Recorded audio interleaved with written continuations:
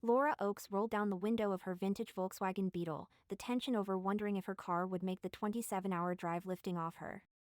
The fresh Texas Hill Country morning air filled the vehicle as she slowed at the town of Sweetheart Creek's outer limits. Its welcome sign said population 4,123. Unless a baby had been born since July, that number was off by at least one resident. Laura inhaled and allowed her heavily loaded car to coast over the small bridge that would take her into town. While she adored the bustle of New York, there was something about her great-aunt Luann's hometown that made life feel more real.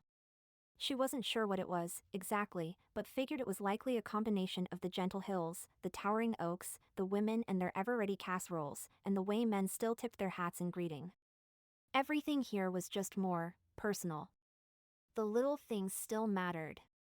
There were only a few vehicles angled parked along Main Street this early on a Saturday morning. The Longhorn Diner had been repainted since her last visit, its white wood trim looking quaint and spiffy against the red brick. The homemade Go Torpedoes! This is your year! Sign hanging in the window added to the small-town Texas charm Laura had missed. She'd been back only for quick visits since the blissful month she'd spent with her aunt when she was 13. Even though she was to meet Luann's friend Nina at the diner to get the key to her late aunt's home which had been willed to Laura, she continued on through town to see what else had changed. By the looks of things not much had, and she turned around 5 blocks later to head back to the Longhorn. The diner was like an old friend, a place where she'd spent many hours sitting on the tall stools along the back counter, drinking milkshakes. It had been a throwback in time even then, the thick, cold drink freezing her throat on unbearably hot days. That summer she had savored the oppressive, humid Texas heat, even though it made her hair a frizzy mess and caused her bare thighs to stick to the vinyl soda fountain stools. So simple and carefree. She looked down at her long gel fingernails wrapped around the old steering wheel, their shiny, violent color somehow emphasized in a way it hadn't been in New York. Hussy red. That was what the Filipino nail artist had called the shade, with an amused twinkle in her eye. Laura had agreed, loving the powerful hue and the way the perfect gloss reminded her of how far she'd climbed in the world of modeling. She had earned everything she'd wanted and more. Well, mostly. Upon announcing her retirement from modeling last month, she'd found the flicker of her fame flame had begun to quickly fade. Her friends were vanishing the same way they'd appeared, instantly. She was discovering that there was nothing like stepping out of the limelight to find out who and what were real in your life. Her newly ex-boyfriend, Memphis, was another example of that. His shift in attitude toward her had been similar to that of her yoga instructor, who had once sought her out at the end of class, but now barely gave her a nod. Her so-called book club, who mostly just drank wine and complained about their pedicurists, had forgotten to tell her about the date change for the latest meet-up, and she'd shown up on the wrong day, surprised and hurt. And Memphis. She'd really thought he was in it for the long haul. She believed that how quickly he'd advanced their relationship had been due to them being in their 30s and knowing they were on the right path together. But apparently their joking about marriage and kids had been just that to him, a joke. When she'd retired, Memphis had panicked, telling everyone she was getting some work done on the hush-hush and would soon be back, better than ever. It had been humiliating. And even though he'd begun to resent the time she'd spent away on photo shoots, he'd begged her to reconsider, to bargain her way back into modeling as if she had no shame. Like she didn't understand that models over 30, even if they'd once been in the swimsuit edition of Sports Illustrated, were entering the quieter years of their career, and that it was better to bow out gracefully than to have the door shut in your face. Repeatedly. When she proposed that she might become a stay-at-home mom, he'd argued that his career on Wall Street was just catching fire, and he feared getting daddy-tracked. It turned out he had other reasons for being squeamish about sharing more than their lovely Hudson Riverview apartment. Laura blinked and shook away the memories as she accidentally exited town the way she'd just arrived. She sucked in a breath as she caught sight of an armadillo ambling across the road ahead. The squeal of tires as she jerked the wheel to the right was followed by a screech and thump as the suitcase she'd strapped to the roof slid over the windshield and hood, hit the pavement and skittered off into the ditch, narrowly missing the animal. The engine sputtered and went quiet. No! Oh! After driving for 2 hours straight, the car wouldn't restart unless it sat for at least 20 minutes. Hoping for a miracle, Laura turned the key, fingers crossed. The motor whined and clunked, then gave its classic "I won't start until I have a rest" sound. You poor baby. You did good. I know you're not used to being out of the garage and driving so far or so fast. She'd loved having a car in New York even though it was costly and impractical. Her friends had teased her for keeping the finicky old Beetle, but she adored it and what it represented. Having bought it with her first real modeling paycheck, she considered it a symbol of freedom and independence. She relied on nobody. Not the subway or cabs or buses. It was all her. She could grab her purse and go at any time. Laura opened her door, digging in her purse for her phone so she could take a photo of the armadillo for her social media account while she collected her suitcase. The heat coming off the pavement warmed her from her open-toed heels up to the skirt of her fitted dress. She started walking in a wide circle to avoid the armadillo, but it nailed her with its dark eyes, giving her chills. Laura snapped a quick photo, then tried to shoo the animal away, since it was heading into the ditch and directly toward her suitcase, which looked as though it might be spilling its contents. No! Go on! Git! It turned to look at her and she stumbled back a step. It waddled toward her, its pace increasing. Laura hurried toward the protection of her car. The armadillo screamed at her in a low cat-like yowl and Laura tore past the vehicle, unwilling to take the time to open the door and climb in. From what she thought was a safe distance, she turned. The armadillo was still following her, picking up speed when it saw her pause, as though hoping to catch up with her. You are listening to the Cowboys' Stolen Heart, Book 1 in the Cowboys of Sweetheart Creek, Texas series. Story written by Gene Oram. Copyright 2020 and 2023 Gene Oram. All rights reserved. Let's dive back into the story. Laura kept going until she was in town and only a few doors from the diner, skirting a row of bicycles and lawn mowers on the sidewalk in front of the hardware store. Her heart warmed with memories of the handsome teenager who'd worked irregular hours there the summer she'd spent in Sweetheart Creek. His skin had been tanned, and his movements so fluid and confident despite an obvious growth spurt that had put him near 6 feet. How tall was he now? Would he be a rare find in her world and be taller than she was? She used to find projects around her aunt's house so she'd have an excuse to go in and ask him for advice. That had been some crush. It had given her lofty ideals about what love should feel like. An older cowboy was walking toward her, his boots clacking on the concrete, a swagger in his step as his steely gaze swept over her. "Good morning," she said, feeling out of place. He tipped his hat, still taking her in. "Morning." She shifted in the sexy high heels that felt normal in New York. Nobody wore fitted purple sundresses and Jimmy Choos around here as casual wear. They wore things like the fabulous aquamarine boots in the window of blue tumbleweed, and only when dressing up. As she and the man passed each other, Laura pointedly looked away, catching sight of a faded truck parked in front of the diner that was almost as old as her car. The Chevrolet had likely been a nice bright red when purchased decades ago, but was now more a rust color, its pigment sucked out from years of being subjected to the unforgiving Texas Sunday inhaling of fresh breath. Laura yanked open the diner door and marched to her favorite red vinyl stool at the back counter, ready for a little time and perspective that only this small town seemed able to provide. Laura smoothed her hands along the counter, which was still white with flecks of silver stuck in it. When she had been that gangly girl with braces and out-of-control curls, she would sit here watching the cook, Nina, through the open window across the gangway, where waitresses hustled back and forth with orders, coffee, and dirty dishes. Almost every time Laura came in, she would order a milkshake, not even thinking about calories. She gave her head a little shake. Calories no longer mattered in the way they had even a few months ago. It felt as if her entire life was changing faster than she could keep up. She was no longer in a committed relationship, and no longer had a big career. And 3 days ago she'd reached her limit with Memphis and his stubborn refusal to move out of her apartment. She'd called the landlord and broken her lease, put her belongings in storage or into her little car, and had hit the road, leaving Memphis to work out a new lease with the landlord. Meaning she was not only unemployed and single, but she was homeless, too. She clenched her trembling hands together. She had a lot of investments set aside, and her agent had a few deals in the works that would utilize the brand she built around her name. There would be income, and maybe even a job of sorts to keep her from feeling as though the bottom of her life was falling out. "Can I get you anything, hon?" asked the woman behind the counter. She fished a notepad and pen from the pocket of her apron as though expecting Laura to order an intricate meal that would test her memory skills. No gluten, sauces on the side, and substitute this for that. Laura was so tired of it all. She just wanted to order something real. Just a coffee, please.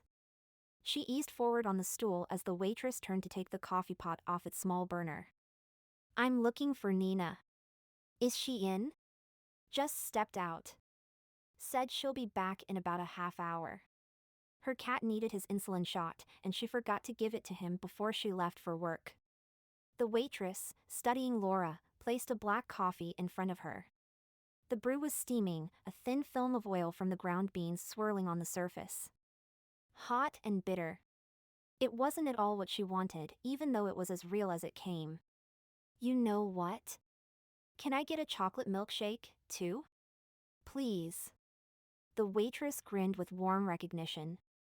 I thought that might be you, Laura, but I darn near didn't recognize you with that glossy highlighted hair of yours. Look at how beautiful you've become. I heard about your success. Vogue? Oh, your aunt was so proud of you. God rest her ever-loving soul. Thank you. Laura felt a wash of shyness, as if she was still that kid who had been shipped from the city to spend a summer here while her parents fought their way through a divorce. It was around then that independence came to be something to strive for, even though it had scared her witless trying to figure out how to stand on her own 2 feet. She eyed the waitress, who sported an unnaturally yellow swoop of teased hair above her wrinkled, friendly face. Though her posture was slightly stooped and her frame rail thin, she had an air of bustling alertness about her. Mrs. Fisher? Laura guessed. The woman placed a hand to her sequined Western-style blouse, looking pleased. I can't believe you remember me. Bless your heart, sweetie. She turned to the counter and pulled a tall metal cup from a stack, asking over her shoulder, Can I get you anything else? Laura perked up. Could I also have bacon and eggs, scrambled, and toast, sourdough if you have it? I'd like shredded hash browns, and maybe some of those delicious pancakes if you still make them. Extra syrup. Honey child, you gotta tell me what kind of workout you do that y'all can eat like that and look like this.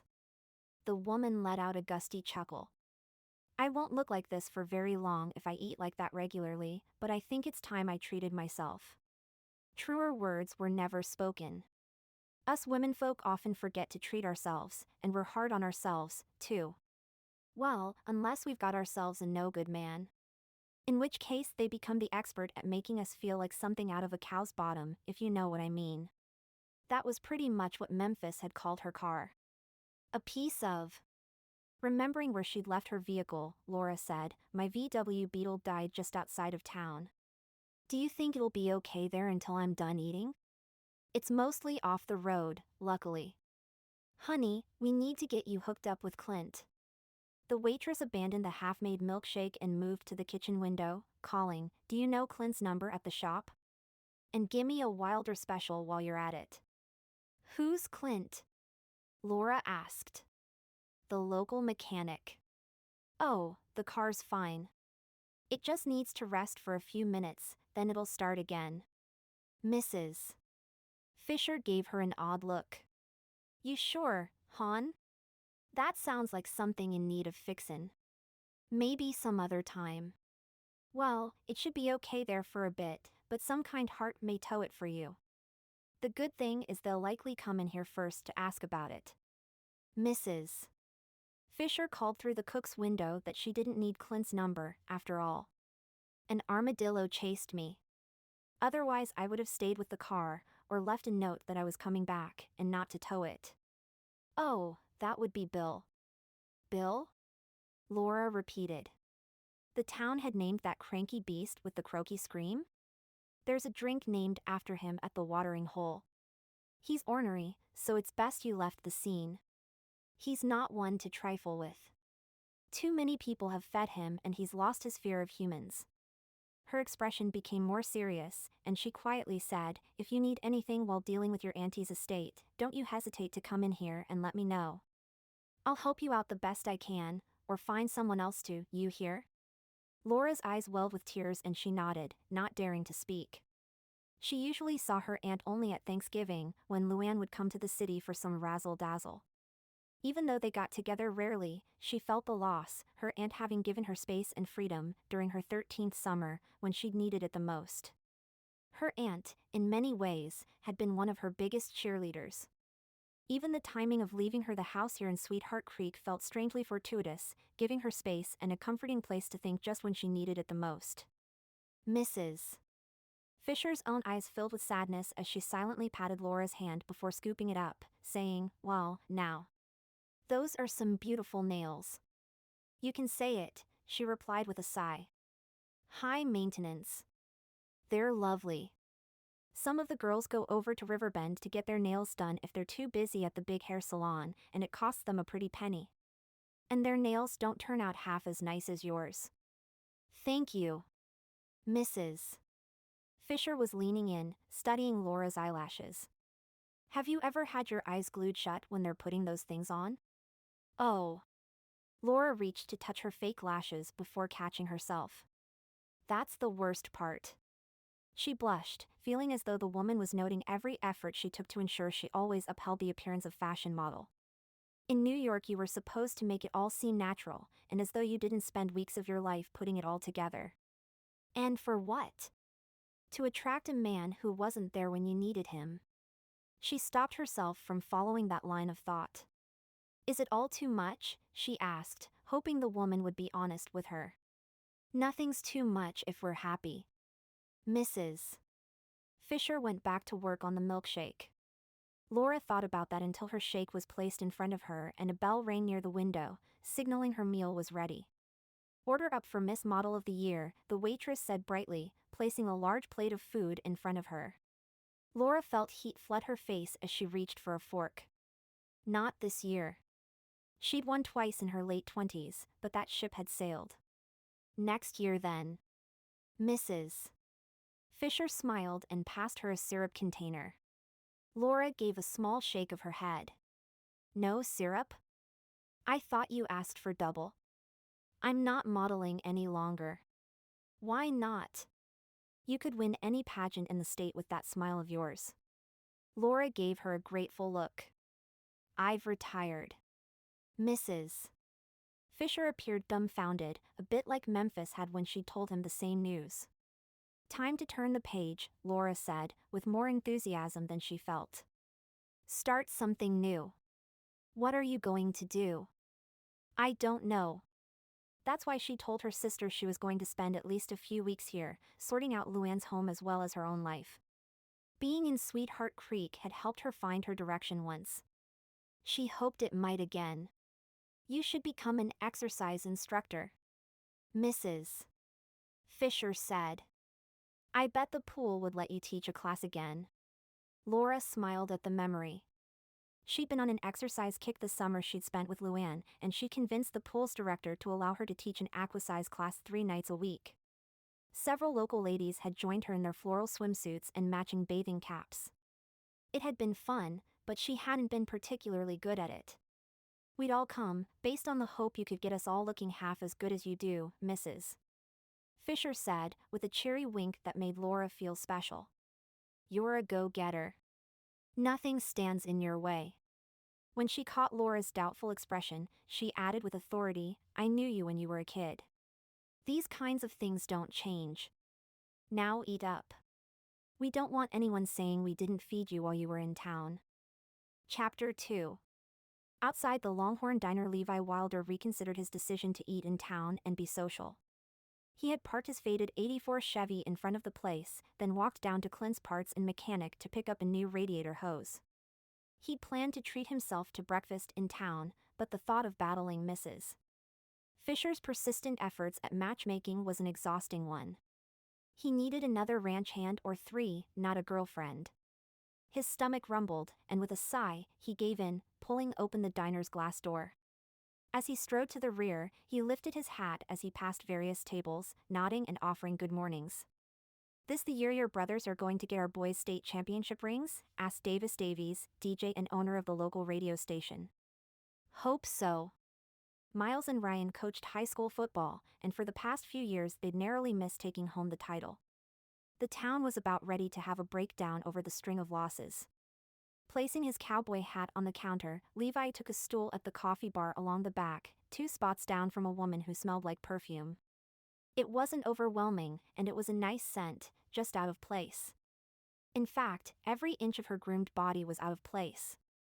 This woman was the princess his ex-girlfriend had strived to be, going so far as to hightail it out of town with his heart, not stopping until she was well embedded in Hollywood. He truly thought Coulter was going to return home from college with her veterinary assistant degree and work on the family ranch with him. But nope. She quit college and started acting, not letting him know she wasn't coming back until she had landed her first movie role. "Coffee," he said to Mrs. Fisher, wishing his words hadn't come out so abruptly. The waitress put a hand on her narrow hip and gave him a scolding look. She had been deep in conversation with the stranger, no doubt delighted to have someone new to chat with. However, the way Mrs. Fisher eyed him now made him fear it wouldn't be long before she tried to set the two of them up, even though they obviously weren't the least bit compatible. The newcomer glanced over at his tone. "Coffee, please," he said, softening his request. Mrs. Fisher took her time sauntering to the coffee pot, while someone slid onto the stool to his left. A hint of strawberry shampoo and lip gloss. Jackie Morehouse. The woman meant well, but had been annoyingly and persistently available since the 3rd grade. So far she'd done a bang-up job of chasing every eligible male out of the county. Well, except for himself and 3 of his 4 brothers. And they were definitely all in her crosshairs. Levi shifted, turning his back on Jackie and in the process facing the new arrival. She was gorgeous. She probably used all the hot water in the morning and hogged the entire bathroom counter, filling it with products that kept her golden hair so glossy and fine. Would it feel as soft as it looked? He shifted again, facing the open window into the kitchen. His mother often teased him that he just needed the right woman.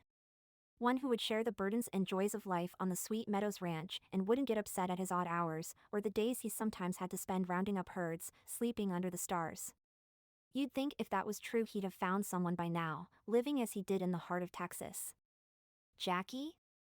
Mrs. Fisher asked, waving the coffee pot. "No, thanks, Mrs. Fisher. I like your shirt. Is that the one that was in the window at Jenny's?" "It is. Blue Tumbleweed's prettiest one. Jenny said she'd ordered it with me in mind. She twisted to model it for Jackie." Levi pitched forward on his stool and reached over the edge of the counter, fishing around for the stack of white cups. Finding one, he held it out hopefully. "Coyotes eat your prize heifer last night?" Mrs. Fisher asked with a smirk, filling his cup before lifting the empty plate from in front of the woman to his right. It had been scraped clean. A milkshake glass in front of her had the end of its straw stained cherry red from her lipstick, which matched her long nails. Levi dared another appraisal of her, having missed the signs of a healthy appetite the first time. Was the look of sorrow in her pretty hazel eyes causing her to eat diner food in an attempt to bury sadness? He shook off an eerie feeling of familiarity. He was pretty certain he'd remember this woman if they'd met before.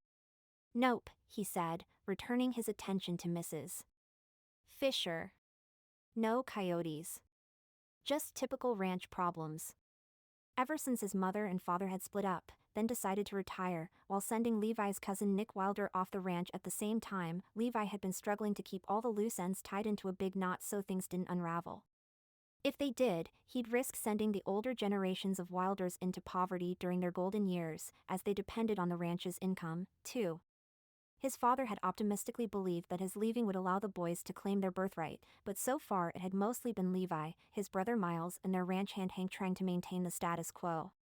Levi had some changes he'd like to institute to make things a bit easier, as well as possibly more profitable, but so far his silent partners, his other 3 brothers, were either AWOL or kept voting to maintain things as they were. "What brings you into town?" Mrs. Fisher asked, leaning her hip against the counter. "Coffee." He lifted the cup to his lips. It wasn't as strong as the brew he sipped at the pasture fence each dawn, but at least he hadn't had to make it. "Either of y'all want breakfast?" She waggled a finger at Jackie and Levi. Jackie shook her head and Levi shrugged, undecided. Jackie had been quiet so far, but the fact that she wasn't ordering anything suggested she might be tracking him specifically. In other words, she'd spotted the ranch's truck and had come in to see if today was the day a Wylder accepted her advances. He was fairly certain he wasn't her first pick, and personally, he was holding out for a woman who thought of him and nobody else. If he ordered a meal, he couldn't escape. "You're wasting away, Mrs. Fisher said to Levi. "I heard you boys haven't been eating right since your mama left the ranch." He bristled as the woman to his right gave him an amused, darting glance. It was true that everyone on the ranch had tightened their belts a notch since his mom had moved to town several months ago, but they weren't completely inept. He could grill a fine steak, and Miles was pretty good at making waffles. "You need a woman to fatten you up," Jackie said. Her long fingers curled around his biceps. "It's fine. I'm fine." He pushed himself off his stool and placed his hat on his head. "Was just in town for a radiator hose and thought I'd stop by and say hello." He dropped a few bills on the counter for his coffee. "You paid for it, so might as well drink it." Mrs. Fisher topped up his cup. He tipped it back and took a long slurp. Man, that was hot. He set it down, half empty. "Gimme a muffin to go." Mrs. Fisher whipped the tea towel out of her checkered apron, whacking him. "Mind your manners or I'll have your ear." Chagrined, he sat again. "Please. Take off your hat if you're sitting at my counter," she chided. He obeyed. "Are you going to Friday's game?" Jackie asked. He never missed one if he could help it, and she knew it. "We'll see. I'll save you a seat." He caught her eyeing the woman to his right. "I'm Jackie Morehouse," she said to her. Jackie reached past him to shake hands, pressing her chest against his shoulder. "Laura Oakes," the newcomer replied. She had a gentle voice that was lacking the typical Texas drawl commonly heard in Sweetheart Creek. "You look familiar," Jackie said. "Did you win Miss Texas?" She shook her head. "Rodeo Queen in San Antonio?" Another shake of her head. Levi sized her up. There was that hint of familiarity about her, that was for sure. "Riverbend pageant?" Mrs. Fisher interrupted the questioning by placing a blueberry muffin in front of Levi, just the way he liked it, heated for a few seconds in the microwave and served with a pat of butter. It wasn't packaged to go, but there was no point arguing. Especially when he'd apparently left his manners back at the ranch. "Thanks. Mrs. Fisher gestured to the woman who looked like she'd stepped out of a magazine, saying, "Levi, you remember Laura?" "Can't say I do," he admitted. "Car breakdown while passing through?" He stuffed half the muffin in his mouth. A shadow passed over the stranger's face as he gazed at her. There was a tickle in the back of his mind and a twist in his gut. It'll start again soon. The way she jutted out her chin, as if daring him to impeach her independence, hit him with a jolt. A memory popped up in his mind, as bright and vivid as if it had happened only a minute before rather than a dozen summers ago. "Laura," he said, turning to face her more fully, cataloging the changes. They were boggling. "You're Laura." She gave a sidelong glance toward the door, as though she might want to escape. "You used to come into the hardware store." He felt himself smiling at the memory. She was someone's niece or something like that. Who had she been staying with? She'd been in town for part of the summer when he'd been 15 and working his first job off the ranch, as dictated by his father. She would come into the shop, her hair wild, her nose covered in freckles, her clothes a bit too short, as though she'd just gone through a major growth spurt, and she'd ask him a million questions about how to fix something.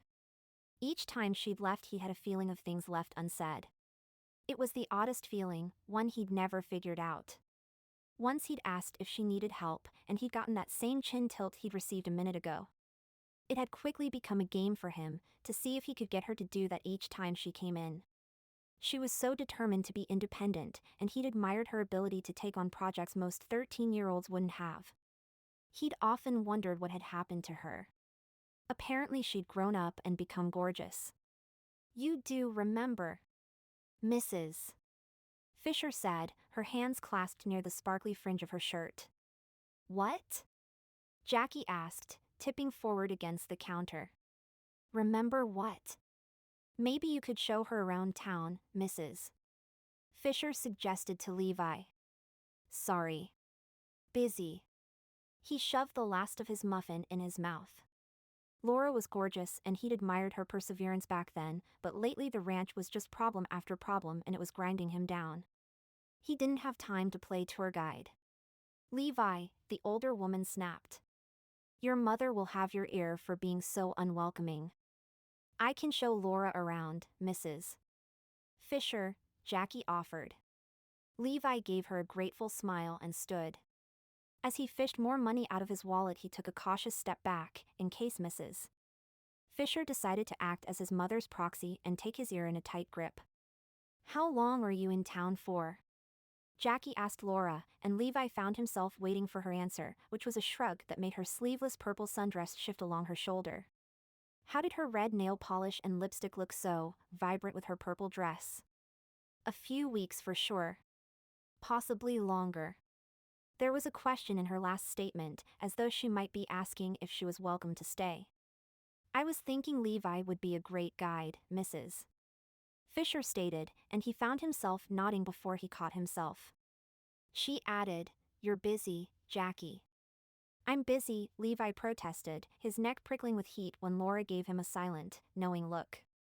Levi, the waitress murmured in warning. I'm not a tour guide, Mrs. Fisher. I have a ranch to run. If my brothers would step in and free up my time, I'd be more than happy to show Laura around. Then show her the ranch, she replied. Wouldn't that be fun, Laura? Do you still like horses? I think she outgrew that phase, Levi said kindly, trying to give the woman an out. Anyway, her nails wouldn't last a second on the ranch. Don't inflict that upon her manicure. I hear they're expensive. Laura stood, slinging her purse strap onto her shoulder. He's right. We're both busy. I have things to attend to, and I don't belong on a ranch with these nails. She slapped her debit card onto the counter. Thank you for thinking of me, though, Mrs. Fisher. Levi swallowed. I'm sorry. I didn't mean to offend. No offense taken.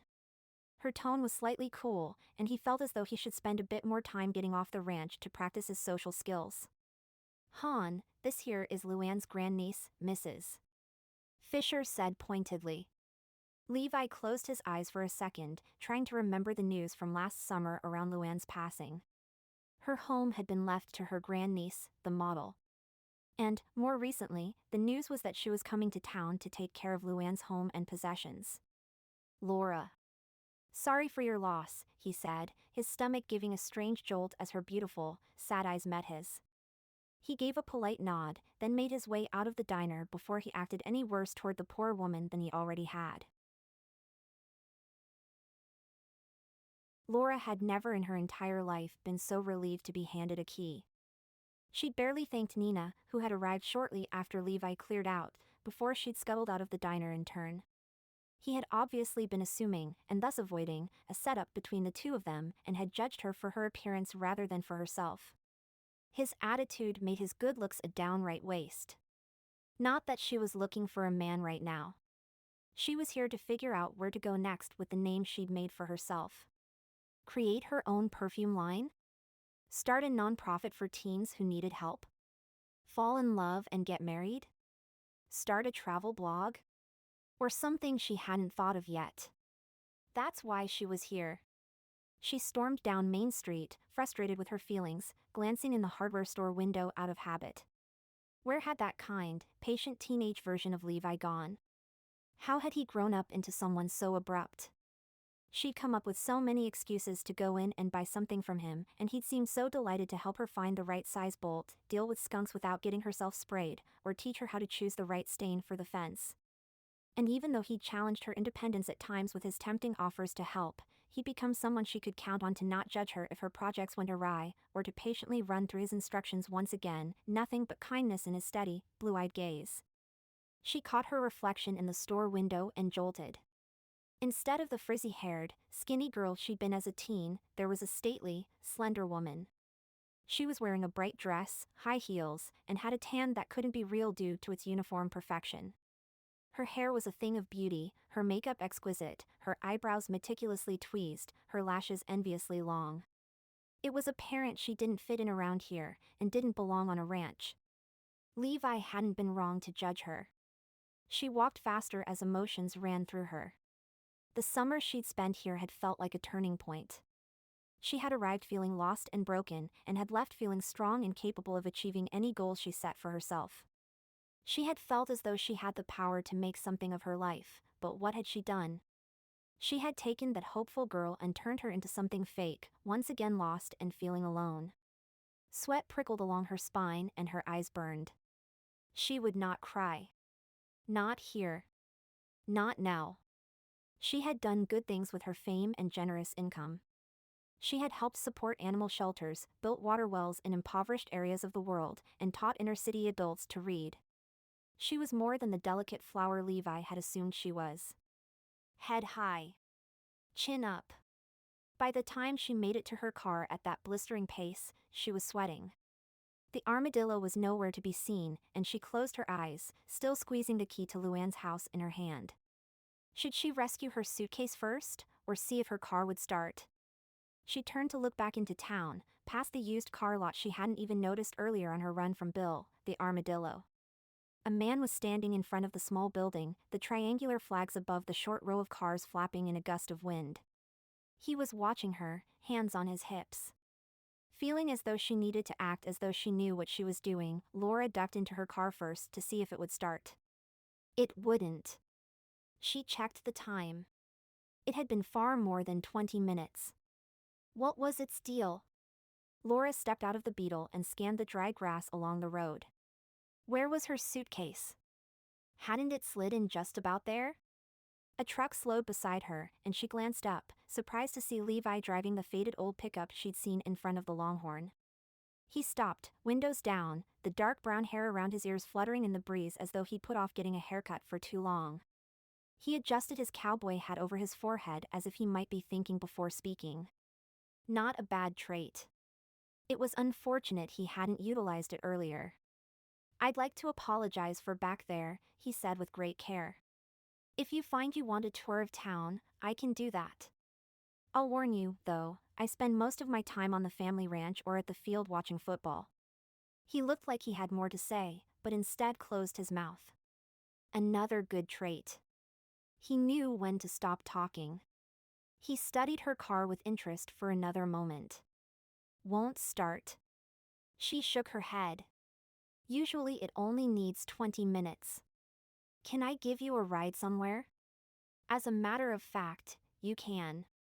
She marched to the passenger side of his truck, intent on making him do a good deed in order to make amends. Or maybe just to somehow prove she was more than whatever he thought he'd seen in her at the diner.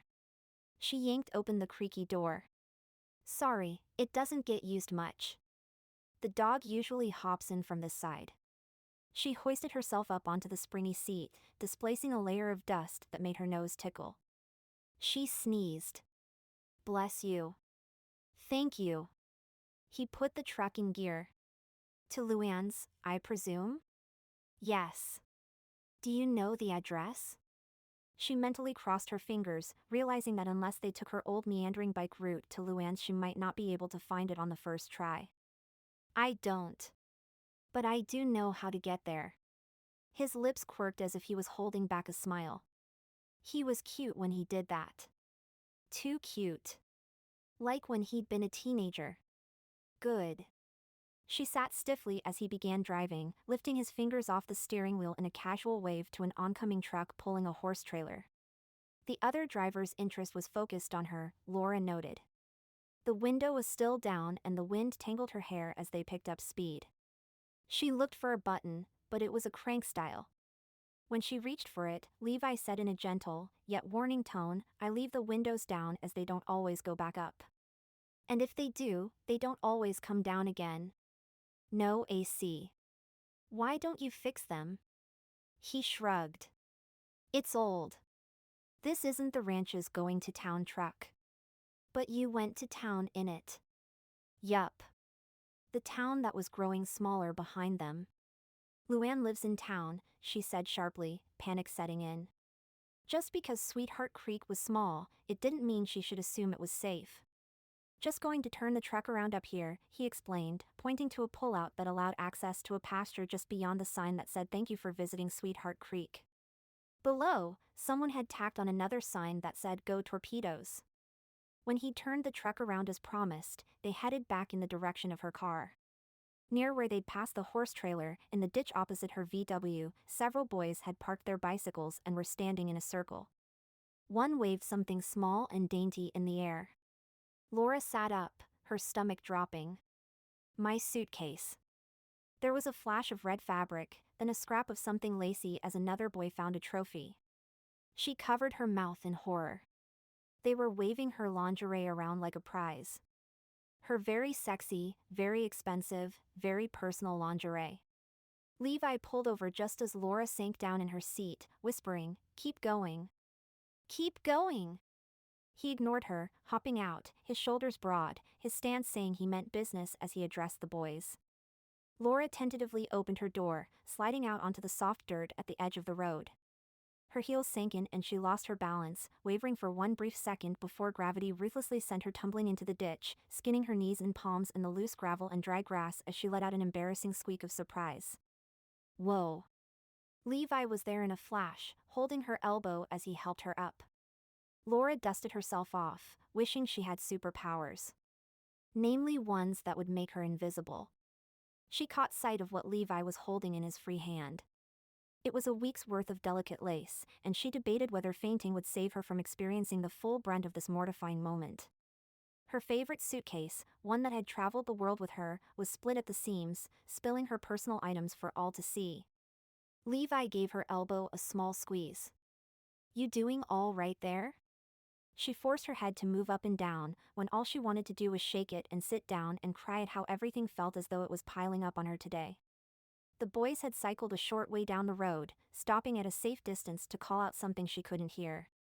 Levi, jaw set, collected her clothing with efficient moves, cradling the split case, then placing it in the back of his pickup.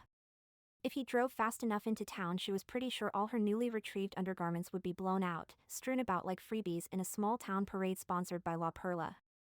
Laura hadn't moved from her spot at the bottom of the ditch, and from behind her, Levi asked, "Got yourself stuck down there?" She looked down at her feet, at her fitted dress, then turned to survey the unforgiving incline. She was everything he judged her to be earlier, and it was beyond humbling.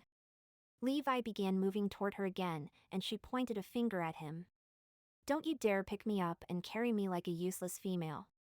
There must have been something in her tone because he halted abruptly, hands raised in surrender. She eyed the slope to the truck. There was only one way to make it up with any dignity and grace. She was going to have to go barefoot. She bent to undo the straps of her shoes, ignoring how torn up her knees were. The grass in the ditch was prickly, dry and similar to fierce little swords. Walking over it would surely hurt worse than having the more tender areas of her body waxed for a bikini shoot. But she was not going to flail about in these heels, and she was not going to accept being helpless. She glanced at the sky while trying to slip off one dusty red Jimmy Choo. Cloudless. No chance of a freak lightning strike. She wobbled dangerously. "I'm sorry," she said in a smooth voice, reaching out and indicating she'd like to use Levi to support her. "Would you be able to assist me?" He came down the embankment once more, angling his feet so the heels of his boots dug into the ground, then tilted his shoulder her way. The man was tall, even taller than she was. "You sure I can't just hoist you into the truck like a sack of potatoes?" She had been avoiding looking at him as she placed a hand on his warm shoulder, but now snapped a glance at him, finding amusement twinkling in his cloudless blue eyes. "You think this is funny? Don't you? I hate feeling helpless." Anger tore through her like a windstorm at how she'd allowed her life to veer off the tracks. She was a washed-up model with no solid new career ideas, despite having known this day was coming. She'd recently dumped a man she should have released into the dating wilds years ago, and was currently stuck in a ditch because she had chosen to wear heels that were way out of place in this town. She dressed like this to show off, but all she'd done was reveal what a princess she'd become. Her frustration bubbled over and she grumbled, "I hate these shoes. I hate my nails. I hate my eyelashes. I hate my highlights. I hate this dress and I hate my fake tan. And I could really use a second milkshake right now." Levi studied her for a moment, then said, "I like your dress." She gave him a pitiful look and they burst out laughing. "Looks like you may have hit rock bottom there." He was cuter when he smiled, and his drawl was dead to rights the sexiest thing she'd heard in eons. Maybe his good looks weren't a complete and utter waste, after all. "This isn't rock bottom," she whispered, her lip trembling dangerously. "Trust me." But it felt pretty darn close.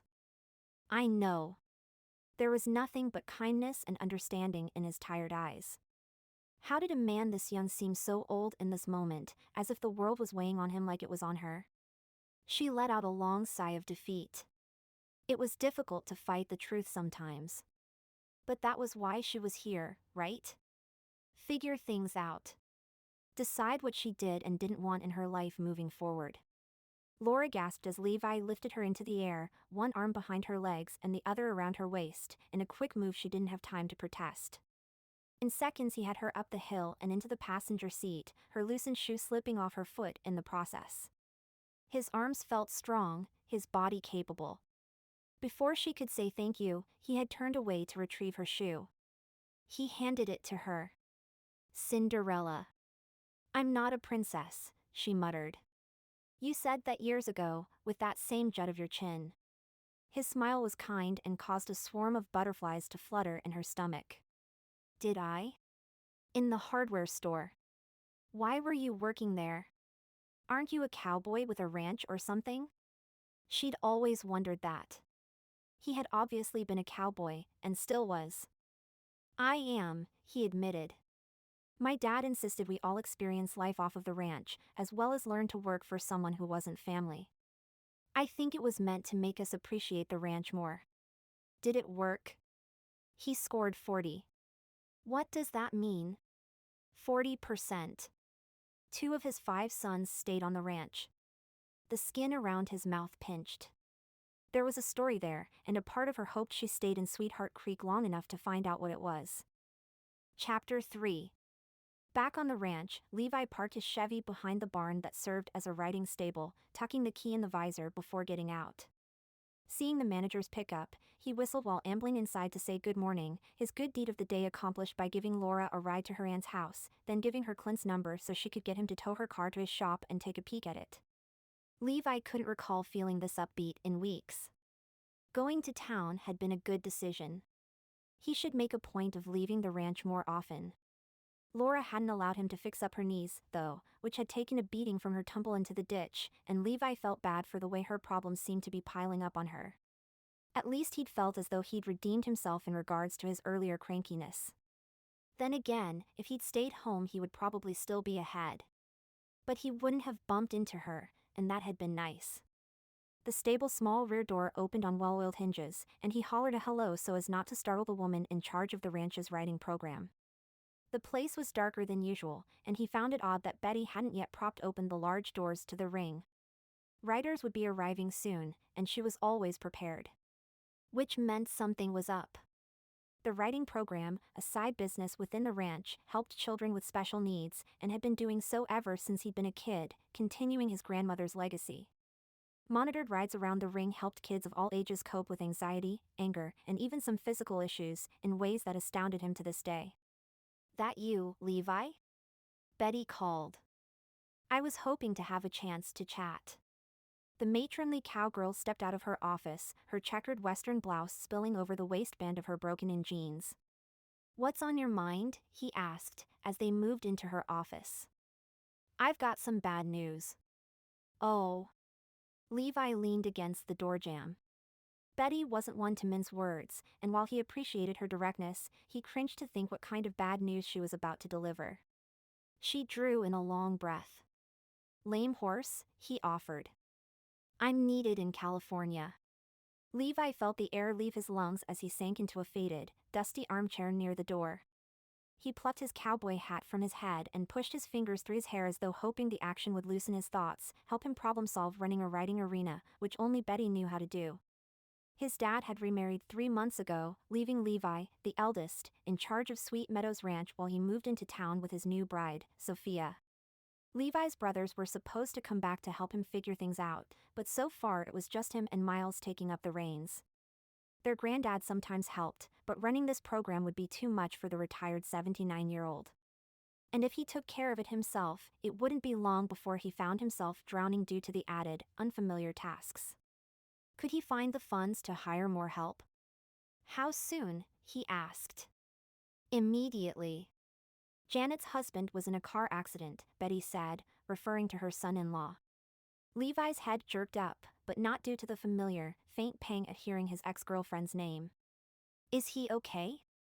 How are Janet and the kids? Holding up, but it doesn't sound as though recovery is going to be swift or easy for Jason. She needs you, Levi said simply, standing while donning his hat. There was no conversation to be had. Betty had to go. Her family needed her. Do you have enough for a flight? Betty gave him a warm hug. You're just like your father, the best boss a woman could ask for. You're your own boss, and we both know it. She released him, then grasped his forearms. I've booked a flight for this afternoon, and while I hate to say it, I don't know when I'll be back. It could be as long as 3 months. There was a slight waver in her voice, and Levi knew the accident had been worse than he'd assumed. Either that or she really hated leaving him high and dry. Knowing Betty, it was probably a mix of both. We'll manage. What do you need? He was already moving, ushering her toward her truck. He'd find someone. The writing program was secondary to her family's needs right now. I think I'm set, but what you need is someone who knows about riding stables. Someone who knows about kids with special needs. You can't have just anyone come in and place these vulnerable children on a mare. She stopped walking, pressing a strong hand against his forearm as she enunciated the next 3 words. Hire someone good. Levi adjusted his hat and cleared his throat. It was going to be impossible to replace Betty. I spent most of the night getting everything organized. Anyone smart will see what I've been doing and step in without missing a beat. How come I didn't see the light on in your office this morning? Or see your truck? He'd been out at the fence at dawn, in his usual thinking spot, his cup of coffee in hand. She gave a tired smile. We only see what we're looking for, Levi. Look at you, being all philosophical. Learn that lesson, hon. It'll serve you well. She returned to business mode. The schedule is on the bulletin board, list of contacts in the filing cabinet. And while you were busy rejecting the chance to be a nice, welcoming fellow with Luann's grandniece at the diner, I called today's writers and canceled as many as I could. But you still have 3 kids coming mid-afternoon. She raised a brow in reprimand for how he treated Laura. He tipped his head so the brim of his hat would hide his sheepishness. Giving Laura a ride home no longer appeased the guilt he felt for the way he'd voiced his assumptions based on her appearance. But she did fall down a ditch in those heels, and the way she was all done up wasn't a good match for ranching life. He stood by that, and he felt she did, too, based on her little rant about her appearance. He had to admit, though, that it had been nice carrying her up the slope like that. She'd been soft, strong, warm, everything. Smelled good, too. I gave her a ride to Luann's. He'd wanted to stay, tend to her scrapes, maybe give her a kiss. He was unfit for going out in public, wasn't he? The wrong woman falls down in front of him and he starts thinking and acting like he's infatuated. He was not looking to add a woman to his life. He didn't have time for that. Be nice to her. She's mourning. She can hold her own. He thought of how fiercely determined she'd been as a teen to exert her independence in the DIY arena. She's not a delicate flower. Although some parts of her were delicate, he supposed. His mind drifted to the itty-bitty bits of soft lace he'd taken from the boys when she tumbled into the ditch. Levi? Are you listening? Yes, ma'am. I wrote everything down. Betty patted his cheek and shook her head at him. It's a good thing you're a problem solver. What does that mean? Other than the 3 riders coming this afternoon, you have a 48-hour window to figure things out, she said, turning to her pickup. Today was Saturday, which meant he had the rest of today, after the 3 riders left, and tomorrow, since none came on Sundays. He had planned to spend the weekend out in the back 40 with his brother Brant, the veterinarian, inspecting several hundred cows that should be pregnant. That was where the ranch made its bread and butter. And it saved on vet bills, having his brother go with him to check, since he didn't charge for his expertise, and billed wholesale for any veterinarian supplies they might need. Not many ranches had those perks. "Can I pause the program for a week?" he asked. "Those kids need this place." Betty's look was firm as she pulled him into a brief hug. Her eyes were damp as she climbed into her truck. Levi closed her door, speaking through the window after she put it down. "Say hi to Janet and the family, and let us know if you need anything. We may be over 1,000 miles away, but that doesn't mean we aren't standing right behind you." Her eyes grew glassy for a brief second before she reached through the window to grip his jaw, giving it a gentle shake. "Don't let just anyone step into that stable, or you'll have your grandmother rolling over in her grave. She's the type who would haunt you, honey." Levi chuckled. His grandmother Ruth had been a live wire all right, keeping everyone in line, from her husband, who still lived on the ranch, to half the town. "I'm pretty sure you'd deal with me before I allowed things to fall apart in that ring." Betty gave him a knowing smile. "I left you a list of people you might want to ask to step in for me, but they're all long shots when it comes to putting their lives on hold." "I'll find someone." The only problem was, kind of like trying to get the AWOL Cole, the second-born Wylder, to return home. Levi wasn't sure how he was going to do it, only that it was on him to accomplish it.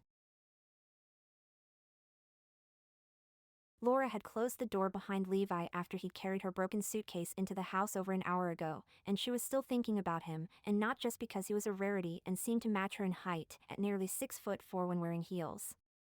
He'd asked if she had a first aid kit for her scraped knees, and she'd assured him she did, eager to get him out of her aunt's house before she did anything rash, such as renew her old crush on him. But instead of leaving, Levi had cemented his feet in the entry and announced that she needed to get Clint, the local mechanic, to take care of her car. So she'd found herself making the call to get it towed.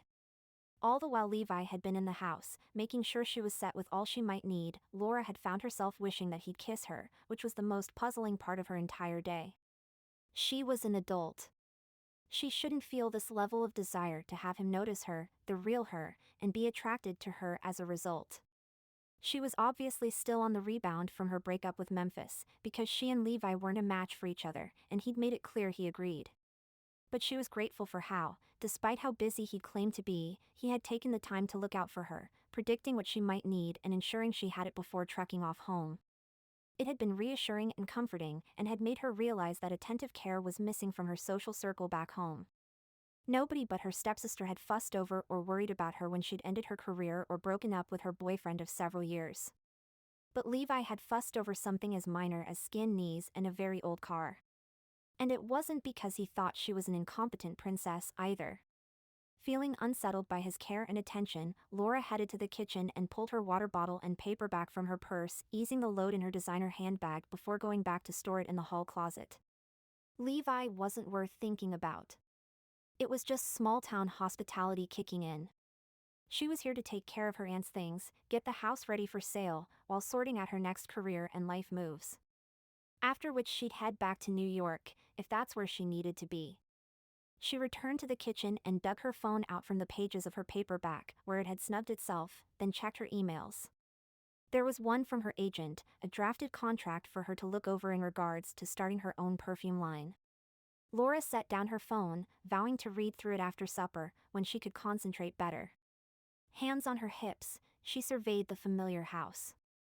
It still smelled like her aunt's hairspray. Laura could practically see her 13-year-old self running in with bare feet, grass in her hair from sprawling on the lawn to daydream, or from roaming through the neighborhood or wading in Sweetheart Creek with the other kids. She had been horse crazy back then, and Nina had allowed her to come ride on her family's small acreage a few times a week. She didn't have many chances to ride in New York as an adult, but occasionally she'd treat herself to a carriage ride through Central Park, even though it wasn't the same thing. There was something about hearing the clack of hooves and being surrounded by nature that took her heart rate down to normal and re-established her priorities. In the kitchen, she aimlessly opened a few cupboards and drawers. Half-empty boxes of cereal, bags of chocolate chips, partially consumed jars of condiments, twist ties, dishes, tablecloths. What was she supposed to do with everything? Sell the house as it was, fully furnished and stocked? How could she hand her aunt's entire life and personal items over to a stranger? What if there were journals tucked away somewhere that would go undiscovered until someone emptied the place? Laura opened a drawer, which squeaked. She pulled out an egg beater with a wooden crank that connected to a metal gear. She had loved helping her aunt make French toast in the mornings, using this beater to whip the eggs. She laid it on the counter, starting a pile of things she would take home with her. But what about the measuring cups and spoons, mixing bowls and cookie sheets? It was going to take forever to find a worthy home for everything. Luann had provided a haven for her the summer her parents had split up, and the remnants of her great-aunt's life deserved so much more than to be divided, given away or sold at auction. Laura walked into the living room, thinking it might be easier to deal with, less full of memories. There she was faced with shelves of movies, books and figurines, needlepoint and family portraits. She sat heavily in the recliner facing a large flat-screen TV, one quite sizable for a woman who mostly watched game shows. Was that the set she'd mentioned winning at a football game fundraiser last year? The table beside the chair was stacked with murder mysteries and a basket of knitting supplies. This room wasn't going to be any easier to handle. Marching back into the kitchen, Laura opened the fridge freezer. There, among the margarine containers with masking tape labels declaring soup stocks and leftovers, was a pint of her favorite ice cream. Triple chocolate caramel swirl, with walnuts and marshmallows. It was as though her aunt had selected it for her, placing it at the front of the freezer, knowing Laura would need its comfort. She pulled it out and scooped herself a bowl, then went to sit on the front steps in the midday heat to think. It wasn't long before the casserole parade started, neighbors coming by with a little something to tide her over. Laura protested at first, stating she was only one person, but quickly learned that no was not an answer they wanted to hear in response to their small-town hospitality. And it was then that she realized what she could do to thank Levi for making her feel welcome and cared for, even though it hadn't been his first choice that morning. Levi had called everyone on Betty's list, without success. Folks had offered to lend a hand in the writing arena here and there, but it was too much to ask any volunteer to stay as long as he required. He needed to hire someone. Someone other than his grandfather, Carmichael, who was currently sitting on a hay bale near him in the stable, grumbling and insisting that he was helping out. Levi supposed he should go easy on the man, even though he hadn't needed the running commentary on how to saddle a horse. Granddad was trying to be helpful, and his aging body didn't allow him to do all the things he once had without thought. And it was true that Levi had indeed forgotten that Rose liked to sidestep into the person saddling her, making the heads-up appreciated. Betty had given Levi too much credit, and in approximately 15 minutes he was going to have to figure out how to do all the things she did for the Sweet Meadows Ranch riders. He figured he'd be extra careful, put each rider on their favorite horse of the bunch, lead them around the ring, and all would be good. Right? Was there more to it than that? Half an hour later, Levi was wiping the sweat from his brow and wondering how Betty did it all. Everyone was on their mount of choice, after frantically saddling up new ones, as he'd selected the wrong horses to begin with. But so far nobody had fallen off or thrown a temper tantrum, even though he felt as though the potential for a meltdown was currently stalking him from the periphery. The kids who had come this afternoon had been thrown when they discovered Betty was away. Levi didn't think their parents had ever been so hands-on before, as they normally enjoyed a glass of sweet tea from Betty's office fridge while sitting in the shade of a large oak near the stable doors during their child's 45-minute ride. Today they were in the ring, giving him constant pointers. Levi knew horses. He didn't know special needs kids. And he didn't know special needs kids on horses. When Betty returned, she was getting a raise.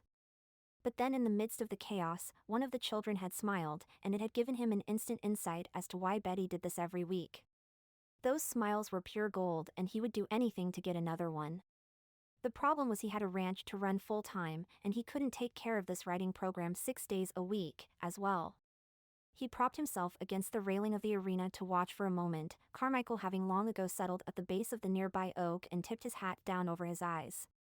Levi's dog, Lupe, and Miles's dog, Bucky, were lying beside him, panting, watching the action in the ring.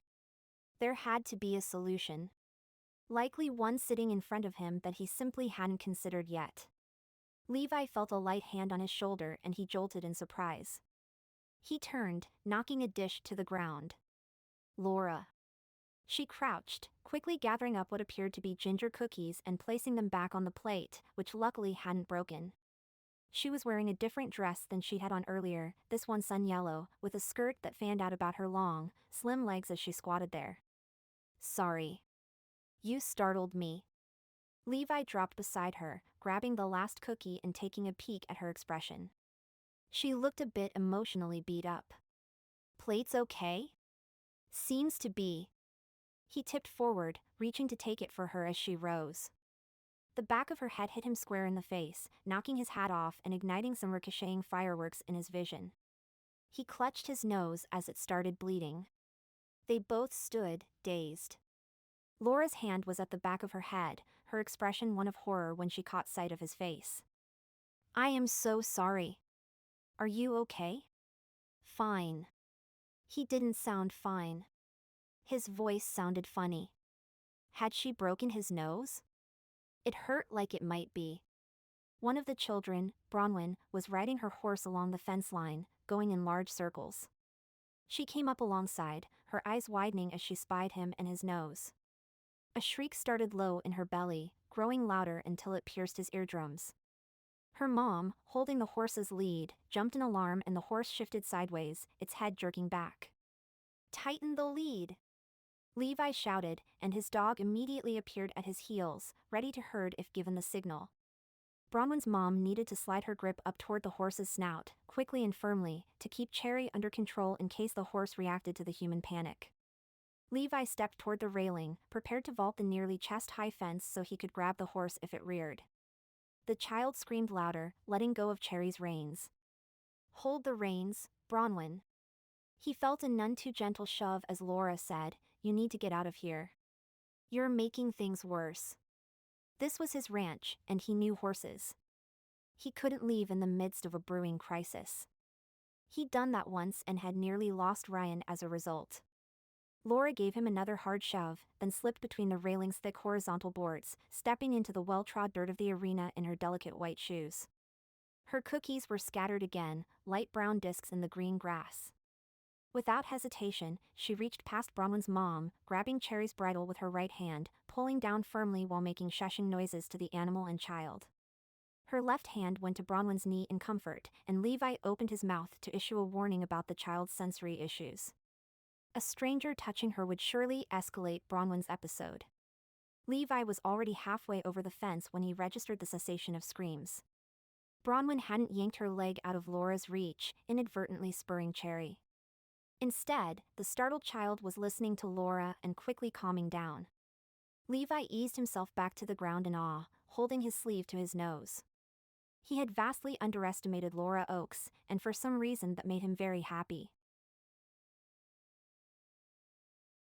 Laura stayed in the riding arena until she was certain things were back under control.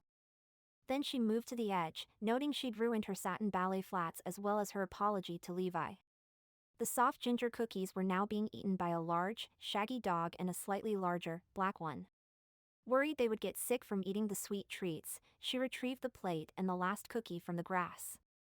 A man moved in the shadows of the stable nearby, and she peered closer, realizing it was Levi, staying out of sight. He had propped himself in the doorway, looking very much the stereotypical cowboy. Rugged, handsome, that quiet control running like an underwater current. An older cowboy, who walked like he'd spent too many years on a horse, joined Levi. The men's sentences were short, the shake of their heads frequent. When the older man finished talking to Levi, Laura headed his way, the two dogs following her. Thank you, Levi said, when she came within earshot. This was supposed to be a thank you. She held up the plate with the one remaining cookie, plucking a piece of dried grass off it in the process. Levi took the cookie and bit into it. His face registered surprise. These are good. I can see why Lupe and Bucky tried to eat them all. I hope they don't make them sick. I doubt they will. Levi's focus was on the uneaten half of his cookie. And anyway, they're ranch dogs. They spend most of their time outdoors, so if they get an upset stomach, they won't ruin the carpet. The old cowboy had reappeared, appraising Laura. Lupe eats just about anything. He jerked a thumb toward Levi, a hint of affection in his tone as he added, just like this one. That's probably why Brant chose him for Levi. They're the same mixed breed and love being on a ranch. Levi, chewing the last of the cookie, gave a light snort of amusement, but didn't disagree. I'm Laura Oakes. She put out her hand, taking care to give the older cowboy a firm shake while meeting his eye. Carmichael. Sorry for your loss, my dear. Your aunt was a great woman. She was. Thank you. So what are you thanking Levi for? Carmichael had crossed his arms and was studying her closely. Because it looks to me like he should be doing the thanking. I hadn't gotten that far, Granddad. Levi gave me a ride this morning and made sure I was settled in at Aunt Luann's, Laura said. Glad he could be of use, Carmichael said. He was, thank you. It felt awkward speaking about Levi as though he wasn't there, and Laura made a point of turning to him and repeating her thank you, the clarity of his blue eyes once again stirring up that weird urge to kiss him. Would that old crush ever loosen its grip? She was a grown-up now, and it was time to break that old habit of waiting and hoping for him to notice and care. And thank you for saving my wife's writing business back there. Carmichael said. God rest her soul. I really didn't do anything. And I'm sorry for your loss. It's been years now. She started this outreach program. Betty Coulter usually runs it, but she's away on a family emergency. Carmichael shot Levi a quick look that caused the younger cowboy to stiffen with awareness, as though he knew something was coming. Can I offer you a job in the ring? Carmichael asked. Laura was flattered. Thank you, but I know nothing about this sort of thing. She couldn't help but glance at Levi, noting that he'd shucked the checkered, long-sleeved shirt he'd been wearing, and that his white t-shirt showed off some impressive chest muscles. And I do have to get back to New York once I've finished taking care of my aunt's estate. Well, seems to me you have an instinct for horses and riders. The old man tipped his head to the right and raised his brows, challenging her to disagree. I heard you have plenty of time to sort through your aunt's things. Granddad, Levi said gently. She wanted to say she needed to hustle back to the city, but that was neither urgent nor her plan. In fact, she couldn't think of a single excuse as to why she might need to hurry back to the Big Apple. And she had planned to spend time sorting out her next step in life while here. But she really didn't need a job tying her down and distracting her. She glanced at Levi, noting how his nose seemed to be swelling. It looked awful and possibly broken. Is your nose okay? It ain't broke, Carmichael said, not looking at his grandson. It looks like it's not good. We'd be much obliged if you could find it in your heart to step in for a few days, Carmichael said. That is, until Levi's able to hire someone a little more permanent. After all, he can't find someone like you in one day, and you can't clean a lifetime out of a house in one day either. He was good, she'd give him that. Tomorrow's Sunday, so there's no writing, Carmichael said casually, but how about we see you Monday morning at 9? Stop by for coffee and we'll see where you're at with things. And if you need help with the house, you let me know. I had to go through Ruth's belongings and that was darn near the hardest thing I ever did. Don't you go rushing something like that. You don't want regrets around a loved one's death. His dark brown eyes were open, honest, and so sincere it was all she could do not to cry.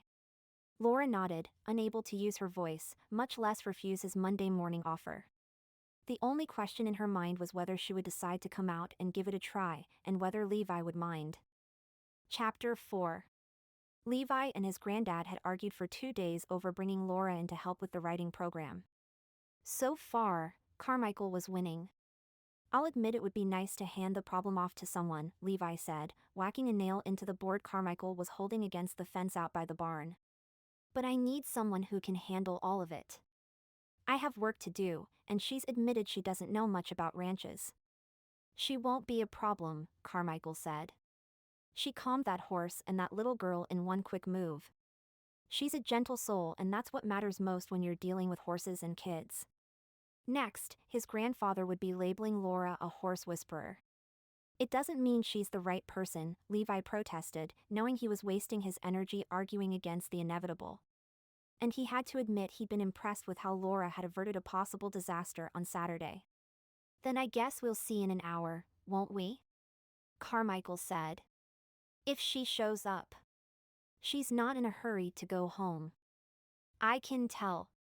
Clint said she had her car packed to the gills, like she plans on sticking around some. She's a city girl, Granddad. A model by trade, I hear.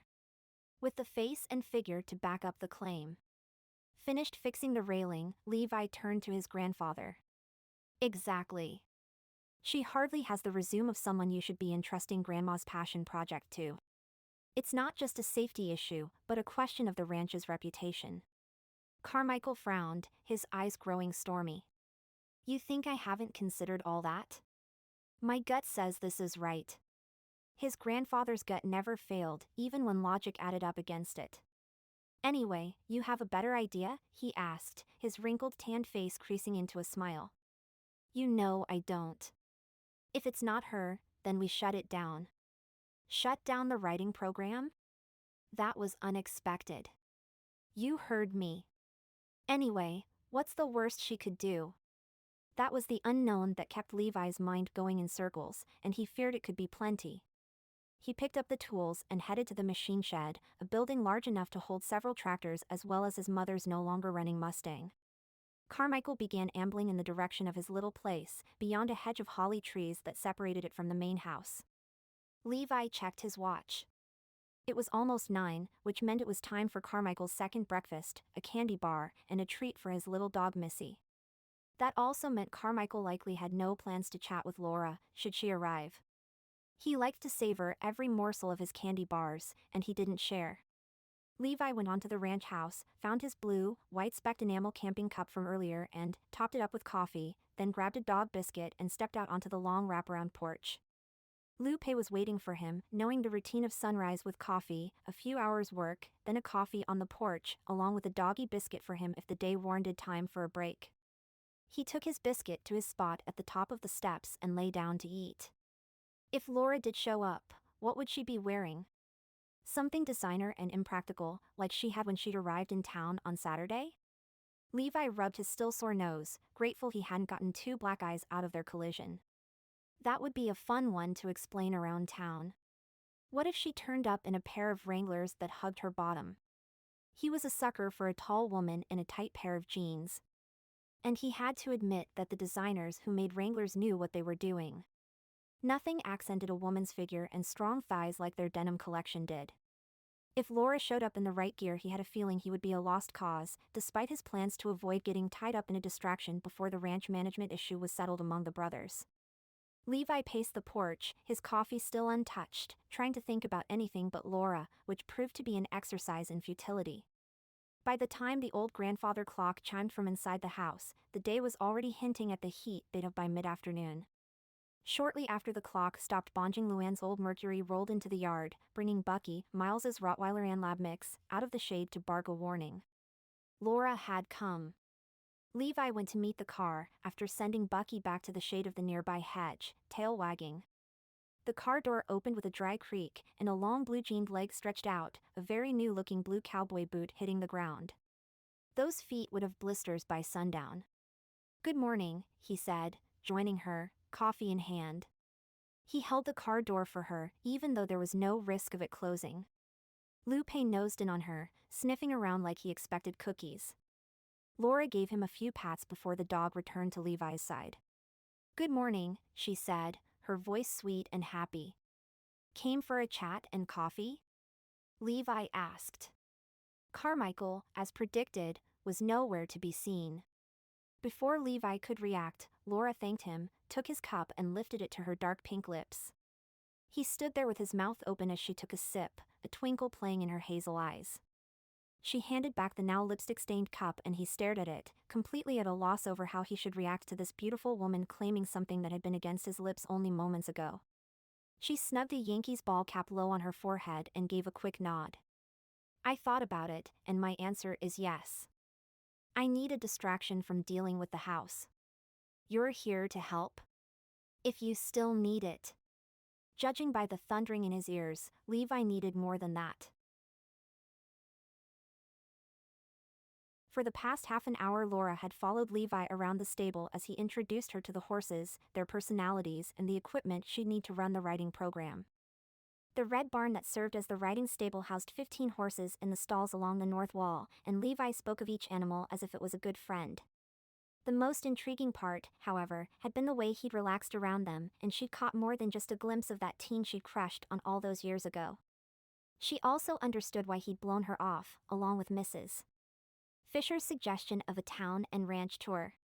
He had a lot going on. Even just an hour of his time had come with several interruptions. He had been phoned, texted, and hollered at from the stable doorway. This man didn't need more problems to solve. He needed them taken away, so he'd have time to relax and breathe. And that was what she would do. Not just steal a big sip of his coffee to see how he'd react, she would help remove some problems from his plate and engage him in some lighthearted fun. "When do the riders arrive?" she asked, as they saddled horses.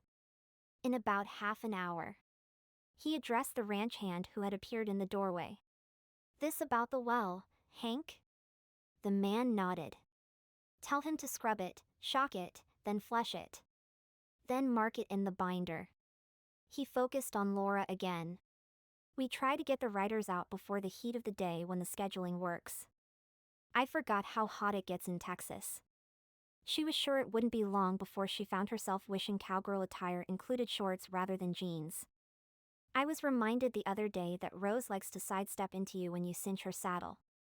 Levi went to tighten the belly strap on the horse, and true to his word, Rose edged toward him. Levi led the mare, now ready to ride, to a hitching post in the shade just outside the stable. "You haven't been back to Sweetheart Creek since you were a kid?"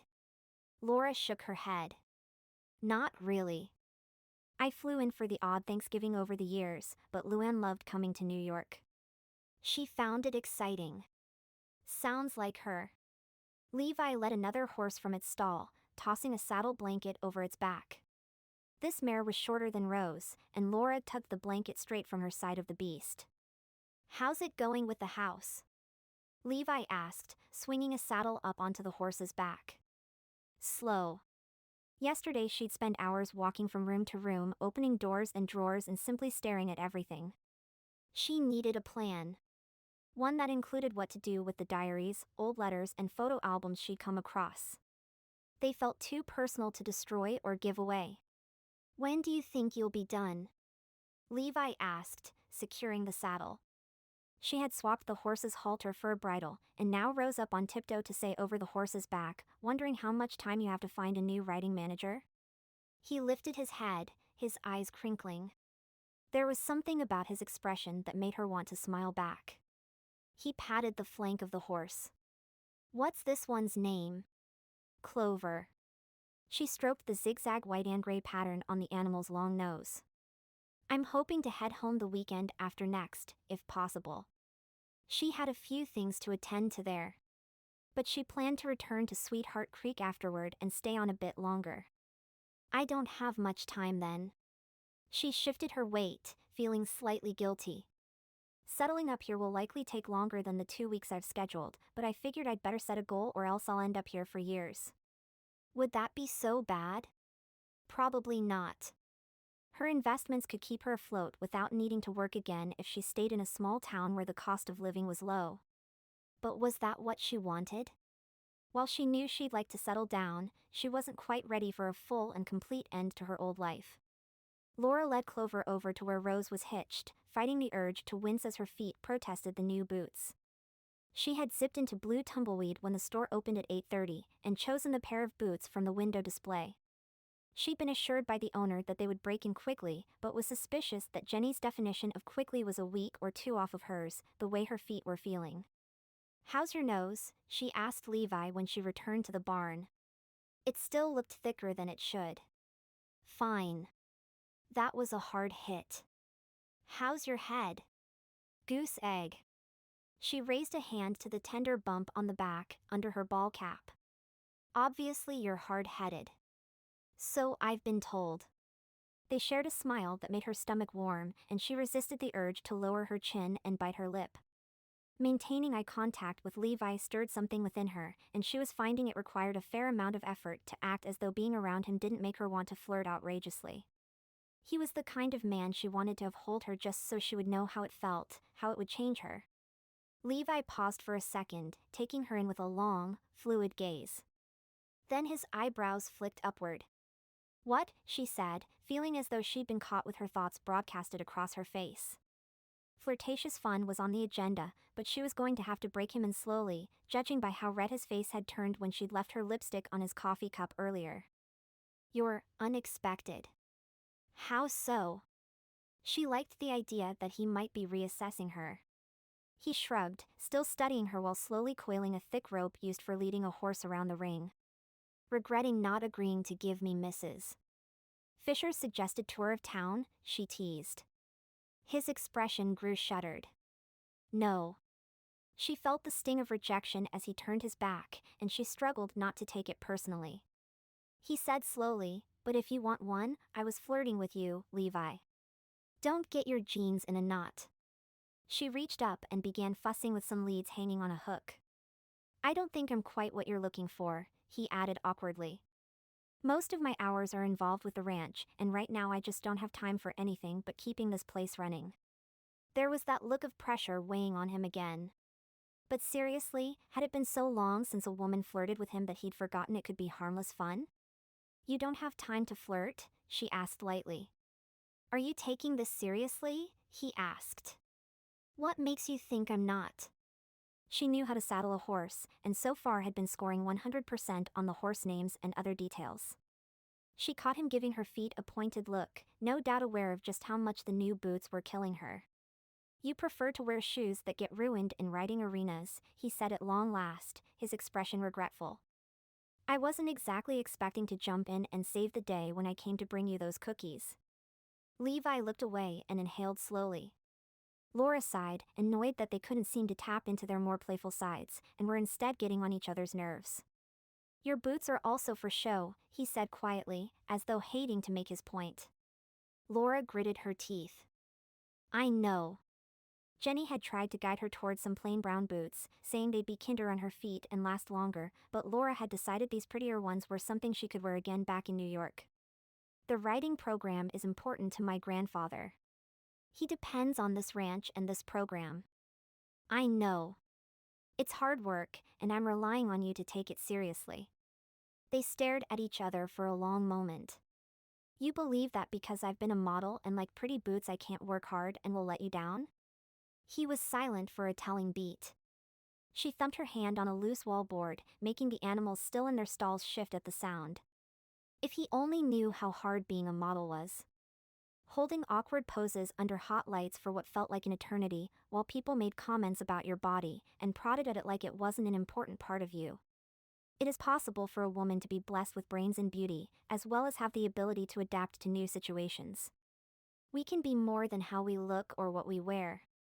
Levi's eyes blazed into hers in a way that made her adrenaline spike and her pulse race. "I know," he said evenly. She jammed her hands on her hips, sensing that she should shut up and walk away.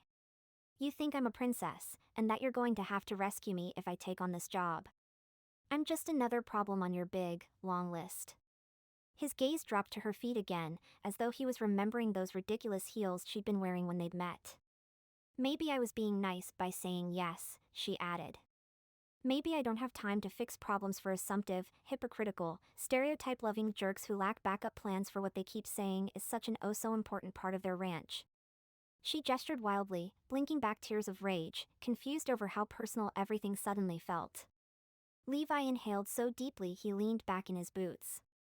She stepped away, waving her hands in frustration.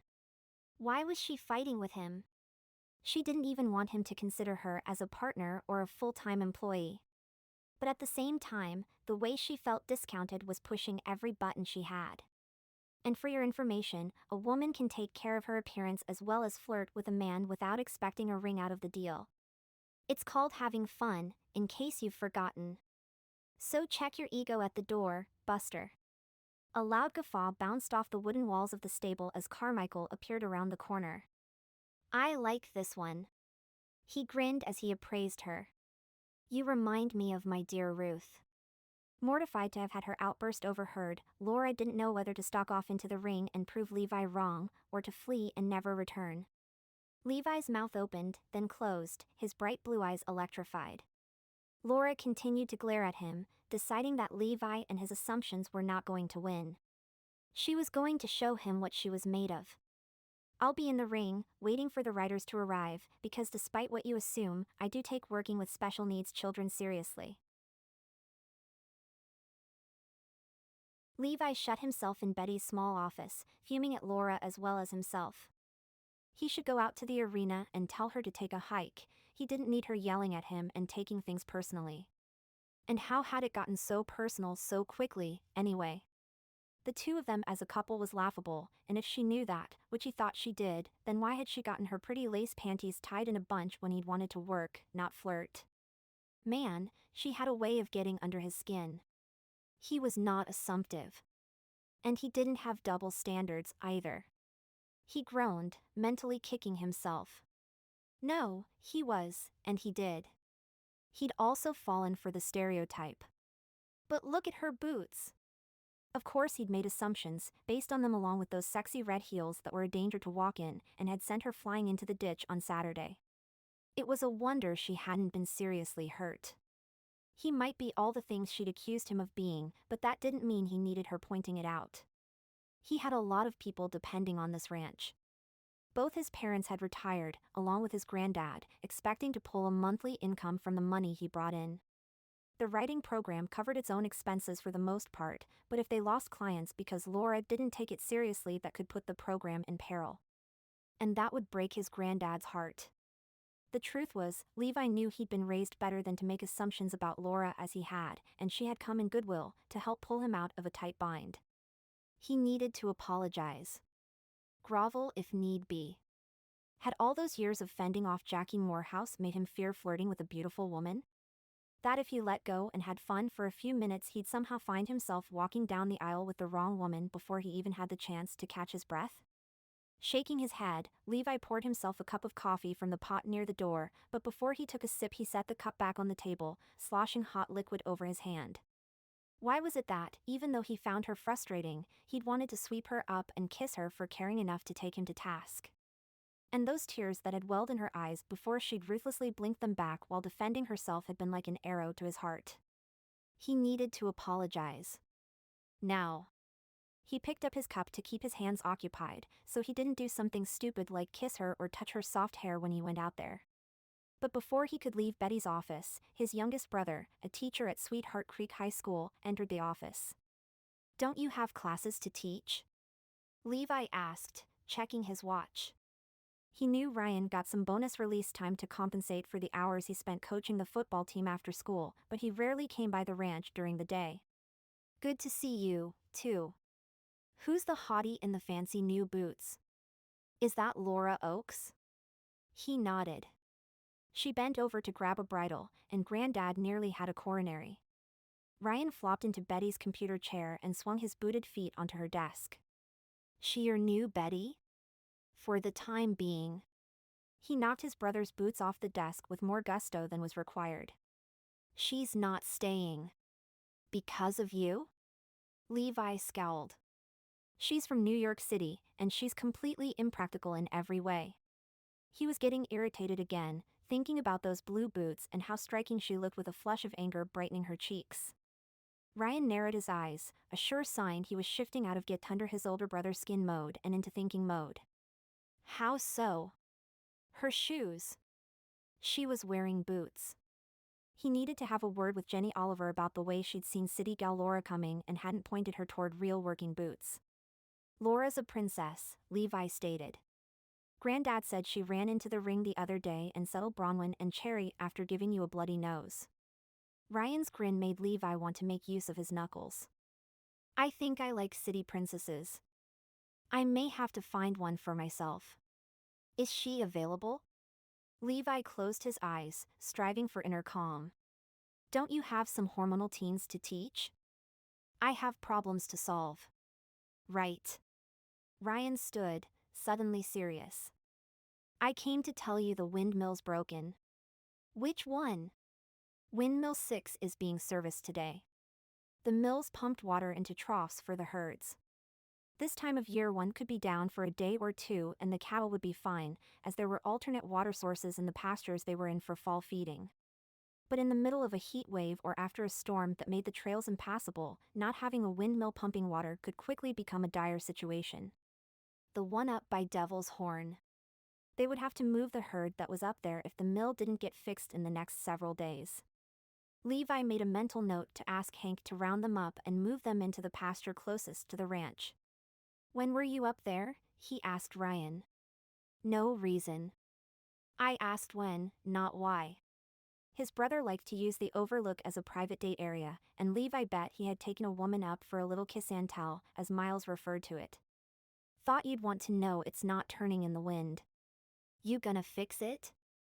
Ryan was the family mastermind when it came to tinkering with stuff like windmills. Levi could figure it out, but his brother could break his fix-it record every time.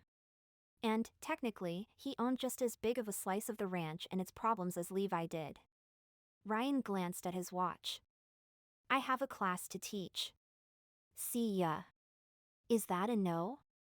Ryan shrugged. He liked the ranch, but it was obvious his heart wasn't into its daily operations. Sometimes Levi wished he could just walk away, like his brothers did. Pop by whenever he wanted. Then again, if he wasn't on the ranch, what else would he do? Where would he go?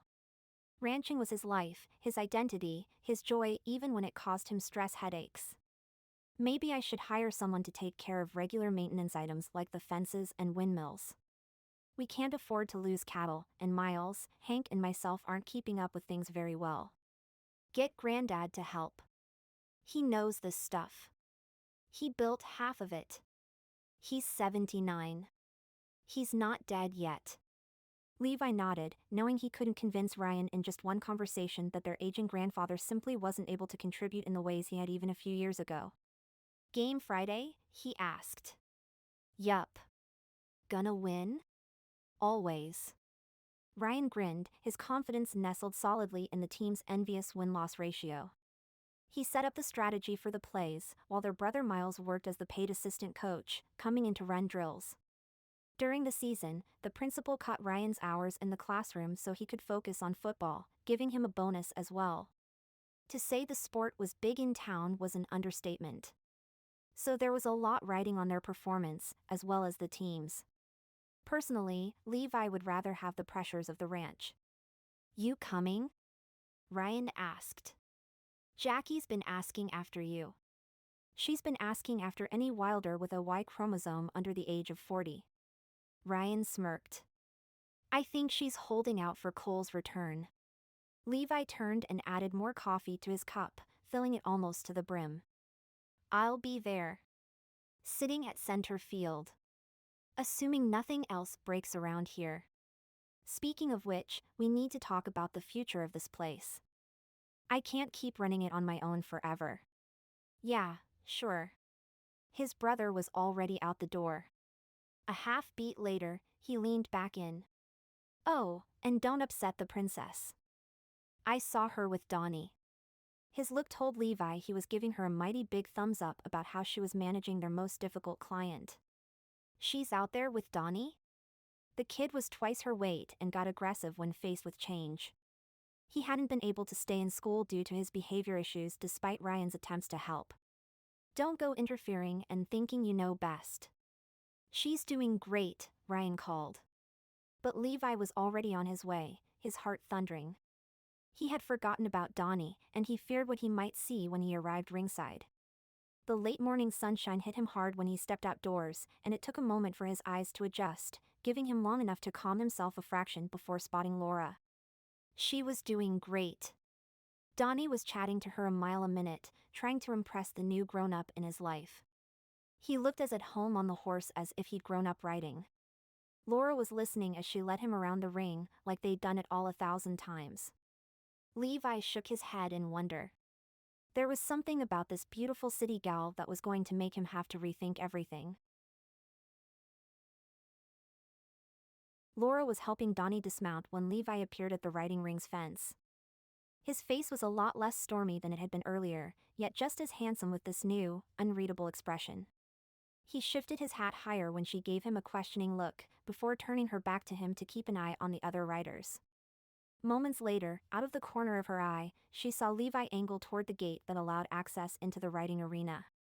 Something was up, but she didn't think it had to do with Donnie, who was now standing beside her, helmet still on, chin strap nestled against his lower jaw. He'd done amazingly well, as far as she could tell, and on the other side of the railing his grandmother was watching, smiling with tears in her eyes, hands clenched together at her chest. "How's it going, Donnie?" Levi asked as he drew near. The youth grinned and gave 2 thumbs up before awkwardly running across the uneven turf in his cowboy boots, leading the horse away. Laura moved to intervene, unsure if it was okay for him to run with the animal. A cowboy she hadn't met yet, and who looked like a bulkier version of Levi, appeared in the doorway of the stable, giving her a nod. She dropped back, wishing she could help Donnie rather than stay and face Levi. She turned to him, arms crossed. "What's up? Things go okay with Donnie?" Levi asked. "Yes." She held his eyes, daring him to find fault. He was holding a cup of coffee, and as he forgot about it the liquid spilled over the rim, splashing his boots. He righted the cup, head tipped toward the stables. "That's my brother Miles," he said, gesturing to the man helping Donnie take Clover inside. "He seems familiar. Did he hang out at the swimming hole as a teen?" Levi nodded. "Yeah, he used to sneak out of chores on the hot days. Although that was mostly Ryan. He's the youngest and likes to make his own rules." Was Miles here to take over her position? Because oddly enough, she'd enjoyed being out here with the kids, her mind blessedly blank, her smile at the ready to share in their joy. Despite having to see Levi again, she was hoping to come back tomorrow. "How many brothers do you have?" she asked. "4. Wow. 5 boys. And you're the bossy, responsible eldest, I'm guessing?" He nodded, his mouth tightening. "Do you have siblings?" he asked. She stared at him for a moment. "A sister. Same age, stepsister, actually, but she's like blood to me." He nodded again, then shifted his hat like he had earlier. "I don't do this very often." "Do what?" "Apologize." "And are you going to try it now?" Her arms were still crossed and she stuck out her right hip. "Yes." She waited. "I'm sorry for the way I judged you. I can already see that you're good for this riding stable, and for the riders." She narrowed her eyes. "I know you're leaving in a few weeks, but based on what I've seen so far, if you decide to stay longer you have a job here until Betty comes back." A spike of pride made her want to smile, but Laura held it back, waiting to see if there was more to his apology. Realizing that was all she was going to get, she said, "Thank you." Levi's left shoulder dropped slightly and he sighed. "And I don't truly believe you're a princess." He grumbled that last word. "Not even a little bit?" His eyes tracked to her dust-covered boots. Finally, he looked up. "Honestly, I'm not sure. I want to say yes, but I'm afraid to." He gave her a half smile and any anger she still had toward him slid away. She shifted her aching feet. "Well, I am a princess. A little bit. Sometimes. But not always." She shook her head at her awkwardness. Suddenly she felt bashful, as if letting down their barriers for a moment had somehow made her old crush feel extra large and omnipresent again. She looked away when Levi squinted at her as though trying to decide whether she was trying to trap him with her admission. "You have seen my boots?" she asked, her cheeks flushing. "I need to talk to Jenny about that. It's not right to take advantage of someone from out of town who doesn't know any better." "No, she did fine." Laura placed a hand on his forearm. His indignation on her behalf was endearing. "This was all me, not Jenny. My inner princess made a valid point that won over my more practical side. I thought I'd be able to wear these again in the city." She twisted her leg to show off the white stitching that created a floral pattern up the side of the aquamarine leather. It wasn't so white any longer. "You can take a girl out of the city, but you can't make her a cowgirl overnight." Laura laughed, not caring how Levi judged her for her boots or anything else. Life was too darn short, and honestly, she'd proved herself in the ring as well as in other areas of her life. She didn't need his approval. A ghost of a smile haunted his lips. "Can I get you a sweet tea?" he asked.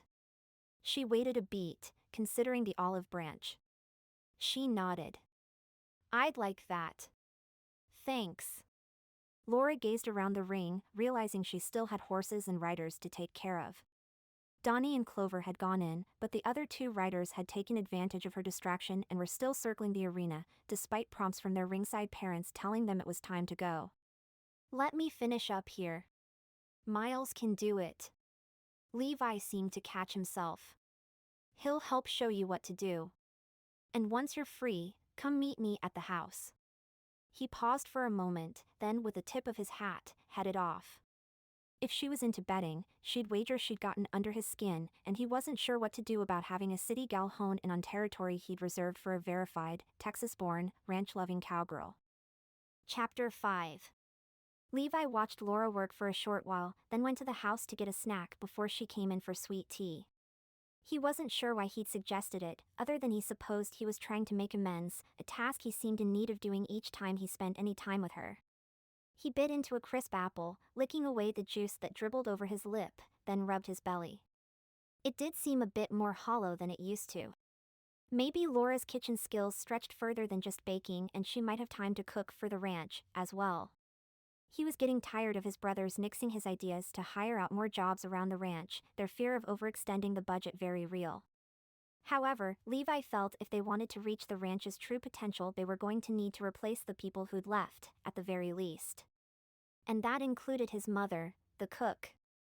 If Laura could cook, that might keep her close to the ranch, too. Keep her close to the ranch? Just because she had accepted his awful apology didn't mean she was ready to jump into his arms. Or that he wanted her to. She was just solving problems for him around the ranch, which made her a very welcome guest. Either way, he hoped it took Laura a fair bit of time to sell her aunt's house. And not just so he wouldn't have to find her replacement. Miles ambled in, scratching his midriff. "Anything to eat?" "I thought you were helping Laura." "She's fine." He pulled open the fridge door, bending and staring into the cold cavern as though hoping some of their mother's lasagna would magically appear. Levi had done the same thing yesterday. Miles straightened, arching his back. "We should get a fridge with the freezer on the bottom." "I was thinking we should hire a cook." "I like that idea." Yeah. We'd save money because we wouldn't be eating out all the time." That seemed like sound logic. Maybe the four brothers could go in on a cook together, since the off-ranch ones, Ryan and Brant, ended up eating out more now as well. Even though Brant lived above his veterinary clinic in town, he had often come by the ranch for supper, as their mom had always laid out feasts, welcoming anyone with Wylder blood to pop by for the evening meal. Maybe she was cooking big spreads at her place in town and none of them had clued in yet. "Hey," Levi said, "what was that weird text I got from you about a roll of wire in the towel rack?" Miles frowned at him in confusion. "What?" "The text you sent this morning. You need to talk slower into your phone so it dictates your words more accurately." "Oh. Right. I took care of the fence down by the creek. I added another roll of wire to the tab over at the store." That made more sense. "How are we for fence posts?" "Good." He had found a can of soda and popped the tab, downing half of it while leaning against the kitchen counter. Looking refreshed, he smiled and checked the time on the cow-shaped clock on the wall. "Well, gotta run. Football practice starts in a few hours and I've gotta see if the shop teacher will let me use his equipment to fix a broken weld on the coaching command tower." "Can you grab Grandma's old saddle blanket from the barn?" Levi asked. "Josie said she could stitch up that corner Clover chewed if we drop it off at her tack shop." His brother nodded. "Thanks." The screen door banged shut as he left, then opened again, its hinges once ear-piercing squeak now gone thanks to a little attention from Levi and an oil can. "Forget to ask me for a lunch order," he called to Miles. "I'll take whatever Mrs. Fisher has on special." Today was Monday. That meant double burger with cheese. His stomach growled in anticipation. Miles is bringing lunch? Brant asked, appearing around the corner. The brat didn't take my order. He eyed the kitchen and then the empty fruit bowl. I was hoping you'd gone shopping. Slightly shorter than Levi, with the same dark brown hair, Brant began digging through the fridge, pulling out a stack of sandwich meat, some hot dogs, and what looked like fresh steak. He shoved it all back in. Ever heard of scurvy? Is that what happens to brothers who complain about the food in someone else's house? Brant raised his brows, uncapping a bottle of beer. What happened to your speech about us all owning this place and needing to figure it out? We do. But you can start complaining about the fridge contents when you start adding to them, or give me the okay on hiring a cook. You go find Cole and we'll get the ranch sorted out. Brant had tried to convince the second eldest Wylder to return from his several-year hiatus when their dad had remarried a few months ago. Without saying as much, they'd all waited for Cole to show up in South Carolina for the ceremony, but he hadn't. In fact, as far as Levi knew, nobody had even heard from him since Brant had tracked him down in some mountain town out west called Blueberry Springs. We might not be able to wait for him forever, you know. Levi shoved his hat farther back on his head and fought the anger and frustration he felt. Cole had been like a twin to him, and they'd made a great team. Despite not seeing his brother for years, there were times Levi would find himself looking up, expecting to find Cole at his side while working on a fence line or breaking in a new horse. Other times he'd catch himself reaching for his phone to text Cole, wanting to run a scenario past him, as he always brought a different perspective to Levi's problems. But Cole had left after they'd had a fight uncharacteristic for both of them and hadn't been back since. And you know he won't come home if I ask, he added gruffly. I think the opposite. Brant took a sip of the beer and made a face, then looked at the label. Yeah, well. You don't know everything. I know plenty. Do you?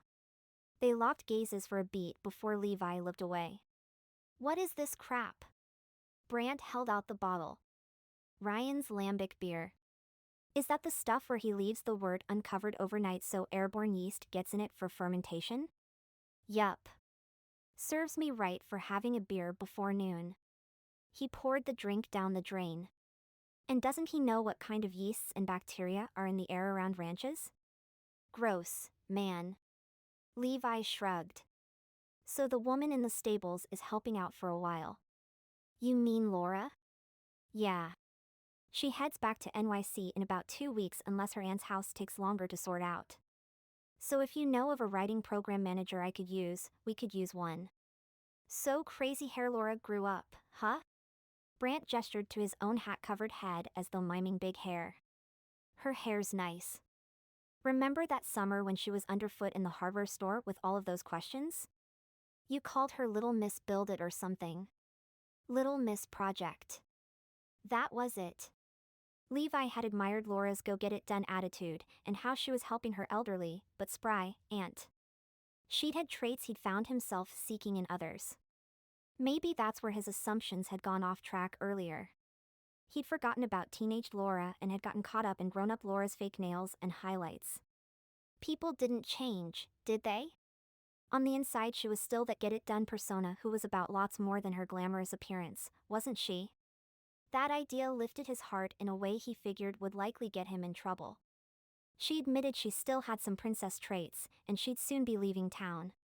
In his world those were 2 warning bells. She had a major crush on you, Brant said. She what? Levi perked up. No. Not Laura. She's going back home soon. To New York. And I'm busy. Busy keeping this ranch from falling in on itself. Brant stared at him, as if expecting Levi to admit to something. She's selling Luann's place, Levi said firmly, and going home. Really? Brant's tone held a note of I know something you might not. Really?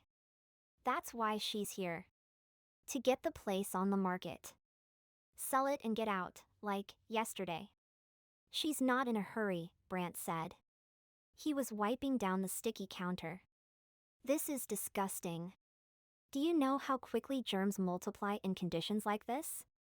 Levi stole the cloth from his brother. Brant was on a real germ kick today, which likely meant he'd gone on a farm call and found something disgusting that Levi didn't want to hear about. How do you know she's not in a hurry? Brant paused, as though deciding whether to share what he knew with Levi. She turned down an offer on the house. It's already listed for sale? He shook his head. Then how do you know an offer was made and rejected? Because I made it. What? Levi felt gutted with betrayal. I need her here. Why would you do that? Brant smiled. Maybe she wants to spend a little time in Sweetheart Creek getting her boots dirty, after all. Was your offer a test? That was a pretty pricey one, if so. Brant's expression hinted that he'd actually wanted the house. But why? He had a perfectly good place above the clinic all 5 brothers had helped him build. Think she's single? Brant asked. Levi narrowed his eyes. His brother's smile had grown even larger. It faded slightly as he peered at Levi. Hey, what happened to your nose? Levi cupped a hand over the bruised skin. She's not your type. His words came out forced and firm. Don't worry about it, Brant said, heading for the door. I can tell you've already called dibs. I have not called dibs, Levi muttered to the empty room. Seriously? He had not called dibs on the intriguing and beautiful Laura Oakes, and he never would. They were like fire and water. Like a rainstorm and a dust storm. He stomped across the room in frustration, throwing Brant's cloth into the sink. Why had his parents had so many boys, anyway? Why hadn't they stopped having kids after being blessed with him? The front door opened again, and Levi held his tongue in case it was Laura. Maybe she doesn't have a date for the barn dance, Brant called. Give your going-to-town duds a little dusting off and take her for a spin across the dance floor. You know I don't do long-distance relationships. Tried that. Failed miserably. For 2 long years he'd waited for Janet after she'd left for college in California, believing she'd return when she graduated with her biology degree. She'd said it was backup in case her future career in ranching went belly up. Turned out it was a backup for her acting career, and she was busy changing her last name to Keys, falling in love with Hollywood, glitz and glamour and another actor. She didn't return, and in hindsight Levi felt he'd been naive to think his love would be enough to bring her home again. And he liked to believe he was smart enough not to repeat his past mistakes. Having brushed down Clover and the other horses, Laura set them out to graze, then sat on a pile of bales stacked along the wall opposite the horse stalls, wishing she hadn't checked her phone. She closed her eyes and inhaled slowly, trying to retain some poise, which the tabloids had tried to strip from her. With trembling fingers, she brushed a tendril of hair behind her ear. She knew the article one of her old friends had texted her wasn't true, and that the rumors would blow over even if they managed to take hold. It was just the tabloids looking to sell papers. She had not experienced a breakdown, and she was not homeless either. Well, she was. But she wasn't. The photo they dug up, of her sitting beside a homeless man in an alley, was out of context. It had been taken during an awareness campaign a few years ago, when she and several other celebrities had camped out on the streets of New York for one long, cold November night to bring attention to the closing of some homeless shelters. The quote from her ex-boyfriend, though? That stung. And yes, sometimes even she would say whatever came to mind to get a reporter off her back. Like the one that had hounded her when she'd been moving out of her apartment last week. When he'd asked if she planned to have kids now that she was retired, she turned her fear that she'd never find the right man to start a family with into an offhand joke. It was too late for her, she'd told him, but who wanted kids when you were off to travel the world and live a glamorous jet-set life, anyway? Meanwhile, Memphis had all but said she was living in her car after breaking up with him and moving out in a fit. Yeah, a fit because he'd betrayed her trust by lining up his next girlfriend while still living with Laura. She couldn't believe he'd stooped to giving the tabloid a quote, assuming they hadn't tricked him into it. Laura let out a shaky breath and stood up. She was here in Texas, and all that tabloid mess was elsewhere. Being a celebrity always welcomed the negative, and her motto had always been to match it with something positive. So find the positive. Helping out here was one. And maybe Levi would allow her to volunteer her time instead of paying her, so she'd be more than a stopgap to his current absent manager issue. That would be another positive. Excuse me? Miss Laura? Donnie's grandmother, Wilma, came into the stable and Laura dusted herself off, placing a smile where her frown had been. She was sure she'd seen the woman leave with Donnie at least half an hour ago. Yes, what can I do for you? Did your car break down? Not today, she said with a weary smile. I meant to talk to Betty last week about Donnie's tuition. Oh, Levi hadn't discussed any of the office tasks with her. I didn't want to mention this in front of Donnie, as he might get upset, and I should probably talk to Levi, but it's easier to say it to you. She inhaled slowly, then said firmly and steadily, I can't afford to bring Donnie anymore. He loves this program, and it's been great for him. So don't think it's you or the horses. It's not. Coming here is the best thing in his life. I just can't afford it any longer. The woman sucked in her cheeks as she faced Laura. Did Betty tell you about the scholarship program? Laura asked. Scholarship? Her eyes widened slightly. It's new. Laura thought quickly, creating one on the spot. It covers outreach programs for children who, she shrugged, unable to come up with the right word. Anyway, Donnie might be eligible. We can apply on your behalf if you'd like. Would you do that? Certainly. Laura nodded briskly. There it was. Something positive to combat the negative. Just keep bringing Donnie while we deal with the application process. What if he doesn't get a scholarship? Then we won't worry about the tuition for the rides while we're waiting to hear back. We'll cover it. I couldn't put you out by not paying. Wilma's eyes had filled with concern. I pay my bills. I don't take handouts. I understand. I'm sure Donnie is a shoo-in, and since this is a new scholarship I doubt there's much competition yet. She gave her a reassuring smile. Laura didn't know what the writing program tuition came to, but was certain she could cover it. Seeing the way Donnie changed while writing Clover was worth more than any dollar amount. Laura walked his grandmother to her car, chatting about Texas and the heat, then headed back through the stable. As she went, she inhaled the unique aromas of animals, hay, and sun-baked wood. She paused to brush her hand down the mane of a large Appaloosa named Poppy that was stable-bound until a ligament had a chance to heal. From what she'd heard from Miles and Hank, the ranch's hired hand, kittens had gotten underfoot over the weekend and the horse had gone down when one tried to climb its leg. Laura inhaled one last time, promising herself she wouldn't give the tabloids another thought, and headed out of the stable. She followed a worn path that wound through a grove of tall oak trees, taking her to the back of the older ranch-style home. It had a stately, rambling feel, partially due to its various additions, the most recent appearing to be a large stone patio that spread out from the back door, running almost 50 feet along the length of the house.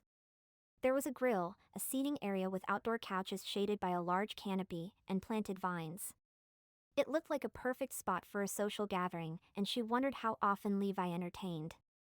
From what she deduced, it was just Levi, his brother Miles, and their grandfather living here, with the ranch hand, Hank, residing in one of the staff cabins on the next quarter section. Laura followed a stone walkway around to the front of the house and took the 3 steps up to the door. She knocked twice, then walked in, as was the custom in these parts. It felt intrusive, yet somehow as though she was part of an exclusive club, not only expected, but welcome.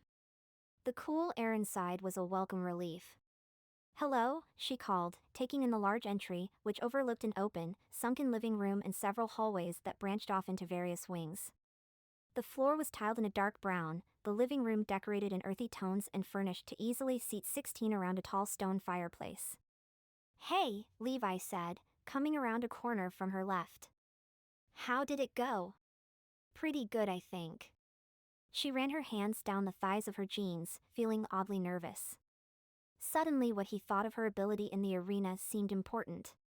Follow me, he said, leading her in the direction he'd come from, into a large kitchen with white cupboards, a sizable island with a sink and more cupboards and counter space than you'd ever find in most New York kitchens. Everything was definitely bigger in Texas. She moved to the large dining table laid out along a bank of windows that overlooked the patio she'd been admiring earlier. She took one of the 10 chairs and sat. Levi went to the fridge and got out a glass pitcher filled with sweet tea, waving it in her direction. She nodded, picking at her chipped nail polish. As he had predicted, her manicure hadn't lasted long once she'd started working in the stables. I offered to pay Donnie's tuition, she said, deciding it was best to let him know immediately. His grandma said she couldn't afford to keep bringing him, and it's clear how much this program means to them both. How did Wilma respond to that? He asked, glancing over his shoulder for a moment. I lied. Levi crossed the kitchen, his boots clacking on the tile floor. He set a stein filled with tea in front of her. You lied? She shrugged. Seemed like she'd be too proud to take a handout. So I created a scholarship on the spot.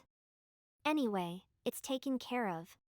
Just let me know how much to transfer into the program's account as payment. Then I'll let Wilma know Donnie got the scholarship. Levi simply stared at her. Finally, he said, that was mighty generous of you. Donnie needs it. She tucked a strand of hair behind her ear, then, realizing she was still wearing her ball cap, took it off. If you feel it would benefit others, I could create a real scholarship. You're doing plenty already, and you won't be earning a dime at this rate. You don't need to pay me. I do. It's fun. It's not a volunteer position. Laura took a sip of her sweet tea. I was serious about what I said earlier, Levi stated. As long as you want to stay, you're most welcome.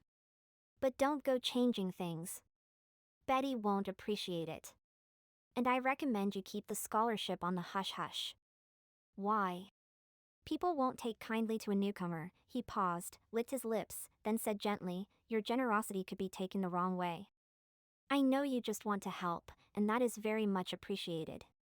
But keep in mind that we Texans pride ourselves on being able to take care of our own, if you know what I mean. She did. Nobody liked a newcomer popping up and throwing around money and making everyone feel incompetent or poor. I promise my scholarship won't cause problems. He watched her for another long moment, then gave a nod. Thank you for doing that for Donnie. His expression softened and she could see she'd won some points with him even though the scholarship caused Levi some concerns. I have a proposal, he added. Laura placed a hand against her chest as though surprised. But we've only just met. It took Levi a second to catch her joke about a marriage proposal, and he rewarded her with a half smile. Okay, so he wasn't a big joker when he was being Mr. Serious. Which was pretty much most of the time by the look of things. Do you cook? He asked. Sort of. Why? We need one. For an event? She involuntarily glanced toward the stone patio on her left. She'd always wanted to entertain back in New York, but her apartment had been too small, and to rent a place was pricey. This house would lend itself well for entertaining, but a caterer she most definitely was not. Someone for me, Miles, Carmichael, and our current ranch hand, Hank. Lunch and supper. Sometimes my other brothers pop in, or we have extra staff for whatever's going on seasonally. Everyone's getting tired of my steaks. Apparently they're afraid of scurvy. Laura cracked a smile, and Levi did as well. She caught herself looking out at the patio again. What happened to your last chef? My mom used to do the cooking, but she's living in town now. And she doesn't cook anymore? Levi opened his mouth, tipped his head to the side, then closed it again. From the quirking of his lips she could pick up a hint of remorse. From what she gathered, this ranch had once been a thriving, bustling place full of life and love. Levi was a proud man, and that may have prevented him from doing the obvious. Doubting herself, as she'd likely overstepped more than enough times for the day, she pulled in a deep breath and risked putting her poor, tender foot in her mouth with her idea. Instead of hiring someone, have you considered asking your mom to come back home? Levi thought about Laura's suggestion. But why would his mother want to return to the ranch? She knew she was welcome. This place was as much Maria's as anyone's. She had earned her retirement, settled into a new home and a routine that was far less grueling than the non-stop work of a ranch. The last thing she probably needed was to start cooking for the boys again. She's retired, he explained to Laura. It's a nice thought, though. There's no harm in asking. Is there? I suppose not, he admitted, appreciating her sincerity and willingness to help him solve his problem when she likely had plenty of her own to deal with. Had he noticed earlier how much he liked this woman? You ask her, and in the meantime, if I hear of anyone, I'll let you know. I'd appreciate it. Levi went to the kitchen island and poured himself a glass of sweet tea.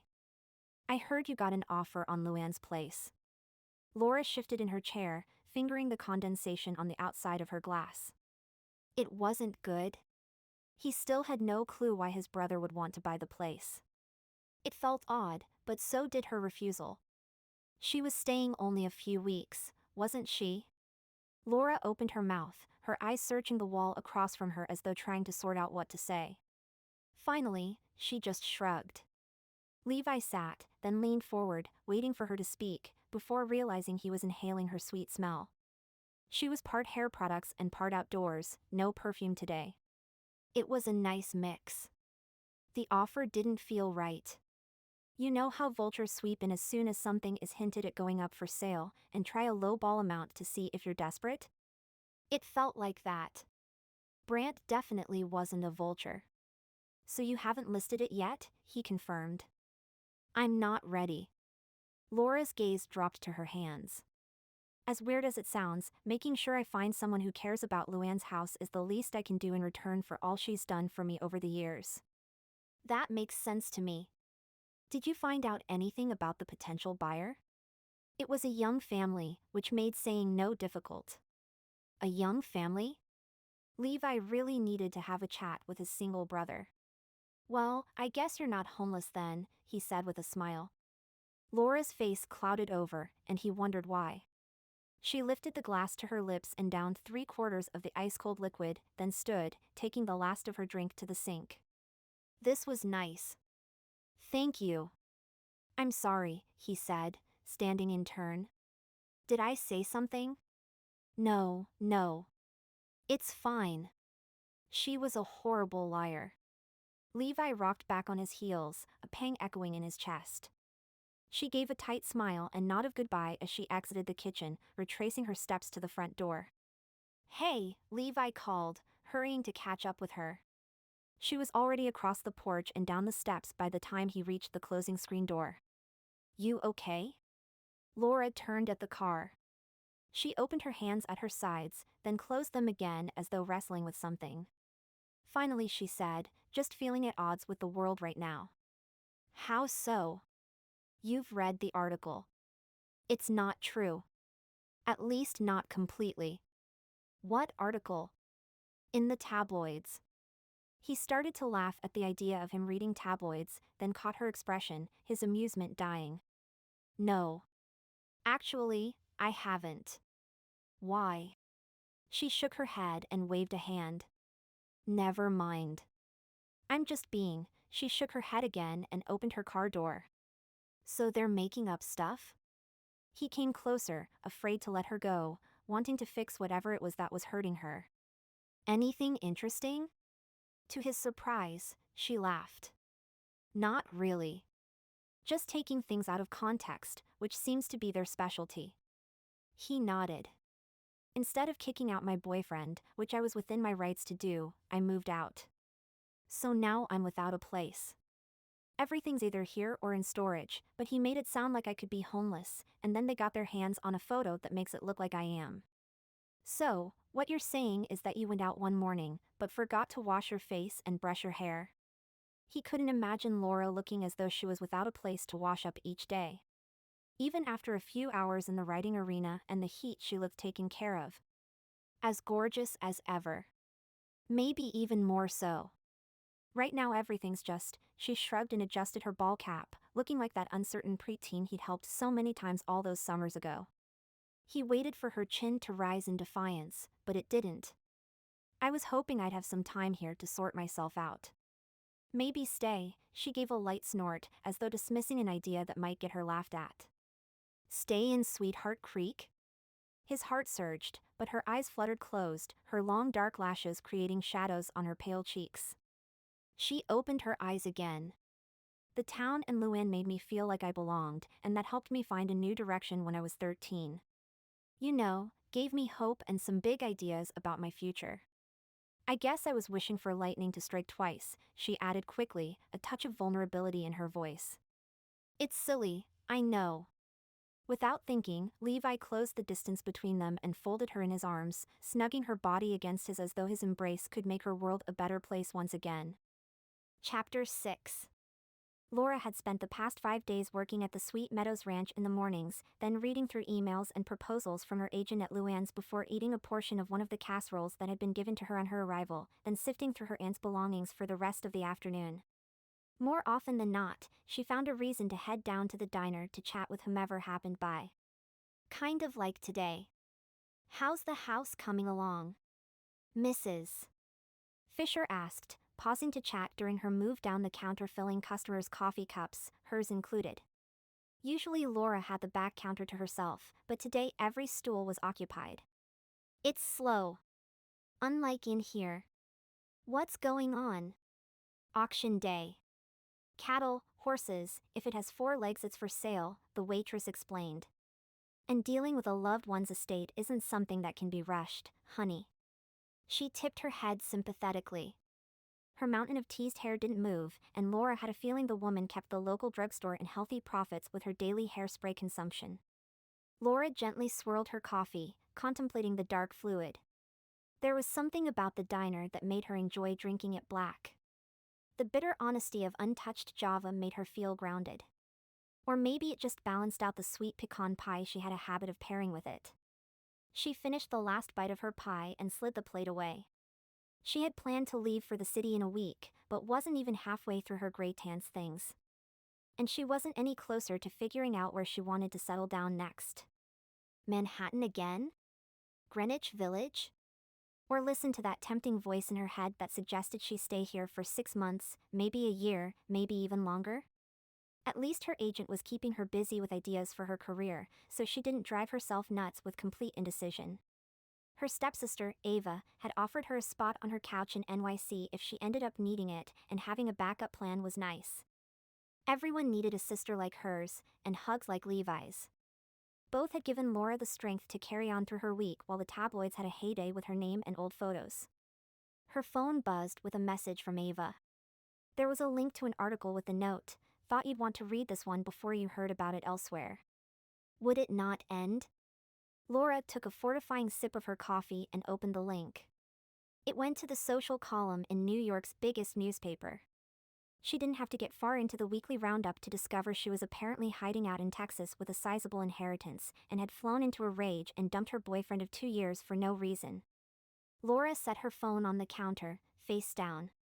She breathed in, then out, trying to block out the lies. Would she have to worry about the paparazzi showing up to take photos of the so-called crazed model breaking down? Maybe she was far enough into the middle of nowhere that they wouldn't venture this far and she could hide until things blew over. Or maybe she could give some talk show host the insider exclusive on her breakup with Memphis. Somehow she found she didn't want to play that game. Not even when she thought about how Memphis had been awful about her retirement. Or how he had often become downright pouty about her time away from him whenever she focused on her career, or how he had become insecure about her income eclipsing his. Not to mention how he had spent more and more time with her now former friend, a younger model. Laura just wanted to hide. Start over. Find a nest of trustworthy, honest people who liked her and accepted her as she was. Whether she was rich or poor, pretty or ugly. 2 men who had been sitting beside her discussing geldings paid their tab and left. Moments later, a woman Laura had met on her first day back, almost a week ago, took the vacated spot beside her. Jackie. That was her name, and she had a thing for Levi. If the woman had ever experienced one of his glorious hugs, no wonder she was chasing after him like an imprinted duckling. Laura had dearly needed a hug, and the way Levi had folded her into his arms had been divine. The problem was, she'd spent the following days fighting the temptation to fake a crisis so she could score another one of those wonderful embraces. The way he'd held her had made her feel as though somebody finally understood. It was a good thing he wasn't looking for a girlfriend. "Hello, Laura." Jackie smiled and reached over the counter to grab a clean white cup to wave at Mrs. Fisher. She was wearing a denim skirt and a red checked blouse tied at the waist, Laura noted, smiling back when the woman settled her gaze on her footwear and stated, "I love your boots." Laura glanced down at the fashion statement. They were looking a little rough after their time in the ring all week, but they no longer hurt her feet in quite the same way. Her followers on Instagram had loved them, as well as today's update on how they were breaking in. She had the nicest people following her. "Thank you. I got them at Blue Tumbleweed." "I know. I've been eyeing them for weeks. They're cute." "They are. They also pretty much killed my ability to walk for the first day and a half." Jackie laughed. "I don't know why they can't make cowboy boots that feel great from the get-go." "They do, Mrs. Fisher said, pausing to fill Jackie's cup before topping up Laura's again. "You two just don't like the way they look." They all laughed. "You going to the game tonight?" Jackie asked Laura. "Football?" she guessed, based on the signs she'd seen around town. "There's nothing else," Jackie confirmed. Laura considered going. Back home she'd blend in with the crowd if she went to a Yankees game alone, but around here she was pretty sure she'd be obvious. "I think I'll stay in," she said. "Come with me," Jackie urged, taking her arm. "We can eat greasy food from the concession and bat our eyelashes at the eligible men." "I just broke up with someone." "We're just batting our lashes, not taking any of them home." Jackie lowered her voice. "Unless one of those sexy Wylder boys makes me an offer." She leaned back on her stool, exhaling a dramatic, self-pitying sigh. "I don't know what it's going to take to snare one of them." "Try narrowing it down, Mrs. Fisher said in a dry tone as she wiped the counter. "Lift your cup, honey." She wiped the spot in front of Jackie. "You aren't going to make a man feel special if you're chasing his 4 brothers as well." "Is Cole back?" Jackie asked, perking up. "Best to move on, Mrs. Fisher said gently. "Who's Cole?" Laura asked, once the waitress was out of hearing. "Totally wounded brooding cowboy," Jackie replied immediately, her expression distant. But then she faked a swoon, just about falling off her stool, causing Laura to giggle as she reached to help prop her upright again. "Cole left town years ago and hasn't been back," Jackie explained. "He didn't even attend his daddy's wedding in Indigo Bay last June. Nobody knows why. Except maybe Levi. And he ain't telling a soul. An AWOL brother. A remarried father. And his mother had left the ranch. Levi Wylder had family secrets. Somehow that made him all the more human, and all the more intriguing." "Was it over a woman?" Laura asked in a low voice, aware of how busy the diner was today. "It's always a woman, Mrs. Fisher said with a roll of her eyes as she trotted past. She was obviously up on the Wylder gossip. The phone on the wall rang and she picked it up on her way by. "Longhorn Diner." "No, no." "This Greg?" "Honey, you want 2-2-8-9, but you dialed 2-2-9-9. Okay. Have a lovely day. Pie's on special today if you get a hankering. Oh, and tell Maybeth the book club is moving to Thursdays. The library will be closed on Friday nights from now on." "Yes, budget cuts." "So why the Wylder brothers?" Laura asked Jackie, feeling as though she might already know the answer. She had a bit of a soft spot for the eldest one, which wasn't something she had expected now that they were both adults and living very different lives. But there was something so solid and reliable about the man, and the way that he looked at her. Well, she had to admit her type had changed over the past few days to include men like him. "I really shouldn't gossip," Jackie said. "Then don't." Mrs. Fisher pinched her lips together as she walked by with an order from the kitchen. The phone rang again, and she sighed and tucked the receiver between her ear and shoulder, balancing a stack of plates up her arm. Jackie gave her a sassy look and flicked her own voluminous hair behind her shoulders. "It's not really gossip," she said as she pressed a finely manicured hand against her checkered blouse, lowering her voice. "Most local men have been snapped up. But those 5 Wylder boys? They're just..." Laura waited for her to fill in the blank before she added a few adjectives of her own, such as wonderful, funny, kind, caring, and sexy. Jackie shook her head again as though refocusing. They're all dreamy in their unique little ways. She rested her chin on her hand and let out a sigh that Laura unconsciously echoed. She knew exactly what Jackie meant. You'd think you two were 13 with your first crush, the way you're sitting there mooning, Mrs. Fisher said, as she dumped a stack of empty dessert plates into a gray dish bin. Laura felt her face heat. She'd been 13 when she'd had her real first crush on Levi Wylder. You're staying at Luann's? Jackie asked Laura. She nodded. I'll pick you up at 6:15. We want to get good seats. She eyed her from head to toe and added, wear something cute. Short skirt, tight shirt. She leaned in and whispered, we might just snag us a few Wylders tonight. She left a few bills on the counter for her coffee, then slid off her stool and headed out, waving and calling hellos to the folks she knew. Mrs. Fisher picked up Jackie's money and empty cup, while warning, be careful. That girl will have you knocked up and married off before you even know the man's middle name. Laura had been taking a sip of her coffee and nearly choked. I'm not joking, Mrs. Fisher said primly. She's taken about a half-dozen girls to the game, and each of them has ended up in the family way or engaged within a month. The phone rang yet again and she snatched it, hooking it between her shoulder and ear. Longhorn Diner. William? No. The note says to turn on the oven before I get home. Not now. Well, do you want your supper warm or not? It's game night. Were you two talking about Jackie? Another woman slid onto the newly vacated stool. Broad and strong, she wore dangling feather earrings, broken-in boots and jeans, and carried herself like she could take care of anything and everyone without a second thought. If you needed someone to lean on in town, this was who you would call, Laura suspected. She nodded and the woman smiled fondly, shaking her head. She has persistence. I've always liked how she knows what she wants and isn't afraid to go after it. Mrs. Fisher had finished her phone call, looking slightly miffed. She brushed it off quickly as she said, Jackie might just catch one of those boys someday, you know. The newcomer smiled again. Laura wasn't so sure she wanted to go to the game any longer. Can I get a bran muffin, please? The woman asked.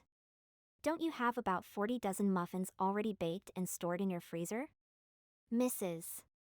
Fisher asked pointedly. I haven't been baking that much. Her reply was good-natured, delivered with a brief, dismissive wave. Pie's on special today. Auction day, the woman said lightly. She gave a slight head shake and Mrs. Fisher put a muffin in front of her before hustling off to tend to her tables. The woman took a bite, then turned to Laura, who was rummaging through her purse for cash so she could head home, and hopefully come up with a reason to be busy at 6:15 so she didn't find herself adding to Jackie's tally. You must be Laura Oakes, the woman stated. She nodded. I'm sorry, I don't believe we've met. Just in passing at Luann's funeral. I was helping with the sandwiches. Laura didn't recall. In fact, she couldn't remember much about that hot July day. She'd flown in on an overnight flight from Honduras where she'd been on a photo shoot. She'd attended the funeral, still in shock at her gray-tanned sudden departure, and had then flown back to Honduras that very night, even before the will was read. Luann had a lot of stuff, the woman added.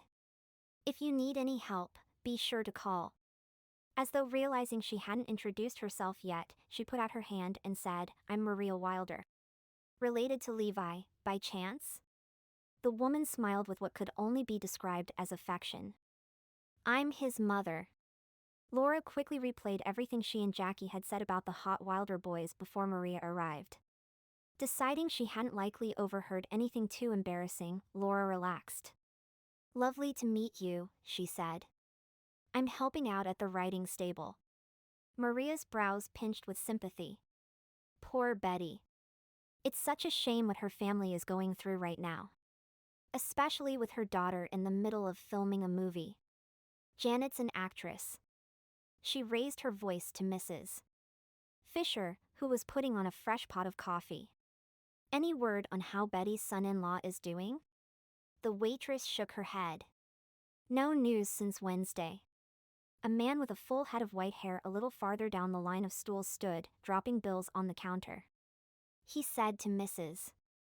Fisher, I heard he's going to live. Of course he is, she replied indignantly. I've been praying. She walked over and lifted the money he'd set down. Garfield, honey, you only had a coffee. You've left too much again. It's a tip. She handed him some of the bills. It's too much for just coffee. He took her outstretched hand, leaning over the counter so he could kiss it, then looked up at her with a smile that made his face crease with happiness. Maybe I don't come here for the coffee. Mrs. Fisher looked part peeved, part delighted as she pulled her hand away. You're an old scallywag. You know that? You remind me every week. They laughed, making Laura smile. This diner might be her favorite eatery on earth. Well, hopefully everything's all right in California, Mrs. Wylder said, lightly clearing her throat in an attempt to mask a smile at Garfield Goodwin's flirting. She shifted her attention back to Laura. Thanks for helping Levi. He tends to take everything on as his own problem, and you've likely saved him a lot of stress. I've heard nothing but good things about the work you're doing and the scholarship you found. Thank you. Laura looked away, certain the woman was in the process of figuring out that Laura had made up the scholarship. That's nice to hear. Laura placed her money on the counter as an idea came to her. Maria had a freezer full of muffins, and Levi was looking for someone to take care of meals at the ranch. Would it be wrong to drop a hint? He asked me to do some cooking out there, too, she stated casually. Oh. You cook? Not really. I guess he's desperate. She toyed with her cup, unsure how direct she could be with Maria. Fairly direct, except when it came to telling her how to deal with her own family. There was probably a perfectly good reason she wasn't cooking for the crew. Must be mighty desperate, a man grumbled, taking the seat on the other side of Maria. Likely approaching his 70s, he had flyaway salt and pepper hair circling a bald spot, and a small paunch that folded over his large belt buckle. Taking on a fashion model to run horses. Looking for a legal battle, is he? Oh, Henry, Maria said with thinly disguised exasperation. Don't be like that. I'm only being truthful. His murky gaze focused on Laura. What do you know about horses, little miss? She opened her mouth to admit her faults, but Maria said firmly, enough to be helpful and step in during a crisis. I don't see you out there helping Levi, despite the way you talk about family and being there for each other. Henry harumphed, his pale cheeks reddening as he pushed away from the counter again. Once he was gone, Maria said to Laura, don't mind him. He's an ornery old coot. I didn't mind losing him when I divorced his nephew. You know, Maria. Those boys of yours are looking mighty skinny despite knowing my daily specials, Mrs. Fisher said, leaning against the counter. Unspoken messages passed between the two older women, and Laura decided the seed had been planted and it was time for her to butt out. Are you going to the game tonight? Maria asked, turning to her before she could escape. Apparently I'm in need of knocking up. When the women gave her a silent look, eyebrows raised, Laura added, Jackie thinks so. I mean, the rumor about her taking friends to the game to meet guys, she gave a gusty sigh and said, I think I'll stay home tonight. Levi's mom snorted in amusement, her eyes crinkling. You be careful if you change your mind. Jackie's got a verified talent. Are you two going to the game? Laura asked, wishing her face would stop burning. The whole town goes, honey, Maria said. And I wouldn't miss watching even one game. My boys are going to coach their team to the state championship this year. I can feel it. That's right. They are, Mrs. Fisher said firmly. Their confidence left no doubt in Laura's mind that they were speaking what they felt was the truth. She just hoped they were wrong when it came to Jackie's gift for getting her friends hooked up and in the family way. Levi was sitting in a sea of fans, all dressed in red and white, in the tall stands on the home team's side, staring out at the football field. Brant was to his left, the aisle to his right, just the way Levi liked it. His brother was wearing his gaudy red straw cowboy hat, a game tradition, and Levi a white t-shirt with a red checkered shirt over top, the sleeves rolled up to keep him cool as the hot September sun dipped toward the horizon. Their mom moved up the bleachers toward the spot their family had always staked out as theirs before the divorce, giving her sons a wave before taking a seat a few rows in front of them. She squeezed in with Daisy Mae Ray, Jenny Oliver and Mrs. Fisher, the latter of whom had added red plastic flowers to her straw-colored teased hair. She was waving red and white pom-poms, not unlike the cheerleaders who were warming up at the end of the field near the locker room entrance. After spotting his mother, Levi unconsciously began scanning the spectators for his father and his new wife, Sophia. Sure enough, they were down near the center line, sharing a hot dog in what was now their seat in the bleachers. Levi wondered for a half-second if he had somehow taken a side in the divorce by keeping to Wylder tradition. The thing was, sitting anywhere else just felt plain wrong. Half the town was out for the game, and despite the start time being several hours past closing for most of the local businesses, many windows had been sporting "Gone to the Game" signs when Levi had driven by. The stands were filling quickly on what was going to be a big night, as two long-standing rivals went head-to-head, and the line to the concession stand already wound through the center field's exit chute. Everything was as it should be, and yet Levi couldn't shake the feeling that something was missing. "Hungry?" Brant asked, standing. "The line's long. April's working tonight. It'll move fast." Levi dug into his pocket to fish a 20 from his wallet, his stomach grumbling in anticipation. "The usual?" His brother fisted the bill. He nodded. "Say hi to April for me." April McFarlane, a few years younger than Levi, had grown up with them on the ranch, her father having been a long-time hired hand before shifting to something easier on his back when April graduated from high school. She now lived out of town with her husband and 4-year-old son, Kurt. She and Levi had barely seen each other over the past few years, but lately she'd been popping into town more, likely due to the ease of getting around now that Kurt was getting a tad bit more independent. Levi's stomach rumbled again and he glanced toward their mom, Laura's suggestion about asking her to return to the ranch coming to mind. But seeing her laughing with Mrs. Fisher and a few other women from the book club she'd never had time to join until now, he couldn't find it in his heart to ask her to give it up just because their mealtimes were lacking compared to what they'd once been. "Well, hello," Brant said as he stepped to the aisle, his tone causing Levi to follow his brother's gaze. Brant was beckoning to Laura and Jackie, encouraging them to climb up the stand to where Levi was sitting. "2 seats here," he called. Levi stood, trying to hide the goofy smile he couldn't seem to wipe off his face as Laura followed Jackie, paying special attention to where she'd placed her feet. She was wearing white cowboy boots, a denim miniskirt and a white t-shirt that had most of the men nearby checking her out, Levi noted. No cardinal red, though. Hadn't Jackie clued her in? He eyed Laura's hands, waiting for the flash of ruby red nails that would help her claim she was indeed sporting the team's colors. But they were now a pale pink, and shorter. She'd also let her hair down, in flaxen waves curling over her shoulders. She looked gorgeous, and every step she took made her hips sway, shifting his heartbeat to double time.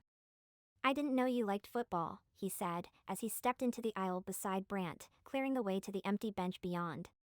She smiled as her dark eyes met his. "I usually watch baseball, but football will do in a pinch." She winked and he nearly forgot why he was here, until Jackie bumped into him as she squeezed past in turn. "Yankees fan?" he asked Laura. "How'd you know?" "You were wearing their ball cap on Monday." He was still smiling, unable to care that he likely looked a bit smitten. "Observant. A good trait in a man," Laura said with another wink. She had taken a seat on the long metal bench, Jackie sliding in beside her. Laura waved at a few people who recognized her, her other hand raised to block the setting. "Sunday, I'm heading to the concession," Brant announced. "What would you gals like?" Levi settled beside Jackie, wishing he'd thought to slip in between the women so he could sit by Laura. Jackie shifted suddenly, her hip hitting his as she leaned into his personal space and said authoritatively, "We're fine, Brant." "Thanks. I'll be back." "Save my seat." Brant hustled down the steps, not making it very far before someone stopped him to chat. Not long after that he paused again, this time to talk with their father and stepmother. Brant pointed up to where Levi was sitting, but Levi knew his dad wouldn't turn to look and that he wouldn't make his way to their section because it would mean entering his ex-wife's territory. Levi's stomach rumbled again. At this rate, he figured he'd be lucky if there were any hot dogs left by the time Brant made it to the front of the line. "Beautiful night," Jackie said, her chin and eyes downcast just enough they didn't hide quite under the brim of her cowboy hat as she looked at him through her eyelashes.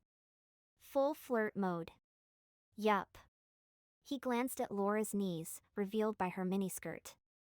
They appeared to be almost healed after her tumble into the ditch last weekend. "How are the knees?" "Much better." The school band took to the turf, along with the cheerleaders, who tumbled and moved to the music.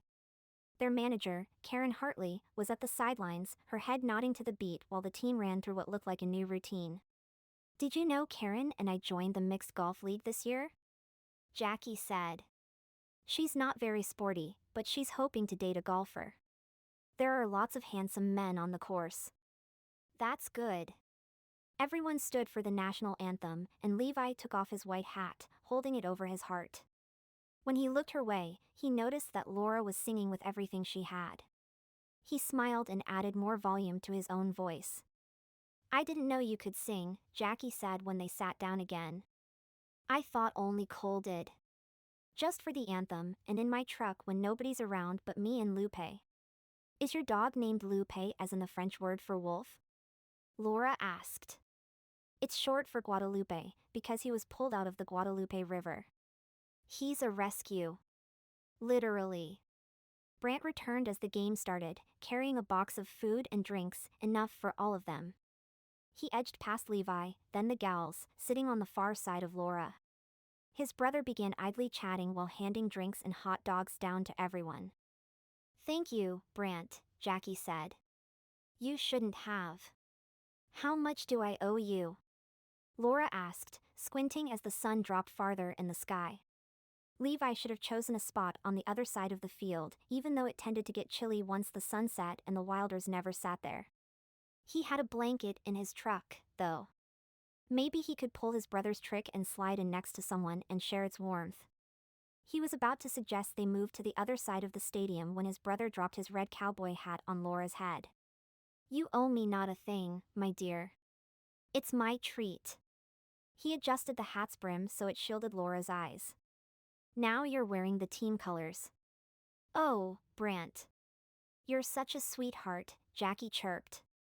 Brant took a big bite of his hot dog, and Levi noted that Laura left the hat on, looking more a cowgirl than she had a right to. The game continued, and every once in a while he could hear Miles hollering to the players on the field, telling them to protect, run, and pull their head out of their butts, among other things, which caused the spectators within earshot to chuckle. "Is he always like that?" Laura asked Brant, pointing to Miles. "Oh, yeah. He gets into it. And so does Ryan. He's just quieter." "You think they'll make state this year?" Brant immediately shushed her. "This is not a topic open for debate." He glanced around as though she'd said something dangerous, causing her to laugh. "Only God is bigger than football around here." Jackie pressed her shoulder against Levi's. "Are you going to the next barn dance?" He gave a noncommittal grunt, and Brant leaned across the women to say, "You should go." "Pretty sure I'm going to be busy that day." "You don't dance?" Laura asked. Her voice was sweet, curious. "He can dance up a storm. He just doesn't. Most women can't keep up." Brant had finished his hot dog and was eyeing Jackie's. "You gonna eat that?" She held it protectively against her chest before giving him a flirty smile and offering it to him like it was something special, her shoulder leaving Levi's in the process. He shifted farther to his right, the metal bleacher seat chilling him briefly. "Levi can get me another hot dog, right, Levi?" Jackie gave his knee a squeeze and he jumped. Sure."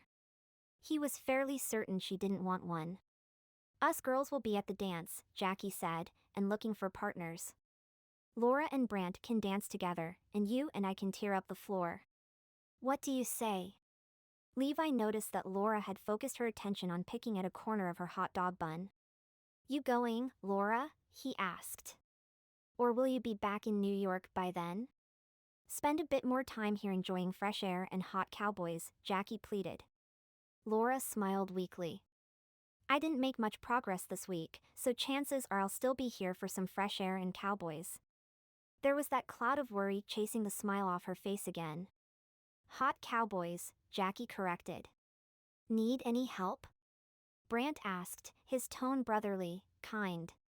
You're busy, Levi found himself saying. I was going to offer you, he replied with a wink. It's mostly stuff I have to deal with personally. Alone. Laura was still picking at the bun, a far-off look in her eyes. Levi once again wished Jackie wasn't sitting between them and that he knew Laura well enough that he could reassure her. He couldn't imagine what it would feel like if the tabloids were making things up about him as they were with her.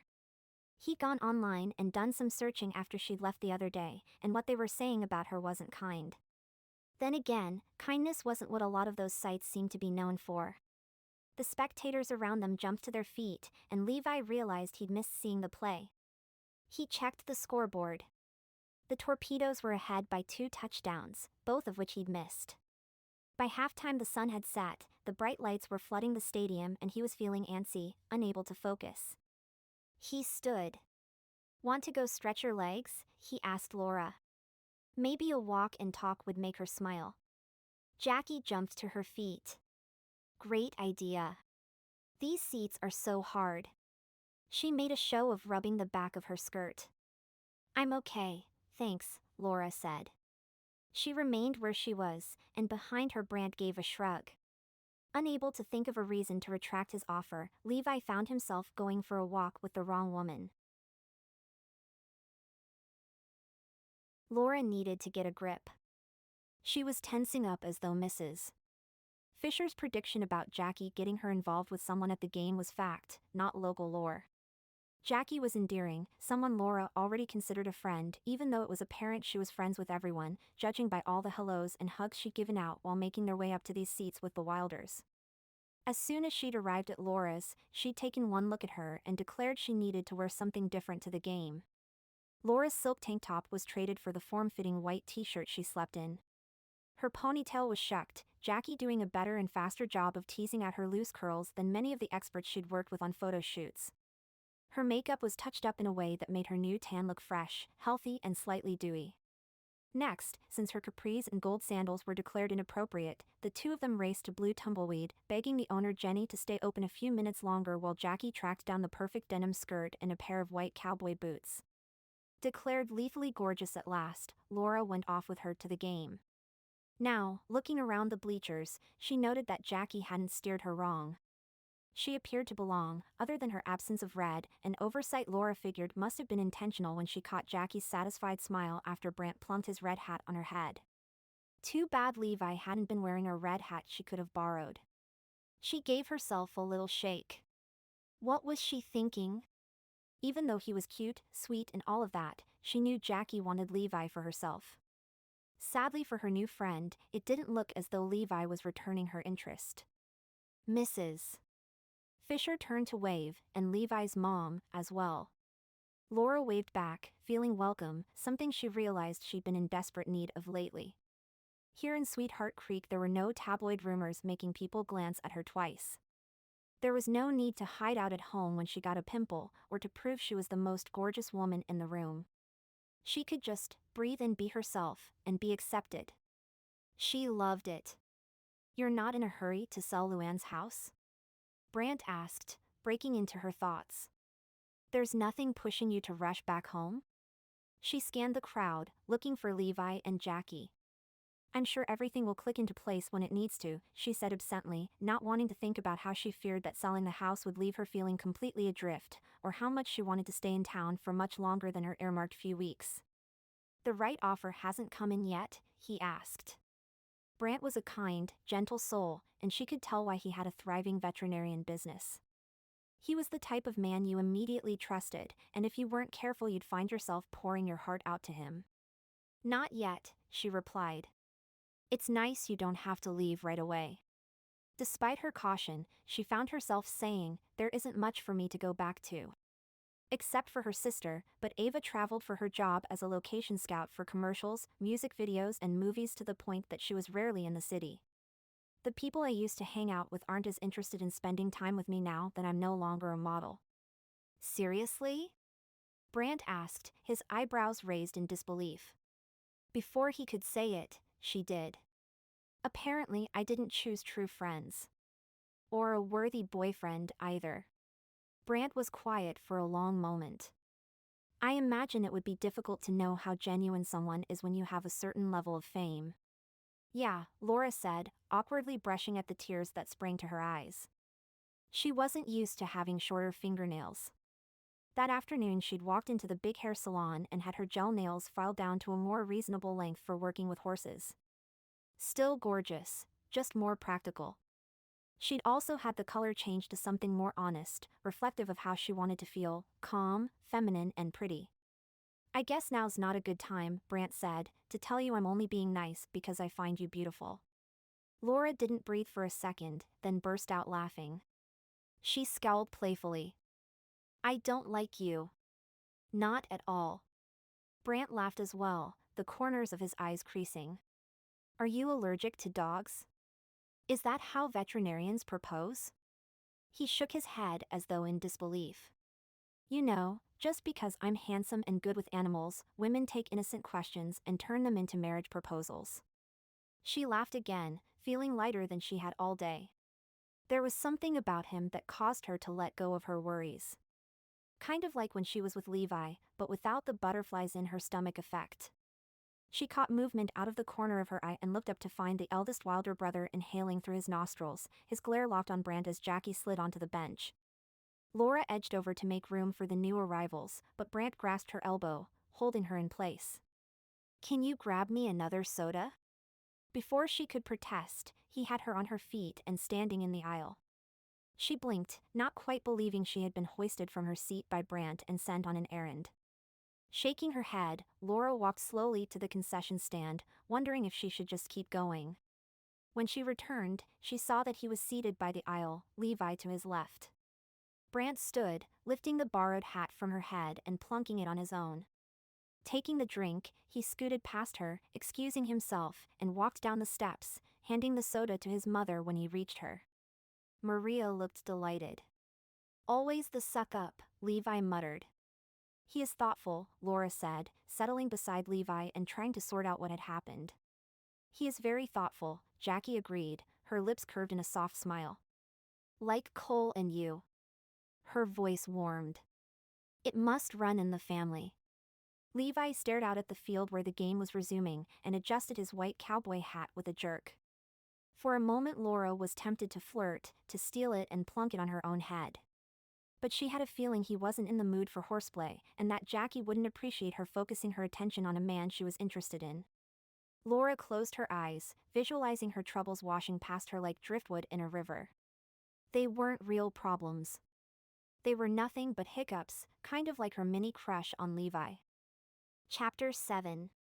After the game, Levi left the stands with Jackie and Laura. As they walked down the steps, which had no railing, he took Laura's elbow, well aware of the curious onlookers. He couldn't help it. Somewhere along the line he had called dibs despite the poor timing of his interest, and he wanted the entire town to know, including Brant. If anyone was going to be considered by Laura, it was going to be him. The problem was, even if her flirting meant more than simple fun, she wasn't staying. He'd already learned the hard way that women who loved the limelight didn't return to Sweetheart Creek, and that he wasn't cut out for long-distance relationships. He wanted his girlfriend here with him, enjoying life in each new day. And that didn't look like Laura's future, from what he could tell. And what game had Brant been playing, setting his hat on Laura's head? Had he been tossing his gauntlet into the ring as well? Had his offer to purchase Luann's house been a gesture Levi didn't understand? If so, it made no sense, as him buying the property would send Laura home. Laura received a lot of nods and greetings as they passed, making Levi realize she had a busy week in town. Everyone from Mrs. Fisher to April McFarlane and Kurt, who'd been hanging out at the concession stand with his mom. The welcoming smiles and hellos warmed his heart more than he figured they should. But she'd said she was hoping lightning would strike twice in this town and help her out, and he'd long ago learned you had to be careful what you wished for. Levi cleared his throat, trying to figure out a way to convince Laura to take longer with her aunt's house. A lot longer. Behind him, he heard shuffling, stumbling footsteps, then felt hands landing on his back, followed by a giggle as Jackie hugged him from behind. Oops. He turned to ensure she was okay. By the time he had Jackie righted and himself extracted, Laura was in the parking lot standing near Brand's truck under a streetlight, a small brown and black dog in her arms. Who's this? He asked, joining them along with Jackie. He ruffled the dog's furry ears and was rewarded by its teeth grabbing the rolled-up sleeve of his shirt. This is Target, Brant said. Cutest little dog ever, Laura said, with a big, dopey smile that made him want to give her an entire litter of pups. Target, he repeated. Brant fulfilled the animal control contract for the county and often took in lost, abandoned, or injured animals. So far his brother had given pretty much everyone close to him a dog. Levi had Lupe, Miles had Bucky, short for Bucket, an object stuck on the dog's head when she was found, and Ryan had Joey, named after Trader Joe's, since the dog had been found by the owner of the grocery store. Even Carmichael and Jackie had been given dogs to foster, which they'd also ended up adopting, like Levi had. It made sense that if Brant was working something behind the scenes he'd give Laura a dog, too. But again, that didn't compute with buying her house. Brant also wasn't one to hone in on another man's interests, and he knew Levi had called dibs even before he'd realized it himself. But, Laura. She was the kind of woman men fought for.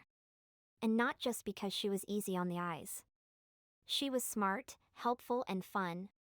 However, the little comments and looks from his brother made Levi feel as though Brant might be trying to act as a wingman to him. Yet his actions didn't line up to being a good one. Either way, not getting to know Laura better would be a missed opportunity. Found him in the Target parking lot, Brant said, interrupting Levi's thoughts.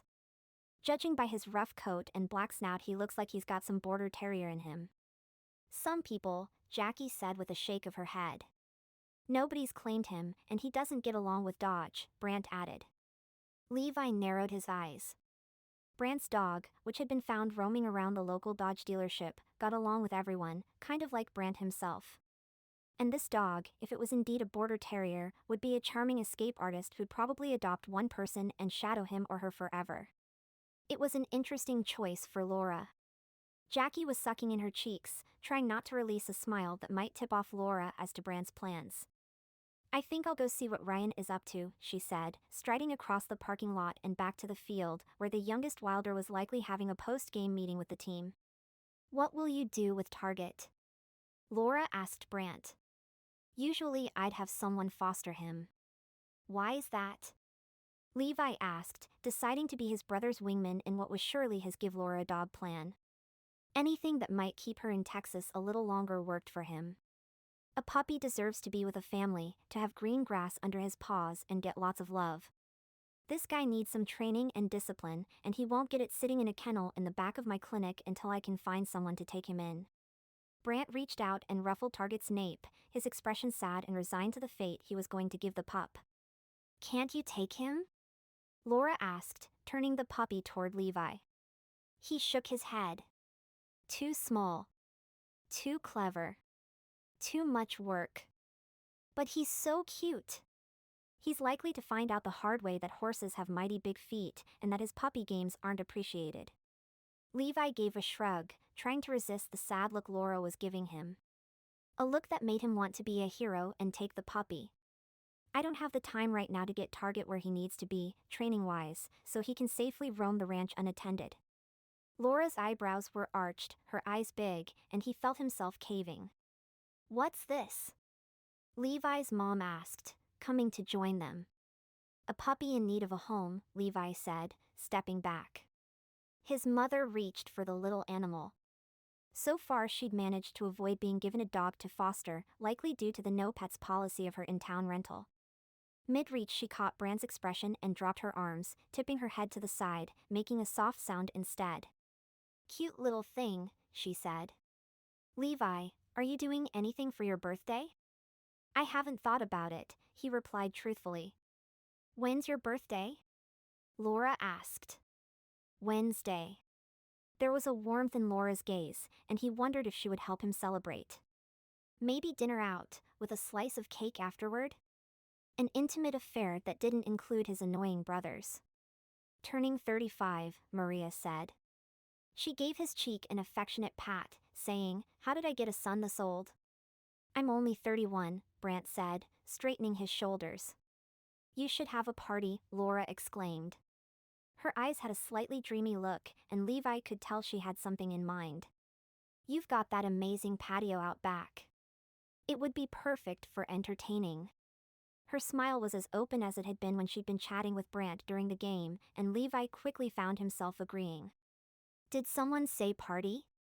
Ryan asked, joining them. "Levi's having one," Brant said.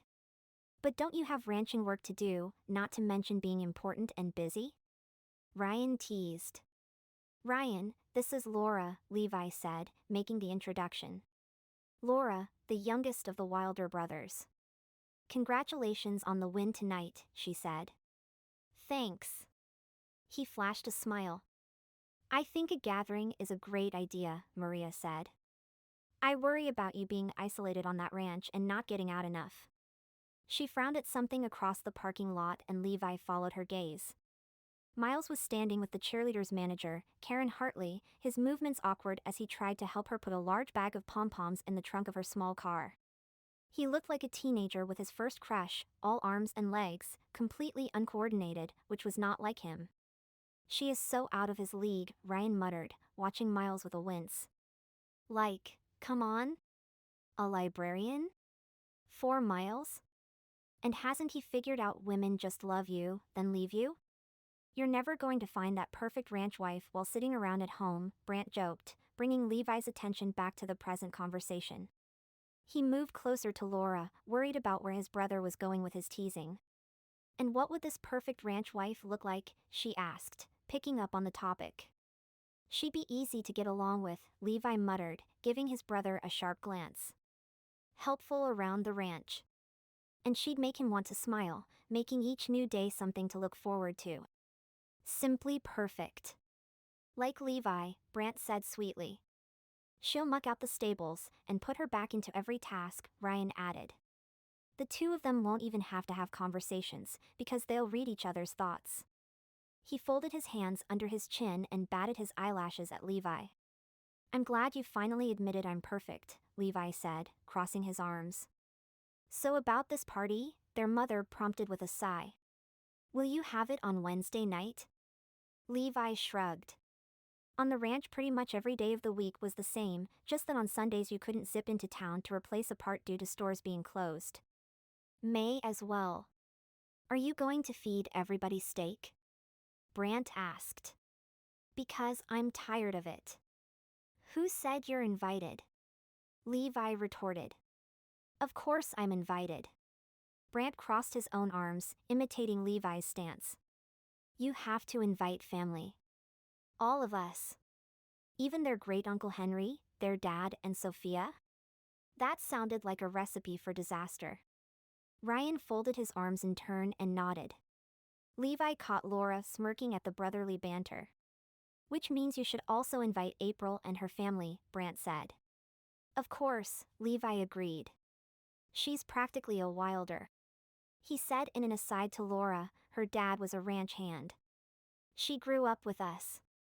"Poor gal," Laura said with a teasing smile. "It's not public knowledge," Maria said, lowering her voice. Everyone instinctively stepped closer, forming a circle around her. "But it sounds like her marriage is going through a rough spot. So go easy on her." "Always," Levi said. Everyone nodded and stepped back. "I can help with food for the party," Laura offered. "That would be great," Maria said. As they discussed details, Levi wondered what was it about Laura that made him feel as though she was the one he'd been waiting for, and that if he moved too fast he'd lose her. But that if he didn't move fast enough, she'd slip away. Laura continued to cuddle the puppy in her arms while the football field's parking lot emptied out, people either walking the few blocks home or climbing into their pickups. The idea of entertaining in the Wylders' big house with that wonderful stone patio had her excited. And she was going to Levi's birthday party. The man deserved a bit of pampering given all the weight he seemed to carry for his family. Honestly, she wasn't sure which she was more excited about, getting a chance to put on the shindig or to spoil him a little. Levi, do you have time to help me secure my bookshelf to the wall tonight? Mrs. Wylder asked, jangling her keychain and taking a few steps away from the group as though preparing to leave. I'm going to be babysitting Kurt next week and I'm worried he'll try to climb it. Levi glanced from Laura to his brother before reluctantly nodding. I ordered a new air filter for your car, too, Mom. I figured it was due, and Clint will charge you through the nose to change it out. You're a good man, she said, giving him an affectionate smile. Then she tugged at the longish hair around his ears, eyebrows raised. I know, he muttered. Haircut. It's on the list. And you know, if you're too busy with the ranch, Clint said he'd pop by the house and swap that filter out for me. He did? Levi's eyes narrowed, and Laura adored how his protective side included his mother. It made Laura want to dream up something so he'd come by and help her out, too. Maybe kiss her. That crush was never going to go away, was it? He does that for everyone in town, Maria said, in a tone that was both amused and soothing. I don't think he does. Levi frowned at Brant. Does he do that for you? His brother shrugged. I take care of my own stuff. Levi didn't seem entirely convinced as he began to walk away with his mother. He paused, looking at the puppy dozing in Laura's arms, then at her. If you need anything, shoot me a text. What would I need? Laura grinned at him. An oil change? Ryan and Brant laughed, while Levi scowled half-heartedly before a smile managed to break loose. She loved the way his eyes sparkled when he smiled. He was a handsome man. A good one, too. I gotta run. Nice meeting you, Ryan said, heading toward Miles, who had reappeared across the parking lot with Jackie. As he went, Henry, the cranky old man from the diner, called out to him, What was your quarterback's problem tonight? We want to go to state. He's a kid. He's allowed bad days. Give him a break, Ryan called back. And that's why you'll never make it to the championship game. He's a fun man, Brant mumbled under his breath, and Laura gave a half-laugh of agreement. You've had the pleasure of meeting Sweetheart Creek's welcoming committee, I presume? He turned his back to Henry, and Laura shifted as well. Brant was a little shorter than her, she noted, which wasn't atypical, seeing as she was over 6 feet. I met him today. It was lovely. Brant smiled. Sorry. Not your fault, I'm sure, she said, as she passed him the puppy. Jackie was moving toward her sports car, and Laura worried that she might leave her behind. Well, he is related, he's my grandfather's brother, so I feel the need to apologize for his everything. Brant cuddled the puppy in his arms, his red hat dipping as he blew gently on its head, causing it to twist and roll, tongue hanging out, ready to play. If you hear of someone who can take this guy for a few days, let me know. It breaks my heart having him in the kennel when he could be in someone's home. Laura had turned to catch up with Jackie, but slowed her steps. What does it take to foster a dog? Do you know much about puppies? I have time to learn. She sucked in a breath. Wait. Was she really considering taking in a puppy just because it was adorable and had snuggled in her arms like it belonged there? Well, if he'd be okay alone for a few hours when I go to the ranch to work with the riders. He'd be fine in his kennel for that long. He's active, but he also needs naps to recharge. I have everything you'd require in the truck if you could take him for even one night. It would help so much. She paused, considering. You can call me if there's anything you need, Brant continued. Here, put your number in my phone. Shifting the pup, he pulled his cell from his back pocket and handed it to her, and she added her number. When she started to pass it back, he said, Shoot yourself a text, and then you'll have my number, too. She sent herself a smiley face, then looked into the big dark eyes of the puppy in Brant's arms. What do I do about training him to go in the yard? He's partially trained, but I'll give you the booklet I give all foster parents. It'll tell you most of the things you need to know about training, as well as a general idea of what to expect. Laura held back a grin. A puppy. She'd always wanted a dog, but hadn't felt as though she had the space in the city. Okay. I'll take him. Great. Brand's smile was open and warm and reminded her of Levi. As though reading her mind, he added, and if you can't get a hold of me, that happens when I'm in emergency surgery or have my hand up a cow's, well, he cleared his throat. You can always call Levi. He's good with every kind of emergency or problem. Laura peered at the puppy again so Brant wouldn't notice the blush that crept across her cheeks at the mention of his brother's name. She was already imagining scenarios where she might have to shoot Levi a message.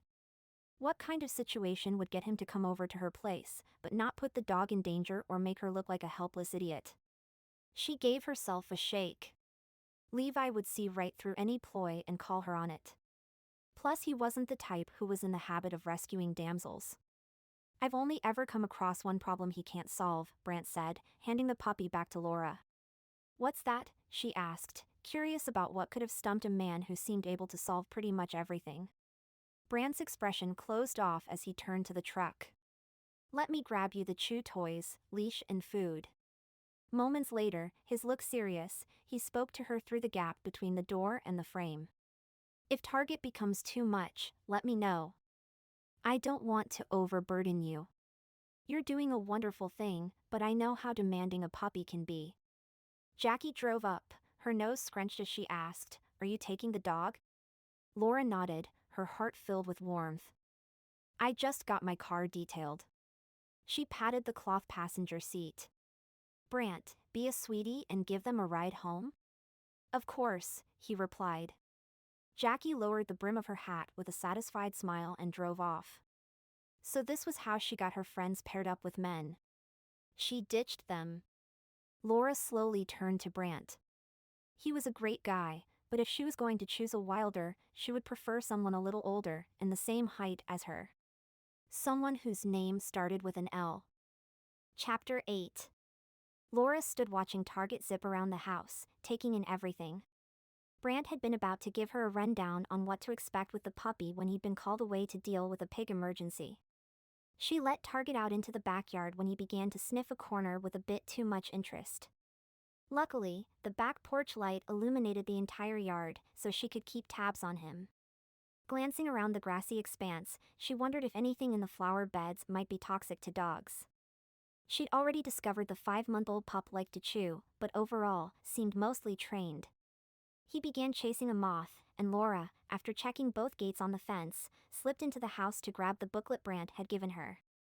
Target began yelping as soon as the door closed, and Laura clutched the booklet, watching from the window. If she went outside to soothe the puppy, would she be rewarding his behavior? Before she could thumb through for any advice, her phone rang.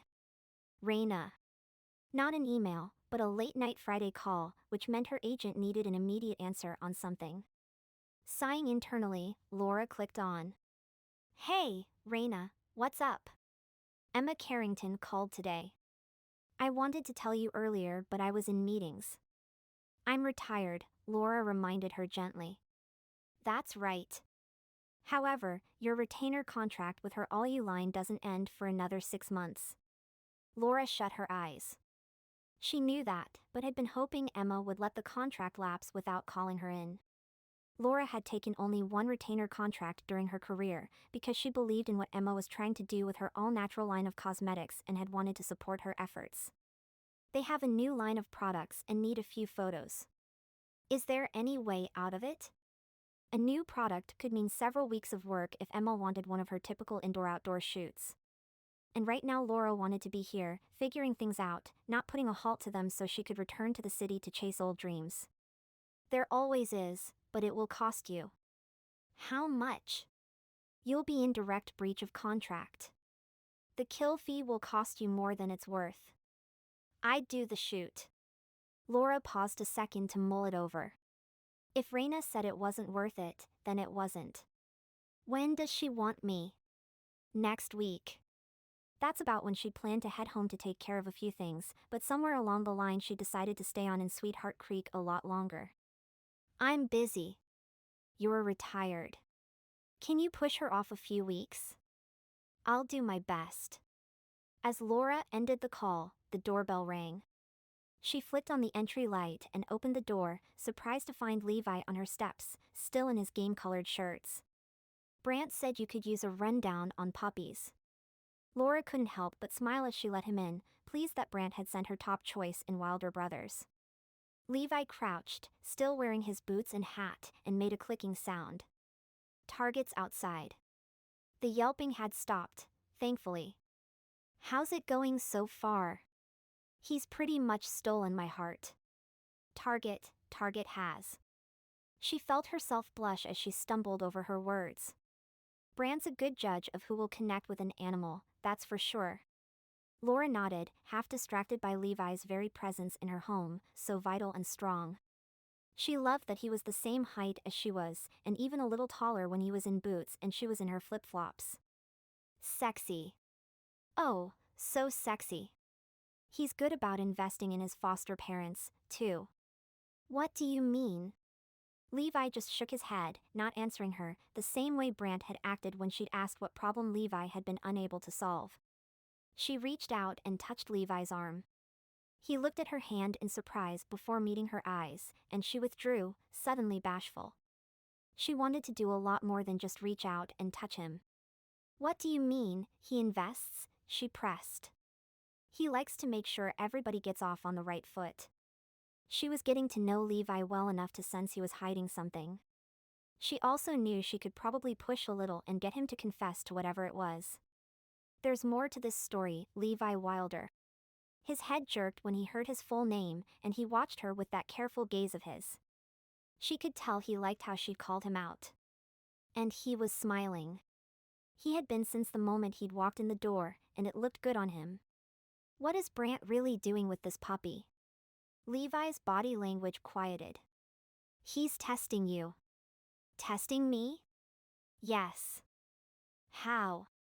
She crossed her arms, worried that this was some sort of pre-date exam she was being subjected to, thanks to Jackie subtly pushing them together at the game. He thinks you'd give Target a good home. The deal is I take him in for one night. I started by fostering Lupe for one night, too. Just until he found the right home or another temporary place. He tipped his head. One night became a couple more, and pretty soon I couldn't part with the dog. Laura drew herself up, unsure whether she should feel indignant or flattered. But I'm maybe leaving. Eventually. He knows that. Her excuse felt weak. She was leaving at some point, wasn't she? Levi peered at her from under the brim of his hat. But just so you know, he's done this to practically everyone in the family. The way he looked at her and quietly emphasized the word family made her feel a crash of emotions. There was something there. A question. An invitation. Something that made her spirit awaken and want to move a little closer, to dig in and discover what exactly was hiding behind those words. But before she could begin to pick apart why she felt that way, she heard a panic yelp from the backyard. She hustled to the back door, Levi at her elbow. She couldn't see a flash of fur in the yard, so hurried off the small wooden deck and crouched down, looking under it, but the night was too dark for her to see farther than a foot. Target! Levi called. Here, boy!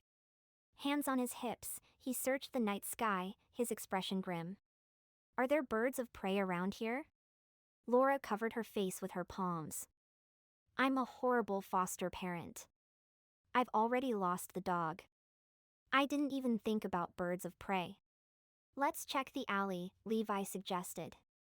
We're at that time of night when nocturnal and daytime animals are changing shifts. Target probably found a hole in the fence and slipped out. With long strides, Levi covered the grass to the rear fence, then leaned over it as he looked left and right. See? There he is. Laura rushed to the fence just as Levi turned. They crashed into each other, his arms going around her so they wouldn't topple over.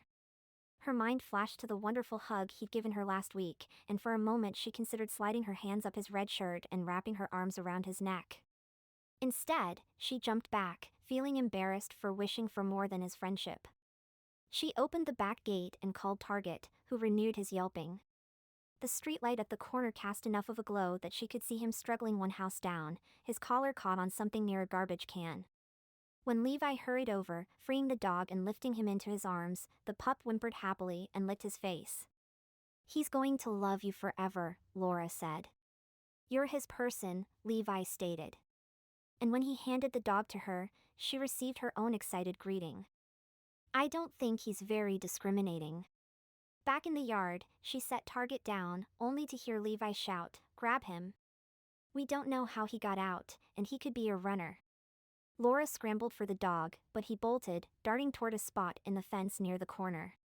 She groaned and returned to the alley, where Target was barking and running in circles like it was all a game.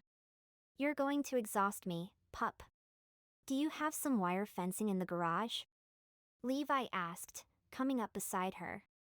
"We can string some along that corner to keep him in. I left some rabbit fencing in the garden shed eons ago. It might still be here." "I think I remember you buying that," Levi said, with a slow smile that made her heart give an extra thud. "Skunk problems, right?" She nodded. They were standing close, their gazes locked, the dog still barking and spinning in the alley. "You always helped me find the right things for every job. Every time. But you never accepted my help with the work." Before she could explain her need for independence, he said, "You completed a lot of projects that summer." "I did." His hand was cupping her elbow, her palms resting against his chest. Behind Levi, she could see the lingering results of some of those old projects, as well as spot a few more problems that should be taken care of. Why hadn't she come back each summer, if only for a long weekend, to help her aunt? She'd loved being here. "You're very independent." Laura opened her mouth, worried that he would take it personally, like Memphis had. He'd resented her need to work on her career. He'd also resented how hard she worked and the pride she'd taken in her ability to take care of herself financially, even though he'd often bragged about her wealth. "I like it." Levi was smiling. Laura relaxed and smiled back. Then, remembering the dog was on the loose, she broke free of the lovely embrace and set to work luring him back into the yard. Half an hour later, the fence's gaps were securely covered with wire, and Laura and Levi sat on the back step with cold sodas, watching to see if the dog discovered any new escape routes. As Laura lifted her bottle of root beer to her lips, Levi did the same. Before taking a sip, she tapped it against his and leaned closer. "Cheers. And thanks for the help." "Any time." He clinked his bottle against hers and looked at her. Crickets chirped, and a frog croaked nearby. Levi didn't shift away, holding her gaze for a long moment. Laura leaned closer, waiting to see if the man she'd always had a crush on would finally press his lips to hers. Levi had been thinking about what it would be like to kiss Laura just as she leaned in, her red lips parted as though she was wondering the same. He waited a beat, reading her body language a second time before giving in to what he'd wanted from the moment he'd seen her standing in the ditch above her broken suitcase in those sexy, impractical heels. Her lips were warm and soft, and as she moved her mouth, he realized that this was what kissing was supposed to feel like. It was a promise of more to come, of happiness and distraction. When, reluctantly, he broke the long kiss, Laura's eyes opened slowly, and she tried to hide a shy smile. He was close enough to steal another kiss, so he did. His action was rewarded by her hands bracketing his face to deepen and lengthen the connection. Sitting with her in the glow of the porch light, he began to realize that Laura was the kind of woman who would always keep him on his toes. She might not cause him to check off all the boxes on his list, but when he thought long and hard about it, that list was missing some of the most important things, such as Laura. He wanted to share his morning view of the pasture with her, to fill her cup with coffee along with his. To stand in silence, admiring the beauty of the morning, savoring kisses and stolen moments.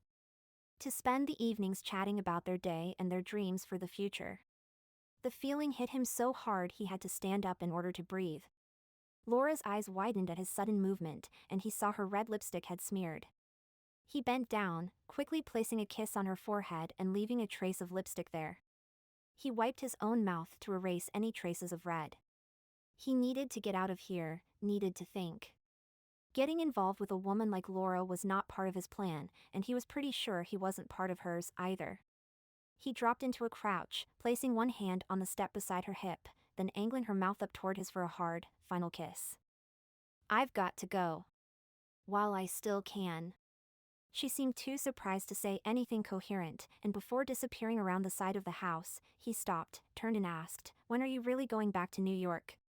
Laura opened her mouth, but nothing other than an aborted sigh broke the silent night. She simply turned her palms upward and shrugged helplessly. Levi strode back to her, crouching in front of her again and grasping her bare knees. He pulled his hands away, aware of how distracting she was in her cute denim skirt, of how much he wanted her and how much that need could blind him from every thought he should be focusing on right now. "I have to know," he said, still crouching. Her eyes cut away. "I'll tell you in enough time that you can find someone to replace me. I won't leave you hanging. I'm not worried about the writing program." He'd already dropped his search for Betty's replacement, however unwise that might be. "I need to know because I think I'm falling for you." Her serious gaze slowly turned back to him. "You're not part of my plan, Laura. Having a long-distance relationship isn't either. And neither," he lowered his voice, "is having my heart broken. I need to know when you're really leaving. Aren't you moving a little fast?" She had reached out, was toying with the collar of his red shirt, her fingers moving tentatively. "Yes." She gave a shaky, nervous laugh, the pinch between her brows vanishing. "Some decisions don't require a lot of thought," he said. "This is a decision?" He took his thumb and gently rubbed away a lipstick smear left from their kiss. "You need to wear less of this stuff around me. It's obvious what we've been up to." Her fingers left his shirt and she picked up the bottle of root beer she'd placed on the step between her feet, giving him a look more serious than any he'd seen yet. "What about Jackie?" It took him a moment to realize what she was asking. "She still has 4 more Wylders to choose from. She's not particular, and I'm certain I'm not her top pick." Laura turned her focus to her root beer bottle. "Well," he prompted. "Would it be wrong to say wait and see?" He stood up, feeling frustrated. Hadn't he just made it clear he didn't want to wait and see? He wanted to know right here, right now what her intentions were. "Levi," she said, with an edge to her voice. "At the moment I can live wherever I want. We have time to go on some dates, but I am not going to commit to anything before I spend more time with you." "Right." That was practical. "Fair enough." He reached down and pulled her to her feet. "Let's go." Laura laughed when Levi stopped his truck just a few blocks from her house. They'd tucked a tired target into his kennel, then Levi had led her to his vehicle after requesting she put her boots back on, not saying where they were going or what he had planned. They were now parked outside the watering hole, which looked as though it could have been the first structure ever built in the town. Its wooden siding was weathered like an unpainted barn, without a drop of stain protecting the exterior from the relentless Texas sun. Red neon lettering above the doorway said tavern, and it had rustic saloon-style doors. The night was cool and a light breeze ruffled Laura's hair as she stepped onto the street. The music coming from the bar was too raw and imperfect to be anything but live. "What are we doing?" she asked. "Going on a date," Levi said simply. He came around the front of the truck, catching her hand in his. She laughed again. This was totally the Levi she was coming to adore. She'd stated she wanted to get to know him better and he'd come up with an immediate solution. A date. She liked that. "I am going to crack you like an egg," she said, tapping his chest. "I'm going to find out what's under that shell and get to know every bit of you. Are you ready for that?" "More than ready," he said, stopping to sweep her into a warm embrace and a lingering kiss that left her breathless. Kisses like that could quite happily lock her into a life in Sweetheart Creek. She smiled, while battling a sudden bout of nerves at how quickly they were moving toward more than friends.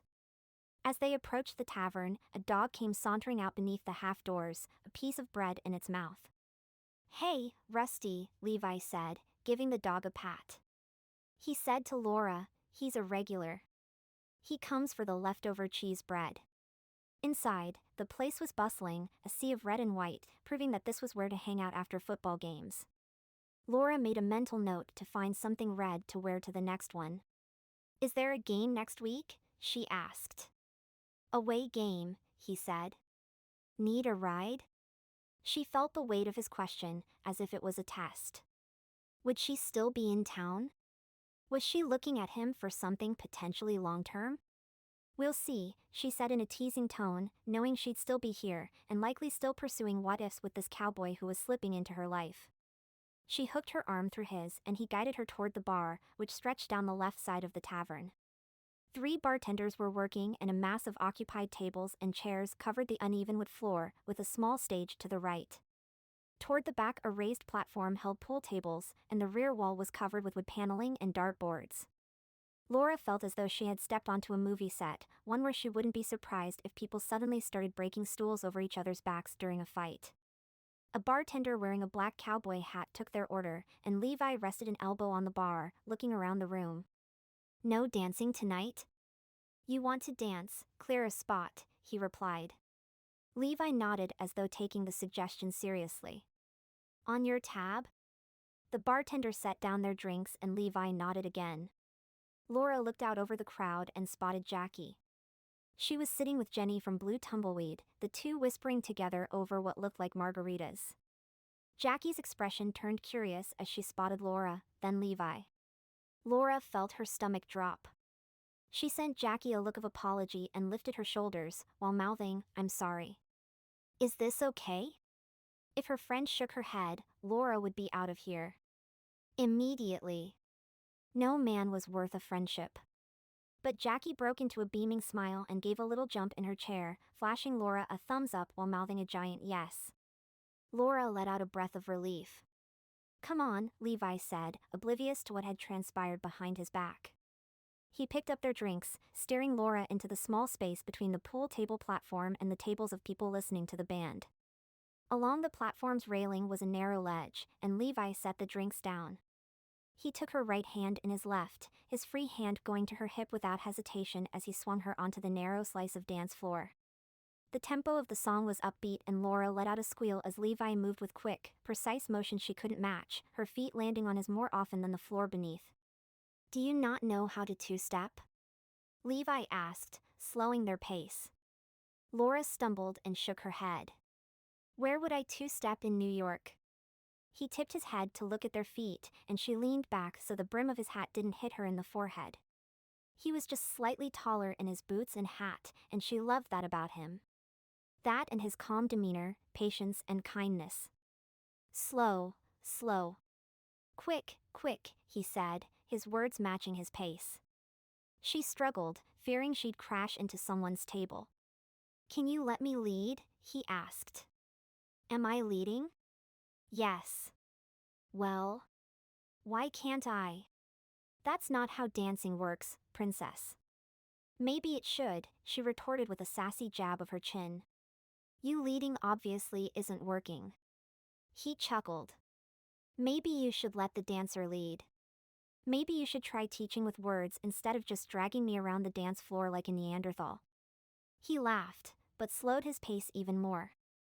Wasn't ballet part of your princess lessons? Quit calling me a princess, she said lightly. And ballet was easy. He laughed. Ballet was easy? That's not what I've heard. Well, it was until I reached my first big growth spurt at age 12 and lost enough coordination that my instructor suggested I try something else. Ouch.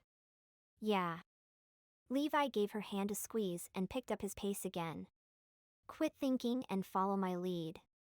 She closed her eyes, trying to feel the music. She crashed against his chest, opening her eyes to apologize. He wiggled their joined hands. Relax. Maybe if you stopped calling me a princess I would. You're thinking. You're trying. This is a cowboy dance, and we don't do either one of those things after a whiskey, and that's when we dance. They were moving again, her knees knocking his, her right foot landing on his left.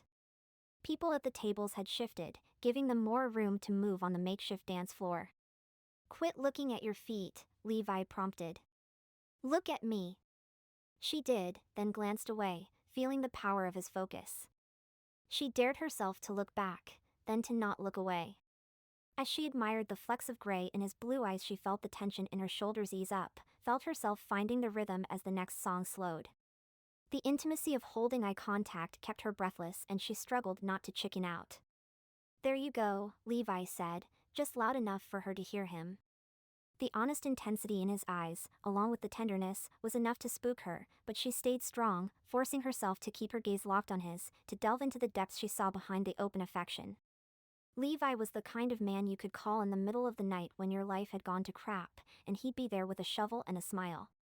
"Thank you," she whispered. "For what?" She shrugged, unable to express the conviction that he would be there if she needed him, and how much that meant.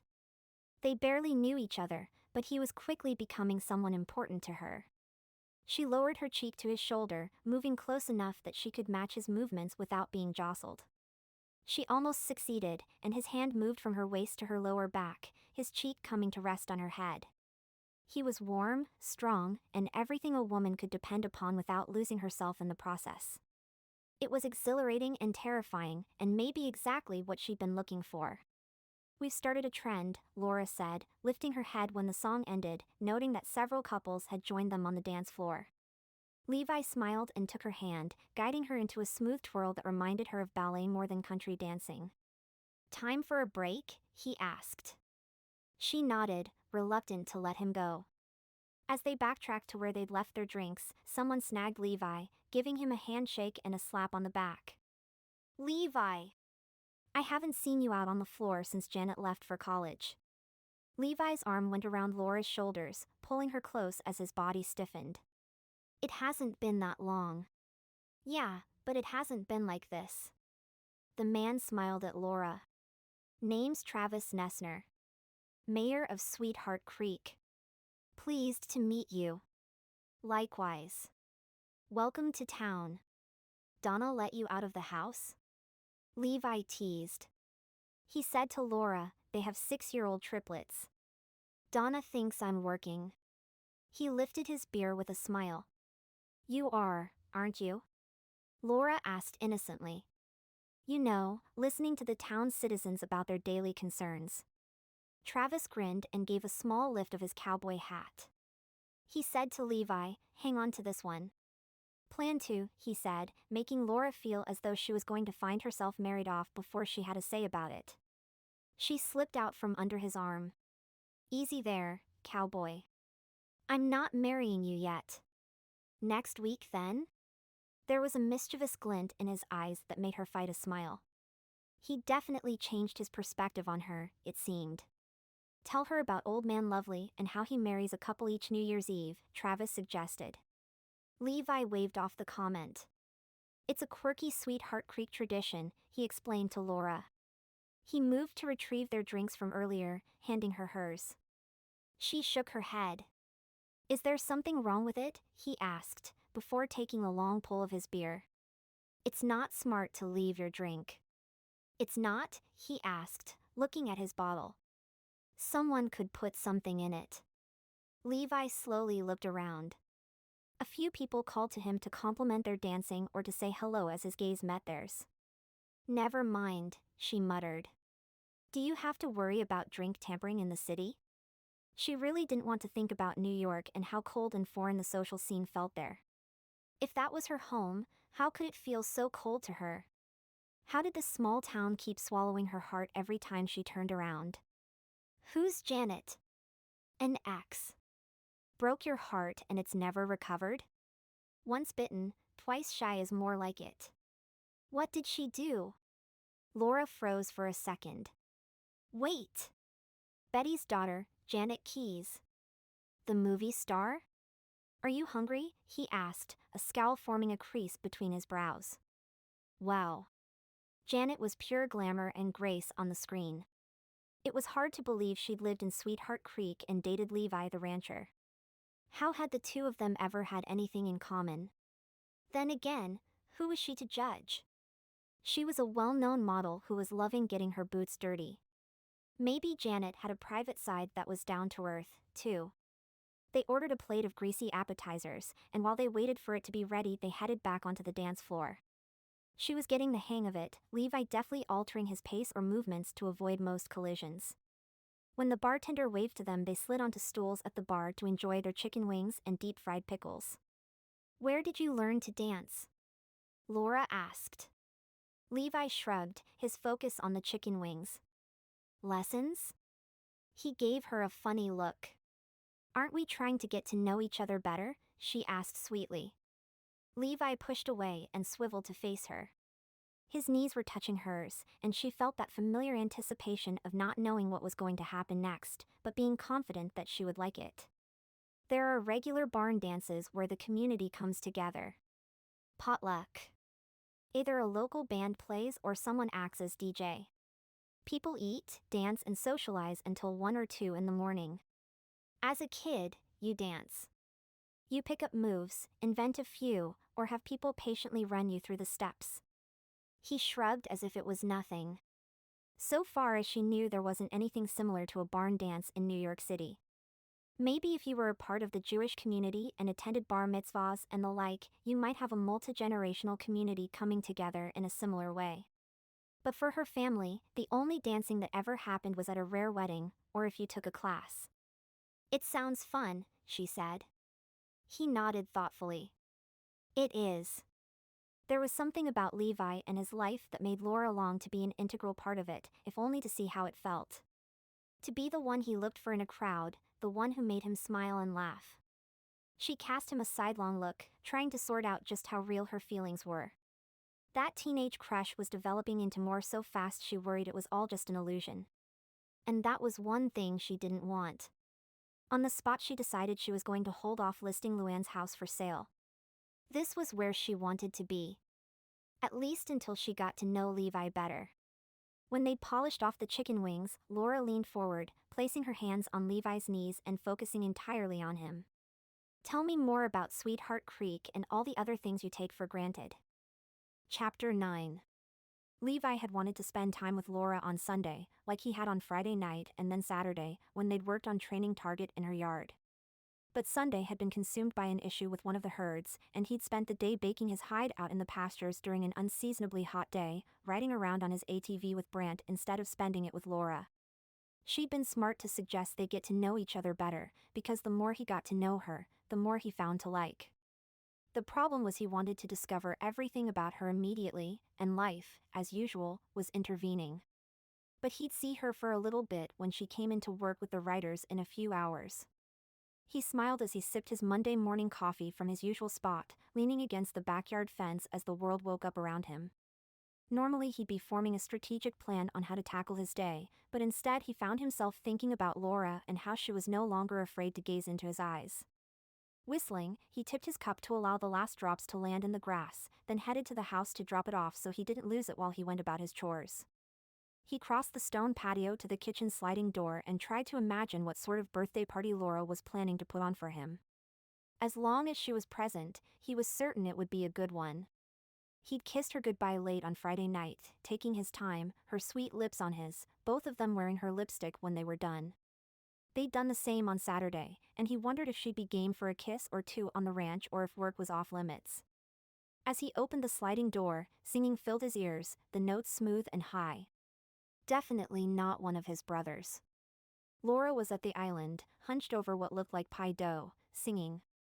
She looked up and gave him a smile so open and free that he lengthened his steps to reach her sooner. Just when he was about to slide his arms around her, his mother called out, "Good morning, Levi." What? He stopped and turned. She came bustling in, a box in her arms, and said to Laura, "I knew I had an extra punch bowl tucked away somewhere." She set it on the counter, then opened the oven door, sliding a tray inside with an efficiency that was wonderfully familiar. "What's going on?" Levi asked. "I'm learning to bake pies," Laura said, her voice tinkling with laughter as she swiped her doughy hands across the half-apron hiding her curvy hips. She leaned forward, giving him a kiss on the lips. He smiled and pulled her closer. "It looks like you're enjoying yourself." "I am." She was wearing a colorless lip gloss, and he guessed that she definitely planned on kissing him today, and not leaving a trace of their affection. "I like the gloss," he whispered, kissing her again quickly. "Laura can't put on this much food all by herself," his mother said, still bustling about the kitchen. "You're serving lunch?" he asked, his interest peaking as he tried to figure out what the women were making. "Yes." But I meant for the party, she stated. 50 people is a lot, you know. 50? He hadn't invited that many. 50, his mom confirmed. Laura had gone back to rolling out the ball of dough in front of her, and Levi stepped back so he wasn't in her way. He leaned in to kiss her again, and she obliged before shooing him off with a small smile. You're distracting. We have lots to do before the writers come at 10. The sun from last week had freckled her nose, and a healthy glow covered her cheeks, making her look even more gorgeous than ever. She was wearing the soft brown, square-toed cowboy boots he picked out for her on Saturday afternoon and had asked Jenny Oliver to deliver. Nice boots, he said. I have a footwear fairy. He frowned, not partial to being called a fairy. How did you know my shoe size? Laura asked. I'm the kind of man who notices things. Especially when someone's stepping on my toes while learning to dance. He dodged the handful of flowers she tossed at him. His mother began nudging him toward the door. Come on, now. I'm sure you have work to do. Quit distracting my help. I'm okay with frozen food, he said, sidestepping around his mom to slide in behind Laura, his arms going around her waist as he nuzzled her neck. Just shove it all in the oven. Scurvy, trans fats and wasting away are not options, Maria retorted, using her I mean business tone. Levi gave Laura a peck on the cheek, then began moving toward the door before he got in trouble. He paused for a moment in the doorway to take in the sight of Laura working the dough, humming one of the songs they danced to on Friday. He'd been wrong about not having time for a girlfriend, and he could see how he'd been using the ranch as an excuse, a shield from putting himself out there, believing he'd never have anything close to this. The way Laura was weaving her way into his life was wonderful, and there was something about having her in his home, laughing and working with his mom, that made him feel strangely homesick for what could be. He wanted this. He wanted this badly. Laura had been humming to herself all day. She and Maria had baked several fruit pies in the morning, among other items for the party, popping them into the freezer for Wednesday night. Working with Levi's mom had been like working with Levi, absorbing lots of information and always in motion. The woman had whizzed around the kitchen, rearranging things, making clucking noises whenever she found something put in the wrong place, or that hadn't been cleaned to her standards. Laura guessed she had been secretly pleased to see the boys had been faltering without her. Having finished in the stables, Laura sauntered out into the afternoon sunshine. She inhaled the fresh air as her phone began to ring in her back pocket. It was her sister. How's the house going? Eva asked. Slowly, but that's okay. Did I tell you I'm fostering a puppy that chews just about everything in sight? Target was currently at Brant's office for daycare so she could get things done on the ranch without worrying about the pup. You always wanted a dog, her sister said.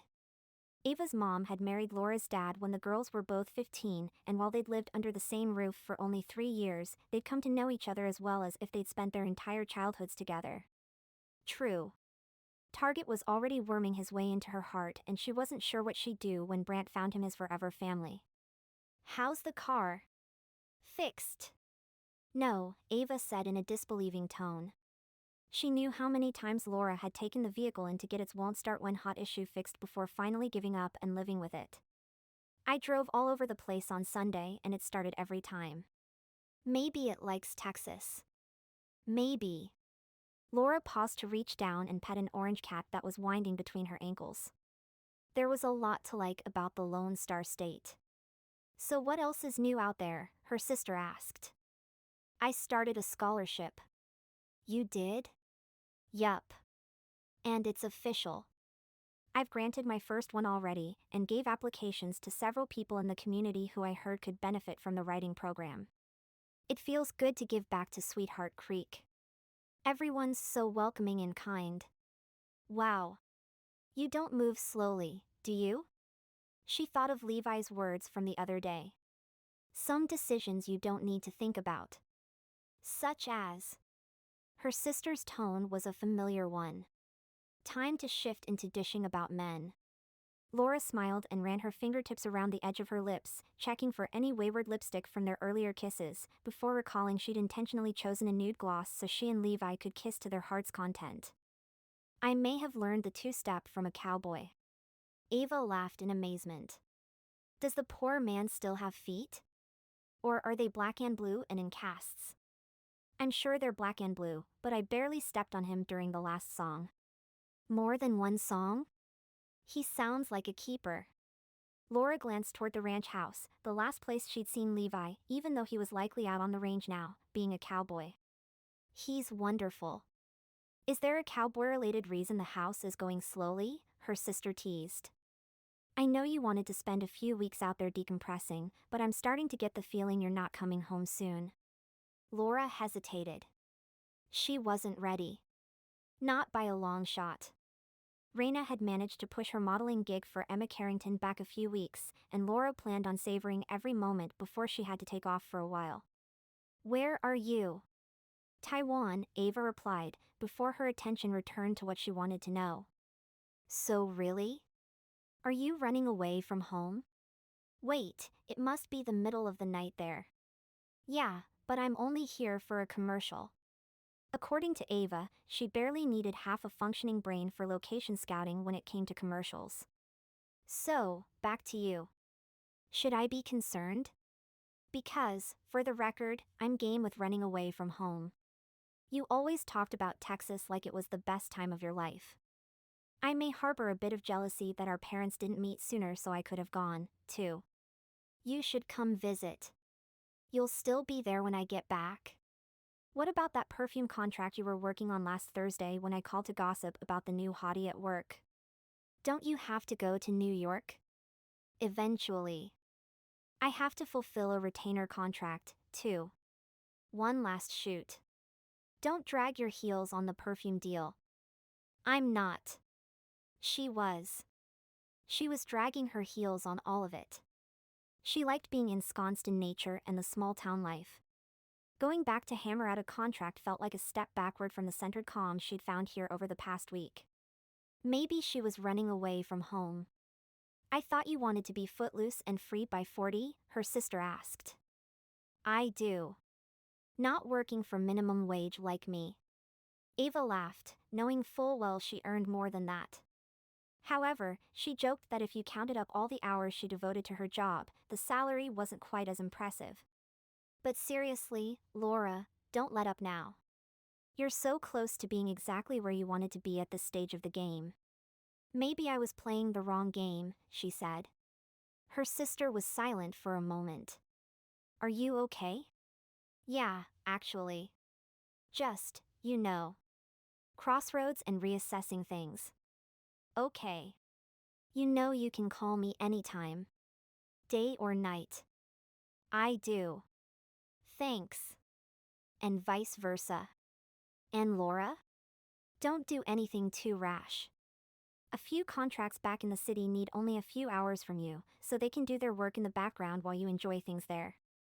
It doesn't have to be one or the other.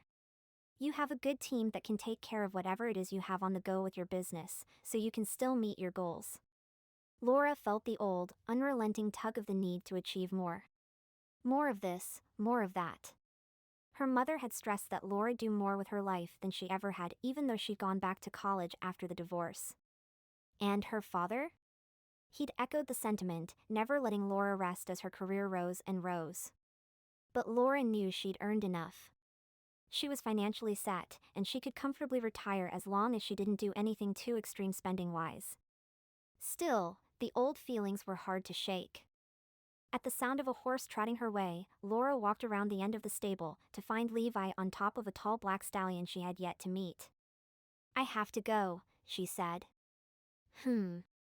Cowboy time? Ava teased. Something like that. Have fun, her sister sang. Laura ended the call and moved toward Levi, studying the dirty-looking white dog in his arms. As he came closer, she realized it was a lamb, and that its mother was following along behind, Levi's dog making sure she stayed close. Levi came alongside Laura, tipping his head toward a large, empty pen beside the red barn. Long grass obscured some of the metal mesh fencing. Can you open the gate for me? What have you got there? She asked, hurrying to lift the latch. A struggling lamb. Lupe immediately rounded up the ewe and another lamb Laura hadn't noticed earlier. How strong are you? Levi asked, sizing her up. His horse had stopped outside the pen, shifting from foot to foot. She studied the lamb doubtfully. It was adorable, but she wasn't sure she could handle the squirming animal, and especially safely transfer it from Levi's arms to her own with him still up on his horse. How heavy is it? Fairly. Here, hold the reins. She did, and with a core strength she had underestimated, Levi lifted himself in one stirrup, then slid off the tall stallion, the lamb still clasped in his arms. Landing with knees bent, he paused to catch his balance for a moment, then set the lamb on its feet inside the pen. It hurried to its mother's side with a plaintive bleat. Levi gave Lupe some hand signals and the dog guarded the gate as Levi began to close it, the two of them slipping out at the last moment. Lupe, now off duty, came to Laura, smiling and waiting to be petted. She stroked his dusty fur, then followed Levi, who took the reins back for his horse. They headed toward what she thought of as the working stable, a building she hadn't yet been inside, and was set farther away from the house than the riding arena. I didn't know you had sheep. They're Ryan's. He said something about getting some that sounded smart. I fell for it, and now I have sheep. They're yours? Well, he doesn't do anything to help with them, and I raised my hand at the auction last month with the winning bid. So, yeah. I guess they're mine. Levi looked disgruntled, but Laura knew it was mostly an act. How do you know this lamb is struggling? She asked. Its twin is bigger, thriving. I think the smaller one isn't getting enough milk. What will you do? Make them take turns or something? She fell into step beside him, and he leaned close enough to give her a quick kiss. No, we'll bottle feed to get it caught up. My guess is that the mom either can't produce enough milk or its sibling is bullying it away from the teat any time it tries to feed. Poor thing.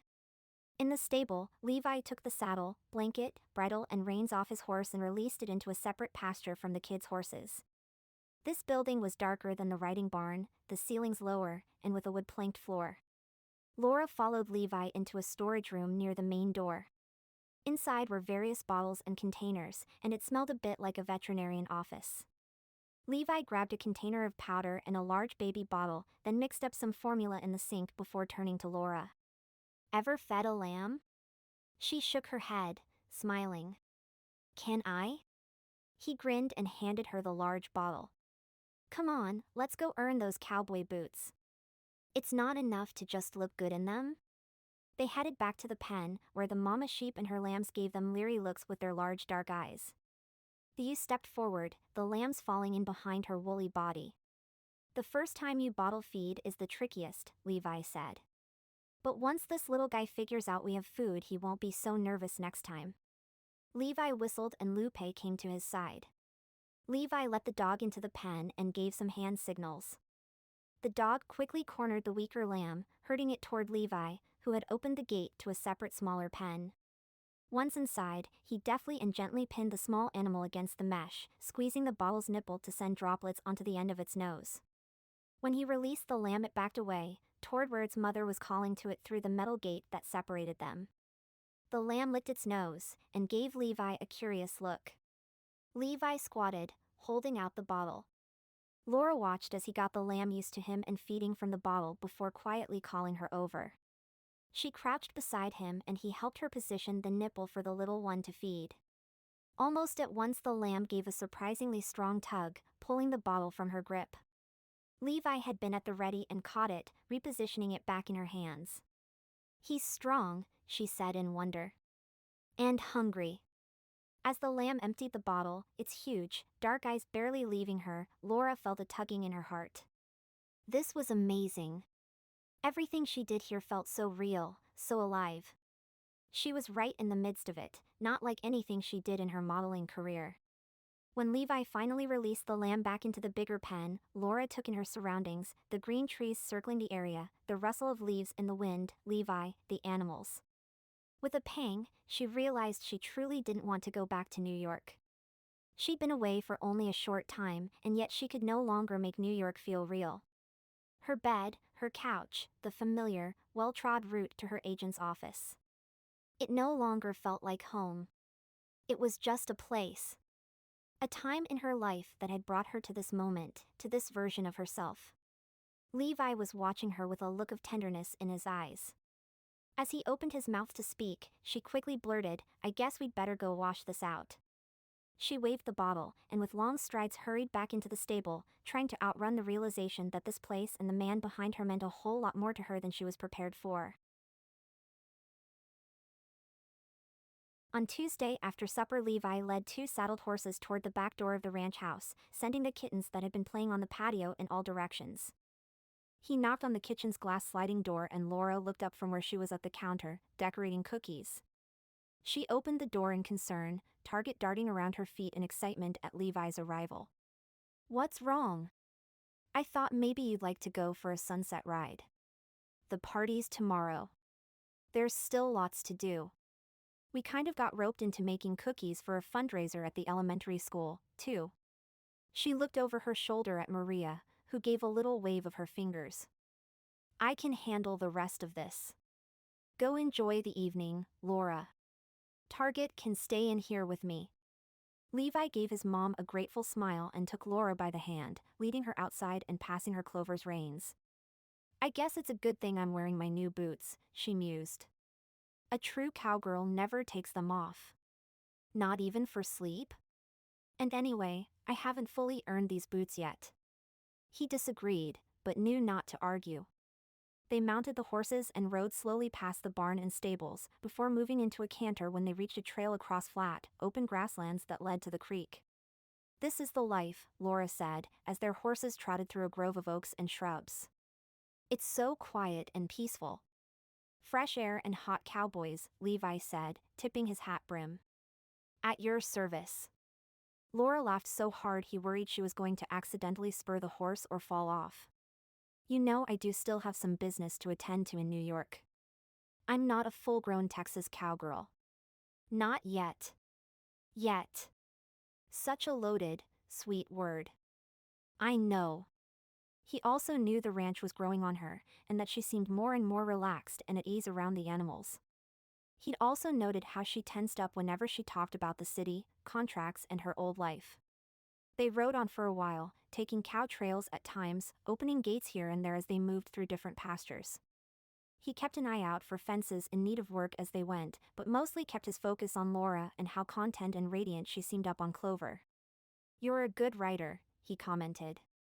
She'd obviously spent more time on horseback than he'd realized. "I don't know which human civilization first decided that riding horses was a good idea, but I'm glad they did. Life would be a lot different for me if they hadn't." He pointed to a gate blocking their way. "You want to open this one?" "Sure." She slid off the horse and went to the barbed wire fence. Hugging the main post like he'd done, she pulled the wire gate with its wooden supports toward her so she could lift the loop of wire that latched it to the fence, then dragged the loose gate to the side so Levi could ride through, leading her horse. "Make sure you get it closed properly. Otherwise the cat'll rub against it, knock it down and escape." "Got it." She struggled a minute, but eventually got the floppy gate upright and secured. They went down the slope toward Sweetheart Creek, which ran through the ranch and then onto the town, giving the community its name. "This is Sweetheart Creek and my waterfall," he said, pointing to some faster-moving water to his left. "That's not a waterfall, is it?" she said doubtfully. "Not at the moment, maybe. But when we get flash floods, this outcropping steers part of the flow that way and it shoots down over those rocks." He waved his hand. "There are a couple of places along here where veritable rapids occur after a heavy rain, so my brothers and I each claimed a waterfall." "You spent a lot of time out here as kids?" Laura asked. He nodded. "It must have been an amazing place to grow up." "It was. Still is." He glanced over his shoulder at the creek, which looked languid and innocent this dry autumn evening, but Levi knew from experience how quickly it could become a danger during floods. He'd done some growing up here when he was 15 after he'd stormed off when his 4 younger brothers had refused to listen to his advice about the flooding creek. He'd left them there, and they'd all come close to losing Ryan that day. Levi supposed that no matter where a person spent their childhood there would be times like that. You grew into the space you were born in, pushing the boundaries and finding the dangers no matter how innocent or obvious they might seem. "Do you want a family?" he asked Laura, shaking off the past. He understood she'd had a big career and had maybe decided she didn't want kids. He knew he did, though. Lots of them. But she might consider herself past the age where she might want 2 or 3, or even any at all. Laura was quiet for a long moment, then finally said, "I do." She turned to take in his reaction. He was careful to simply accept it, to not say anything. "We missed the sunset," he remarked instead, noting that the sun had dipped below the horizon, the sky streaked with pinks and oranges. They turned the horses back toward the ranch house, hearing cattle calling to each other in the distance. As they rode, Laura asked, her tone tentative, "Do you want kids, that is?" "I practically have them already named." She turned in the saddle, relaxing as she took a better look at him. "Why am I not surprised?" "What? The other men you've dated haven't wanted kids?" "I didn't want to assume." There was something about her body language that told him to tread carefully and not move too fast or he might scare her off. "I'm not in a big hurry yet. I have a lot of changes envisioned for the ranch, and implementing them will keep me busy. But one day. Soon. Very soon, hopefully." That cloud in Laura's eyes was returning again, the one he knew masked pain and hurt. She bit her bottom lip, looking more perturbed by his statement than he'd expected her to. They rode in silence as he tried to think of a way to delve into the reasoning behind her reaction. He thought they were both in step on the path to their heart's desire of love, family, happiness. Before he realized it, they'd crested the small rise before the last fence between them and the yard. "I'll get the gate," Laura said, when they spotted Levi's great-uncle leaning against the fence post, waiting. "Nice romantic ride?" Henry asked. "Forgot you were gonna bring me that stallion for breeding, did you?" "Don't worry, your mom got him loaded into the trailer for me while y'all were out gallivanting." Levi had forgotten. But who could blame him? When it came to spending time with his dour relative or Laura, she would always eclipse him. Chapter 10. As promised, Levi left the pastures early on his birthday, showered and was ready to play his role as the guest of honor at his party. With his hair still damp, as well as still in need of a cut, he trotted into the kitchen looking for Laura, who had been working all afternoon with his mom, getting things ready. Through the patio door he saw her sitting in one of the lawn chairs, tossing a ball for Target to fetch. She was laughing, watching the puppy overshoot the ball more often than not, skid to a stop, then come tearing back, the ball in his mouth. His mom came into the kitchen, carrying a tray. "Do you know how long it took me to find this?" she asked. "You boys managed to rearrange everything while I was gone." Maria followed his gaze. "She's lovely, isn't she?" "She is." "When's she heading back to New York?" "We're giving ourselves some time to see where things take us." "She's waiting to put Luann's place up for sale." His mom smiled. "I like the sound of that. But I thought she had a photo shoot to take care of." "She's retired." She said something about a retainer contract. It sounded as though it was coming up soon. "First I've heard she's still under contract." An unwelcome feeling of dread settled over Levi. As though sensing they were talking about her, Laura turned in her chair, brightening when she spotted him through the glass. Levi opened the door, stepping out into the day's dwindling heat. "Howdy, princess." She rolled her eyes at the nickname. "I think mucking out the stables this morning proved I'm not a princess." He chuckled, pulling her to her feet so he could wrap his arms around her and give her a gentle kiss that soon turned deeper. He could kiss this woman forever. Around them the patio was decorated with balloons and streamers, and little lights strung up for when the sun set. "It looks great out here." Laura perked up. "Do you like it?" He slid an arm around her shoulders, pulling her in for another kiss as he said, "Love it." She made a contented sound and kissed him back, her fingers tugging on the longish hair at the nape of his neck. Target was popping up on his hind legs, bouncing off Laura's thigh. "Fun trick," Levi said.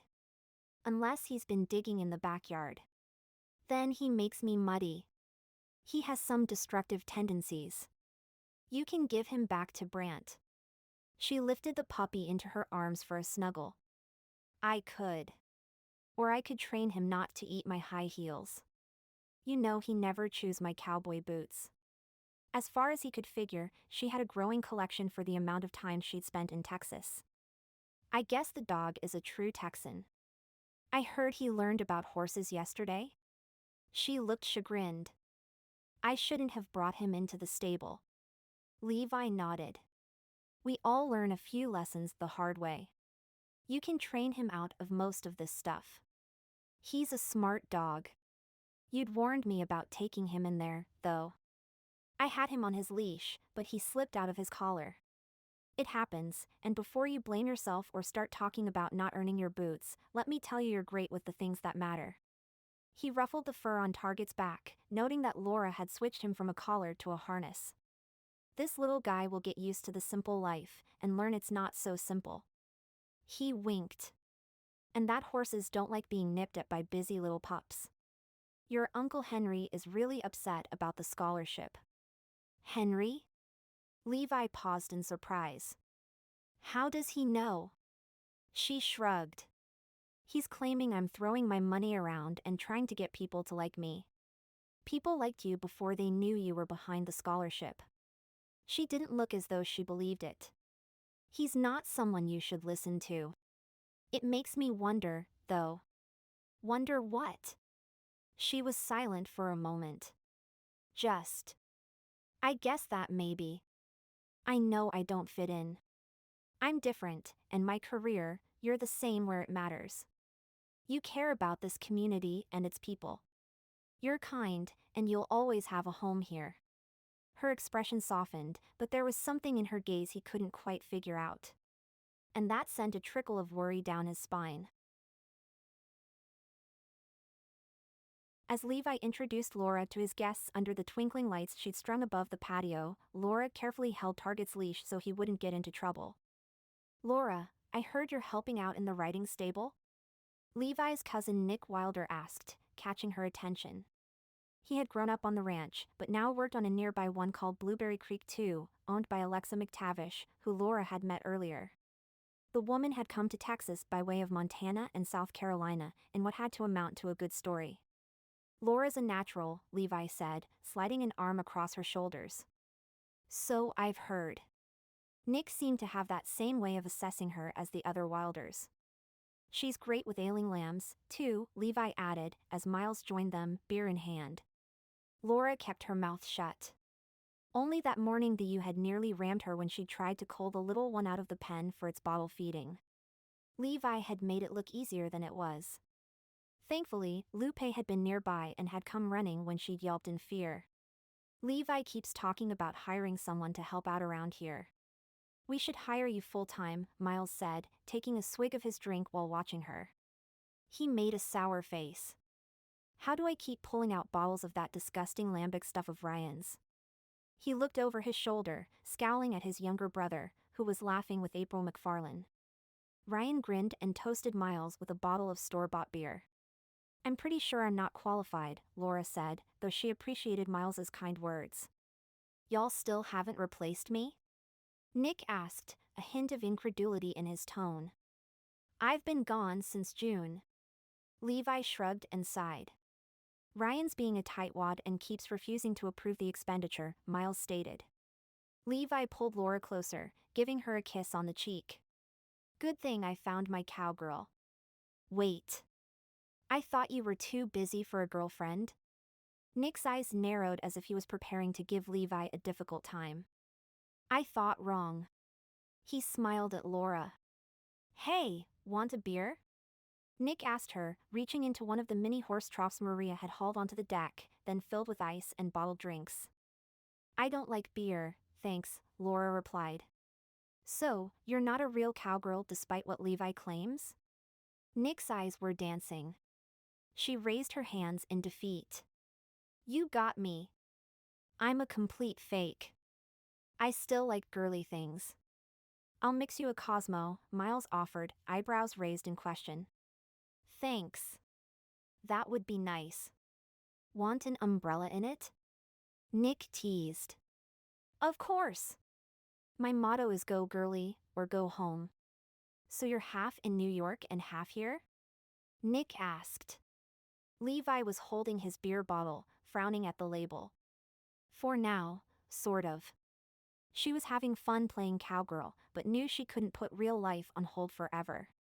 Her sister was right in saying that Laura needed to make sure she still had projects working in the background to get her where she wanted to be for her retirement.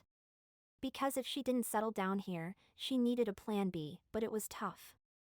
This was where she wanted to be, and how was she going to split her time between the city and the ranch?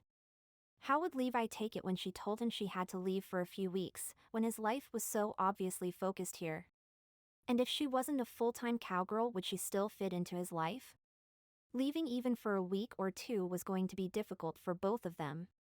She caught Levi watching her with a look that made her want to launch herself into his arms and never let go. Why did being with him feel so right, when it was so unexpected? Why did it make her want to throw away everything she'd spent the last 15 years working toward? Laura's phone rang and she pulled it from her pocket, gratefully excusing herself from the group and Levi's probing gaze. Plugging her free ear with a finger, she stepped to the edge of the patio as she answered, then moved past a cluster of partygoers gathered by a beautiful rose trellis on the lawn before stopping by a swing set under the trees. Behind her, bursts of laughter broke the quiet of the night. "I have another offer on your aunt's house. I don't even have it listed." Laura frowned and hooked Target's leash over the swing's armrest, staring at the fallow vegetable garden. Would she still be here to help lay out Rose next spring? "I know, but this offer is a legitimate one, from the same people as before. They really want this house, and you might not get another offer in a long time. The market is pretty depressed in this area. They're willing to match your to-be list price, with a gentle request for possession in 2 weeks, that's mid-October." The young family. They needed a home, didn't they? And she was holding on to a property that she would be coming and going from over the next few months as she settled contracts in the city.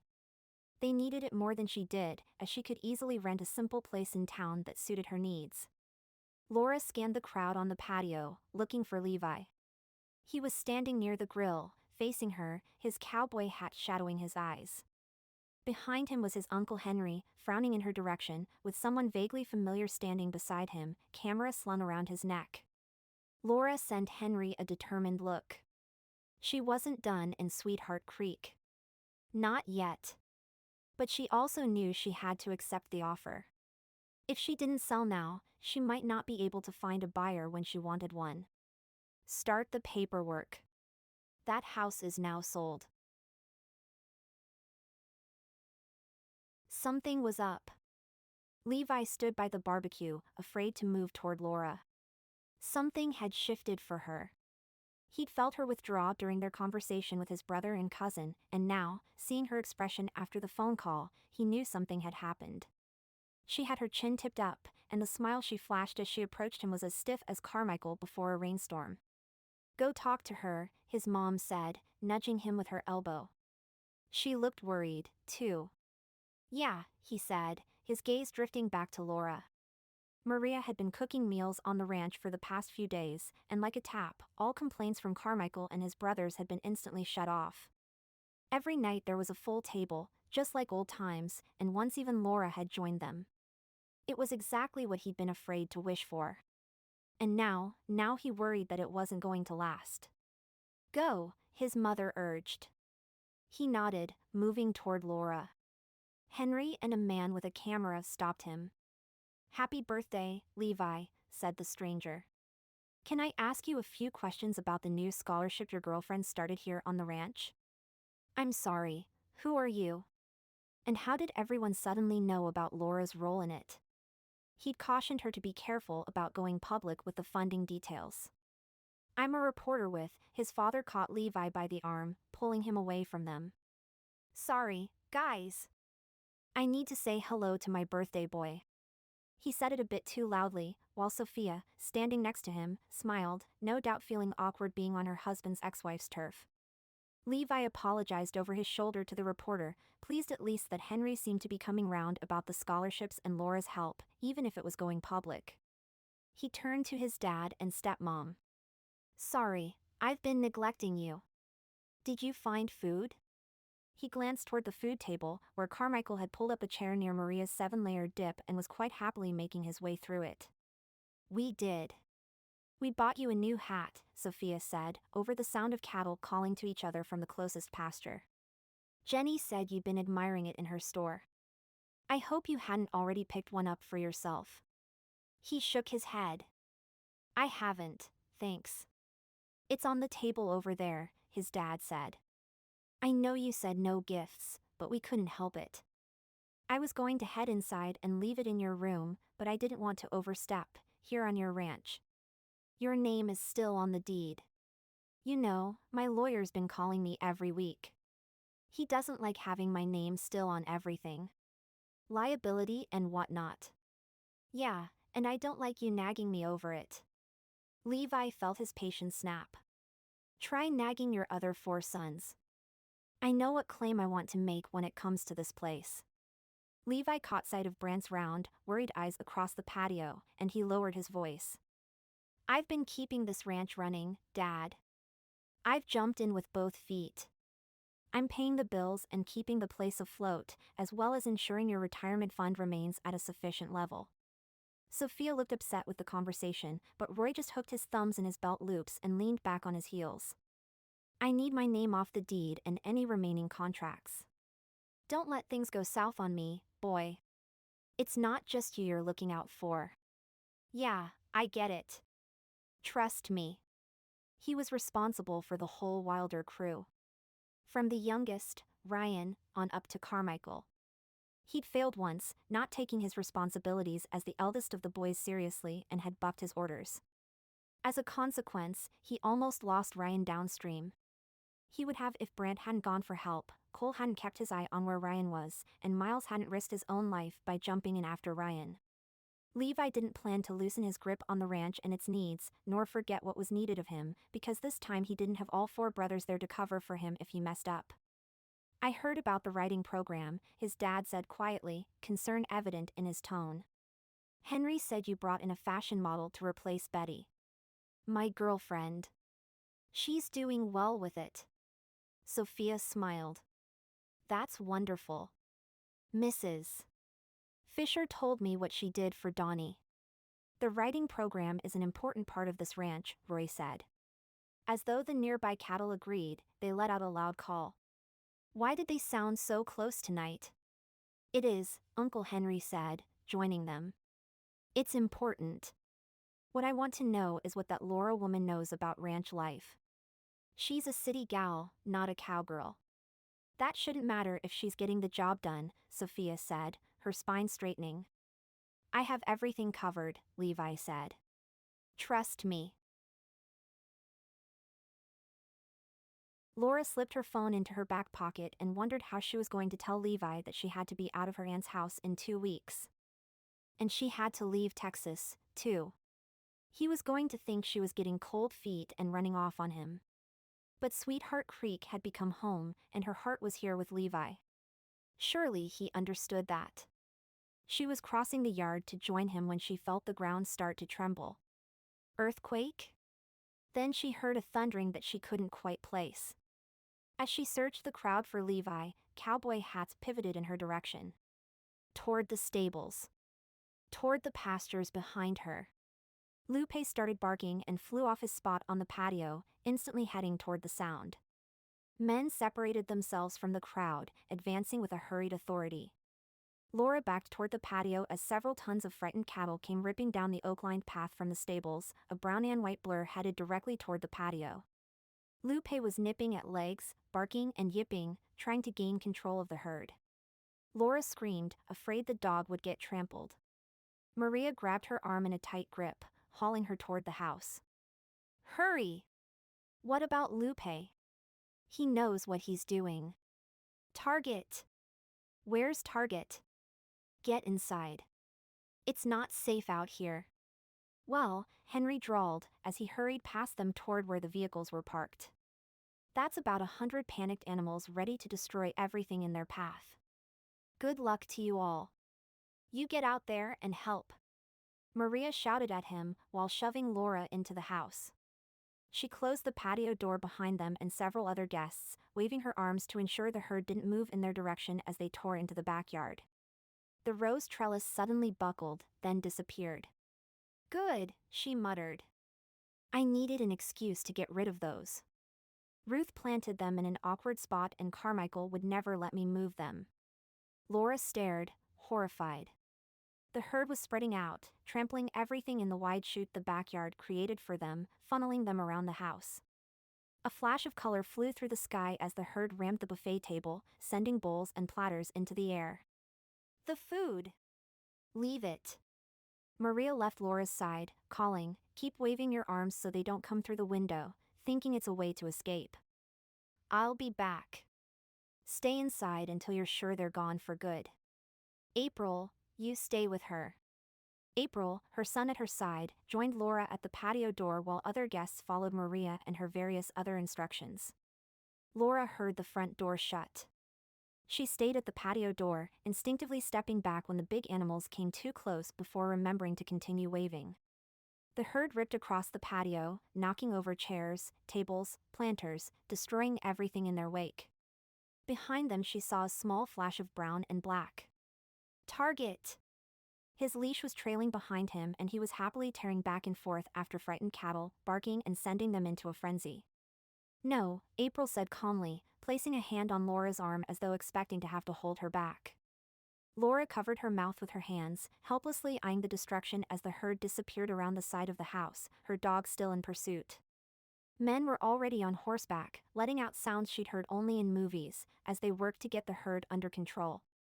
Laura ran to the front of the house, watching from the living room window along with Sophia and Jenny as the stream of cattle ripped up the lawn, taking out small shrubs and setting off a car alarm before blundering out onto the road. Laura groaned when she saw them jostle her little VW Beetle out of the way as though it barely weighed a thing. When they finally disappeared, the silence was almost eerie, the air filled with dust. Laura stepped out onto the porch. "I'll bet you that gate by the back stable wasn't closed properly last night," Henry announced from the front step. "Hope your little sunset ride with Levi was worth the cost you just incurred him and the ranch." Laura felt her heart drop. "Levi keeps telling us that the two of you have things handled out here and that we should trust him." Henry sized her up. "I'm not so sure he hasn't been blinded."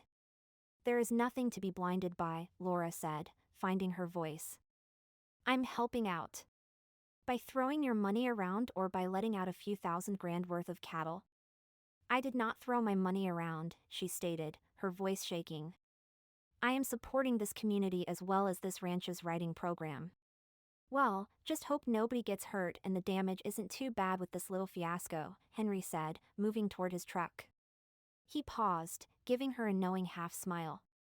"Say, whose little dog was that riding the herd, anyway?" Chapter 11. When the cattle had been rounded up, the horses put back out to pasture, the men all thanked for stepping in, and his father argued with over how he was running the ranch. Levi sought out Laura. As he came to the back of the house, Target nestled in the crook of his arm, the scene shocked him. The patio was in ruins, broken tables and chairs stacked at the edge, along with bags of trash. Bits of food still splattered the stones and the house's siding despite the cleanup. The barbecue was dented, the patio's carefully laid pieces broken and appended in places. It looked like a stampede had been through, all right. "Did you see Laura's car?" Levi's mother asked, coming up alongside him. She'd taken the truck and helped head off the herd by circling out on back roads to meet them face to face. She must have broken some speed records on those gravel roads tonight, and her help had been invaluable. "No, I didn't," Levi replied, absently petting Laura's tired dog. "The front wheel well doesn't look too good." "How is she handling things?" Henry said the gate was her fault. "I haven't spoken to her yet, but the gate could have been anyone's." Although Hank had said he hadn't been through it since moving the herd, making Laura the last one to secure the gate. It was clear it had swung open, the cattle deciding to mosey through, and then the little dog in his arms had come along to have some fun. Levi and his mom moved to the patio door and he could see Laura working at the sink, elbow deep in soapy dishwater. "She reminds me a lot of Janet," Maria murmured. "She's bigger than this town." "She likes it here," he said, aware that he was sounding defensive. "I know. That's not what I meant." Levi frowned at his mother. Laura was different than Janet. Janet had always been running toward glamour, whereas Laura seemed happy to leave it behind. She was running to the ranch, not away from it. He said goodnight to his mom, who was heading back to her own place, and slid the patio door open. He came up behind Laura and brushed a kiss against her cheek. Her eyes slowly closed, as though she was committing the kiss to memory. Target wiggled in his grasp, climbing up Laura's shoulder to lick her cheek. Tears filled her eyes as she turned to them, taking the dog in her arms. "Is everyone okay?" she asked. "I think so.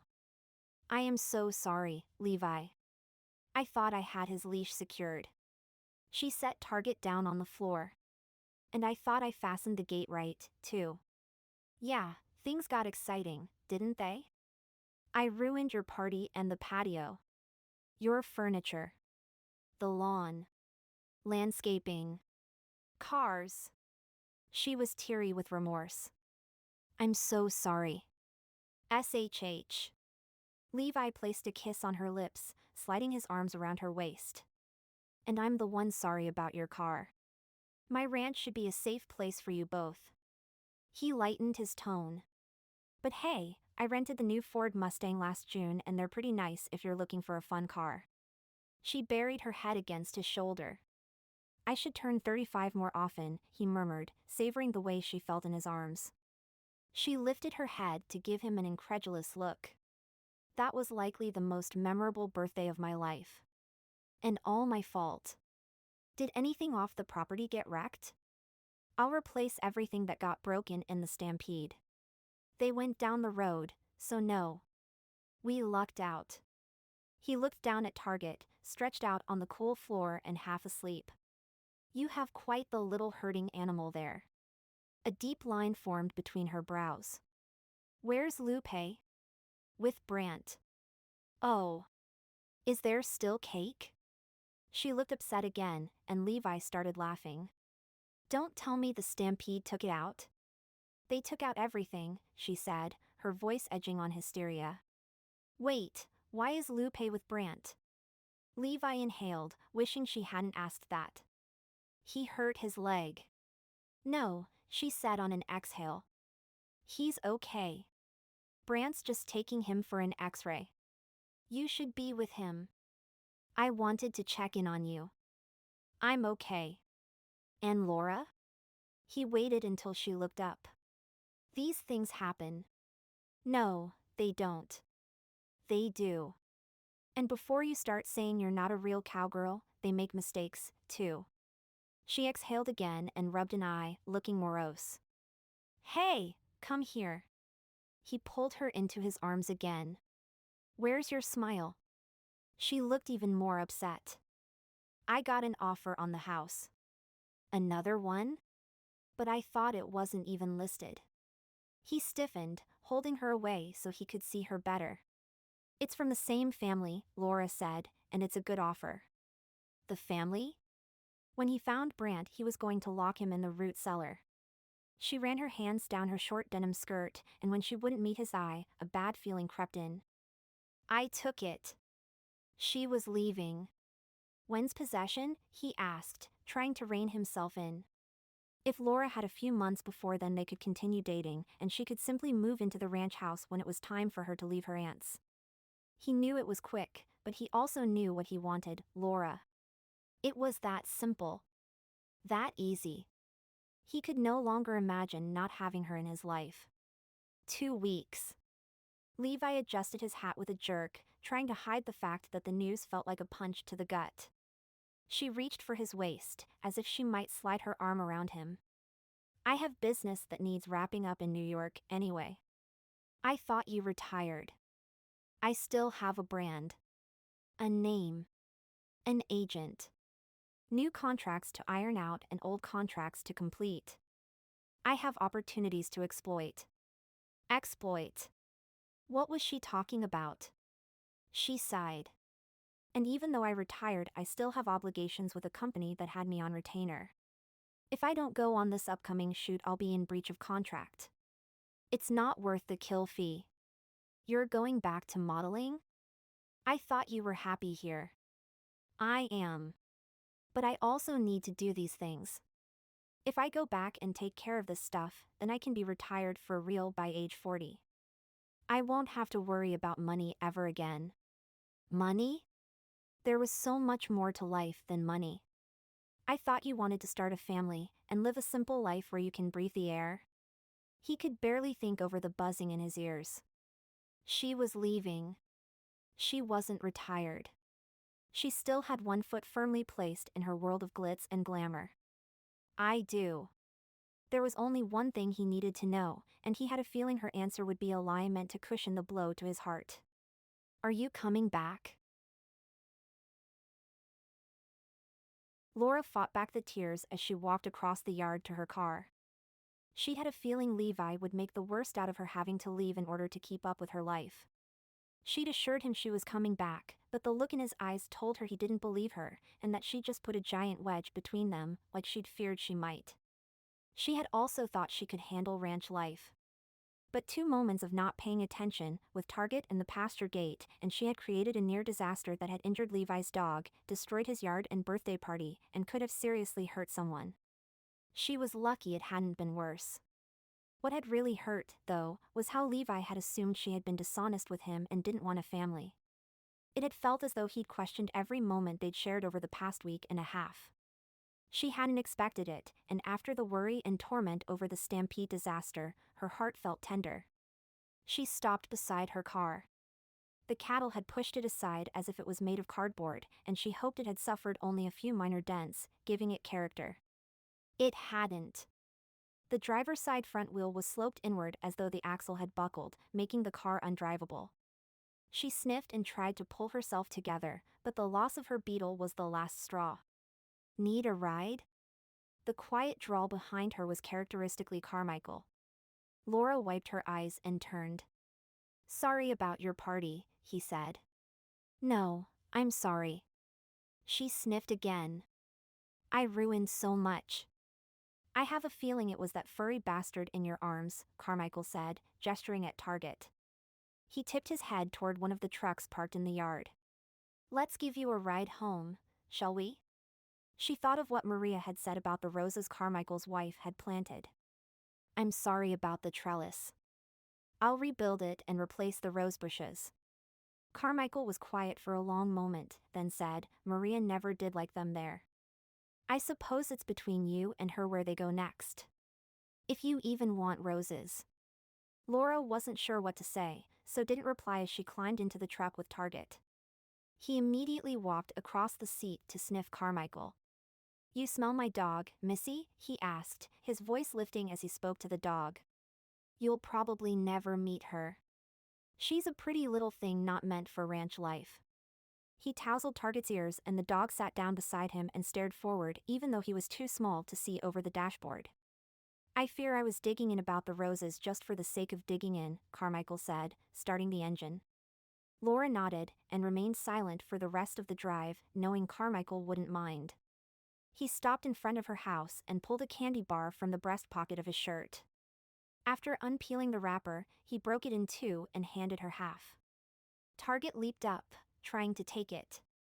Carmichael tipped his hand away from the dog and clicked his tongue. The dog Saturday chocolate's not good for dogs. But it's good for a woman who's had a hard day. He offered Laura half again, and the dog stayed where he was.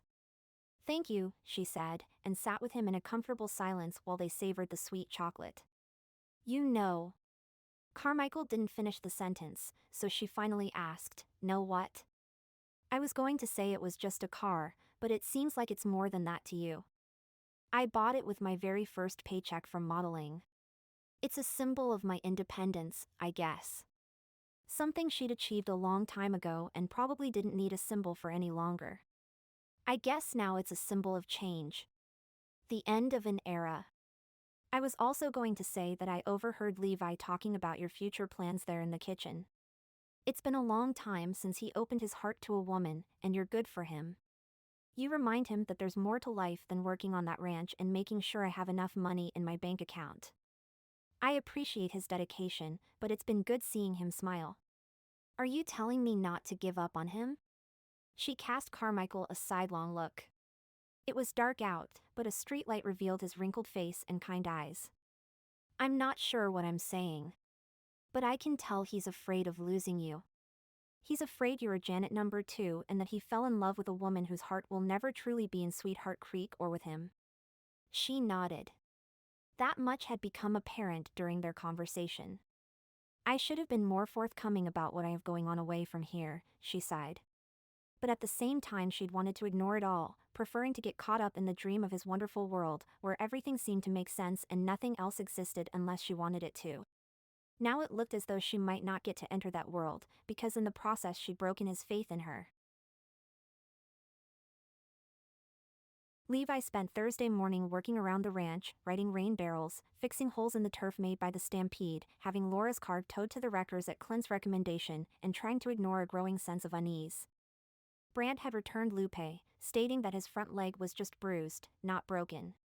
Last night's fiasco wasn't something that would have a lasting impact on the ranch, even though Levi was certain it was making the gossip rounds. Especially with the stampede photo and article in a New York newspaper, courtesy of the reporter who'd been in attendance last night. Henry had stopped by to wave the paper in Levi's face, proclaiming that Laura didn't belong on the ranch. The reporter had captured it all in black and white, the stampede, Laura, Levi, and he dished out more information about their private lives than Levi felt the public should be privy to. But it was the quote from Laura, about feeling it was too late to have kids, and that she wanted to travel the world, that had set him back. This article wasn't in a tabloid. Was it the truth? If so, why hadn't she told him? Had Sweetheart Creek just been her lightning-strike stopover, and now that she knew what she wanted, she was gone? Gone back to glitz and glamour and everything he and the ranch were not? It had all felt like more than that to him. Levi walked into the stable where Laura was slowly hanging up the last of the equipment, the riders having left almost 40 minutes ago. He didn't try to kiss her, keeping his distance. Last night's conversation about the future had left too many questions swirling in his mind. The photo shoot date got moved up, she said, crouching to pet Lupe. She crooned over him, her guilt for his injury obvious. It didn't help that the dog seemed to exaggerate his mild limp in front of her. We're aiming to avoid a possible incoming hurricane for the outdoor part of the shoot. When do you go? Tomorrow.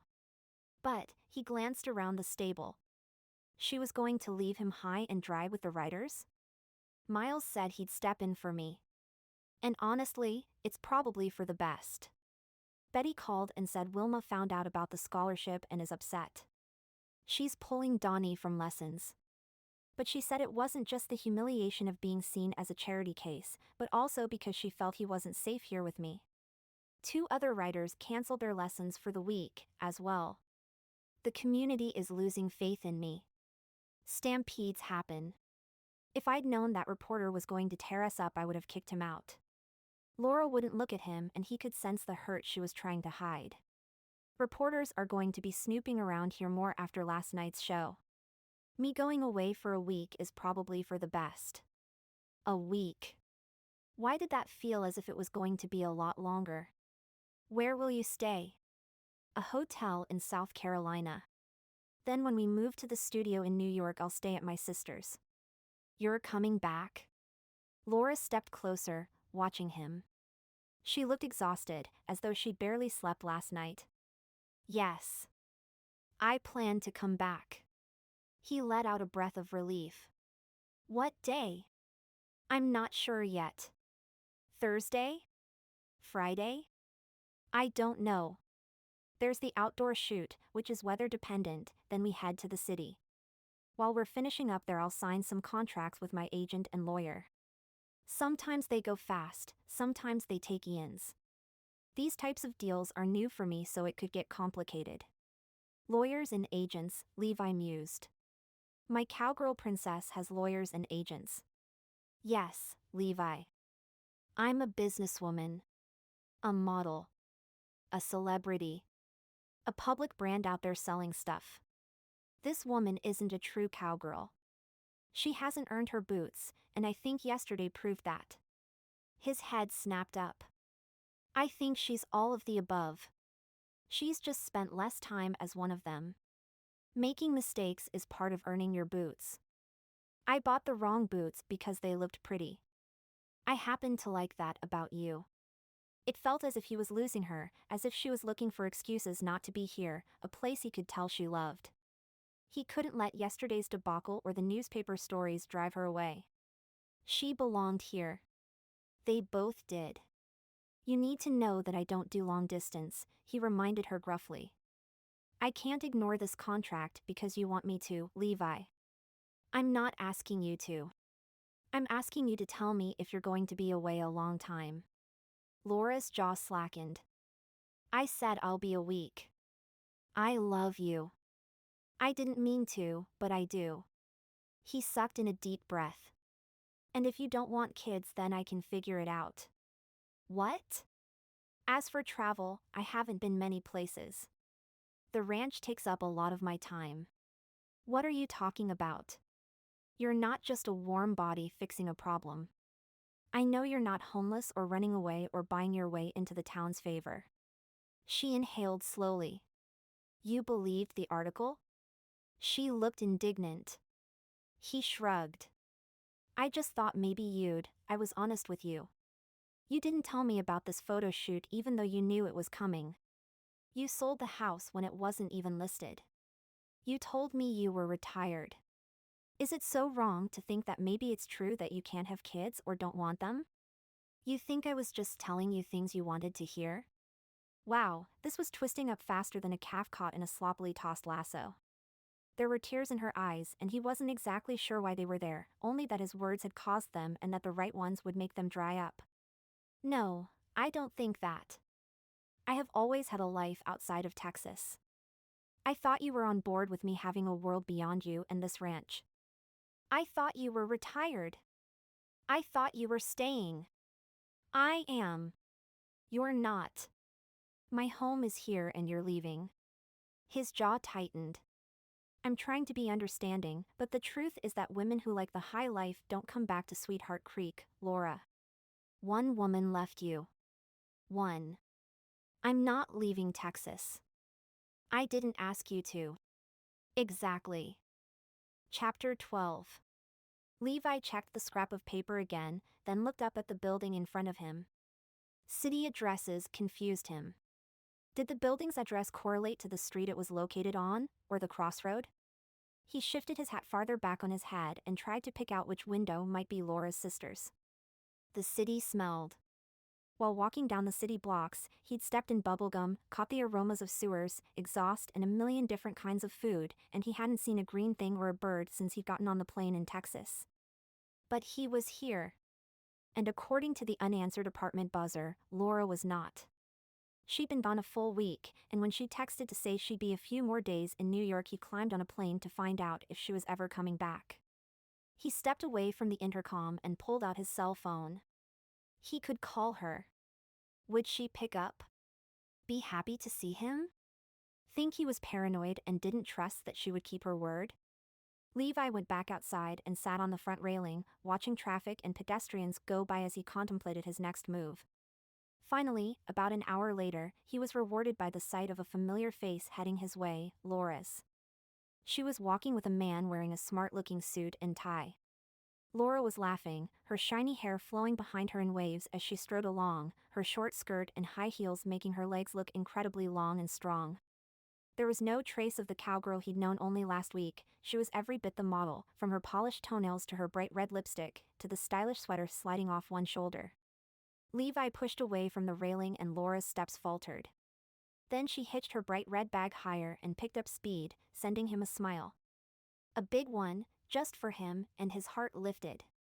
She turned back briefly, saying goodbye to the man she'd been walking with, pausing long enough to give him an air kiss, as well as receive one on each cheek. As Laura approached Levi, he said, "Thought maybe you'd be available for supper?" With her all dolled up, it was difficult to equate this version of Laura to the one he'd fallen for. She was a few feet away and she stopped, her expression cautious. "You came here to ask me out to supper?" "I did." She smiled again, her chin lowered bashfully. "That's really romantic, you know. I miss you." She came closer, gave him a light kiss. "I miss you, too." He caught her by the elbow, keeping her near. There was a sadness in her eyes he couldn't explain. He released her elbow and stepped back with a sigh. "I can't eat. I can't sleep. Please come home." Her eyes filled with regret, but there was a firm determination as well. Her chin lifted as she said, "I'm in the middle of making deals. I need to be here." He hooked his hand in hers, knowing she was firm on staying. "I need to be here just like you need to be in Texas, solving all of your family's ranch problems." "I have to be there," Levi insisted. "Last I heard that ranch was owned by 5 different people." He jerked as though stung. "My brothers are figuring out their lives right now. Building their futures. So am I. You said you were retired, and now you're neck deep in modeling and staying here, looking like this." He lifted his hat and scratched his forehead. She was gorgeous, but almost unrecognizable. Which Laura was real, his or this one? "Are you coming back?" "Quit asking me that."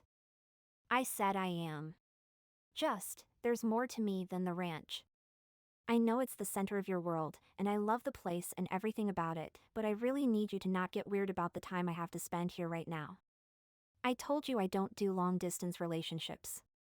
Her tone changed, becoming cool and careful. "If I'm not helping out on the ranch, is there still a place for me in your life?" "Of course." But she didn't belong here, in this place she called home. He could see it in her eyes, in the way her shoulders tensed as they spoke. Home shouldn't do that to a person. She was blinking hard, as if she'd been caught in a dirt devil and needed to flush her eyes. He had a whole speech prepared about how she could live on the ranch and do her New York stuff from there, or fly back to the city as needed. Now all he could see was how different they were. She reached out and grasped his arms, her large bag sliding down to her elbow. "Levi, I care a great deal for you." Her voice had softened, as though that might make her words hurt less. "But if you're looking for a woman who is going to stay on the ranch every day, that's not me. You're looking for the princess life, is that it?" He stepped back, breaking her hold. "You want pretty things? Cowboy boots that hurt your feet?" Her nostrils flared and her jaw tightened.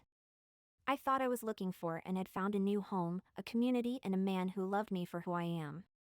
I guess I was wrong." Laura stood at the window in her sister's apartment watching the empty street, her heart aching. What had she done? Why hadn't she just thrown everything to the wind and followed Levi back to Texas? Because he wanted you to live as a cowgirl in his world, and that was just like Memphis wanting you to keep being a model here in New York. She needed someone who understood and was willing to accommodate the changes in her life. But why did this hurt worse than losing Memphis? Her relationship with Levi had been so much shorter. Laura opened her massive purse and took out a file folder thick with contracts. She had her work cut out for her, and the sooner she got lost in it all, the sooner she could forget Levi and the distinct urge to start sobbing and never stop.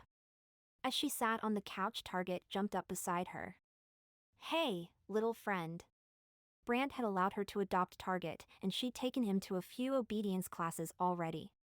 So far he was proving to be a fast learner, and he'd been good about air travel, as well as staying in the apartment during the day. She'd even registered him in a ranch dog school back in Texas, but it looked like she could cancel that one. By the time the apartment was dark enough that she needed to turn on a light, Laura heard a key in the lock, her heart beginning to pound. Nobody had a key but her and her sister. And Ava was in Taiwan. "I thought you were supposed to be gone for another 2 weeks." Laura said, jumping to her feet to go hug Ava. "Took a long weekend. Red-eye flights." "Don't ask." Ava dropped her suitcase with a clunk and kicked the door shut, giving Laura a tight hug. "I figured if you're still in New York instead of Texas, something bad must have happened." Laura let out a shaky laugh as she released her sister, stating, "Nothing bad's happened." "You're lying. You're tucking your hair behind your ear, and you just crossed your arms." Laura uncrossed them. "People can do those things, you know. And you just lifted your chin. It's even worse than I thought." Ava opened her arms to give Laura a second hug, Target bouncing off both of them. "I sent him away," Laura said. "Your dog is cute, but he's not listening to your command to go away. He's currently climbing my leg. You might want to look into how much you're paying for that training you've been texting about." "No. Levi was here." He was waiting outside the building when I got home from the lawyer's office. Her sister held her at arm's length. What do you mean, Levi was here? She bent and scooped up Target. Hey, cutie. Nice to meet you in person. He came to New York to ask me out for supper. Laura swiped at her wet cheeks. He left his ranch, her sister asked in surprise. And took the time to get a haircut. Laura felt the tears start up in earnest. It was just a haircut. The ranch. The place you said he'd never, ever leave, not for anything in the world. And he flew all the way to New York. Ask you to dinner. And you sent him away? Laura nodded, feeling even more uncertain about what she'd done. What did he do to you? He just, Laura sniffled and waved her hands helplessly. I caused a stampede. Things won't work out with me on the ranch, and people are mad about the scholarship and say I'm throwing my money around to make everyone like me. The whole community has lost faith in me.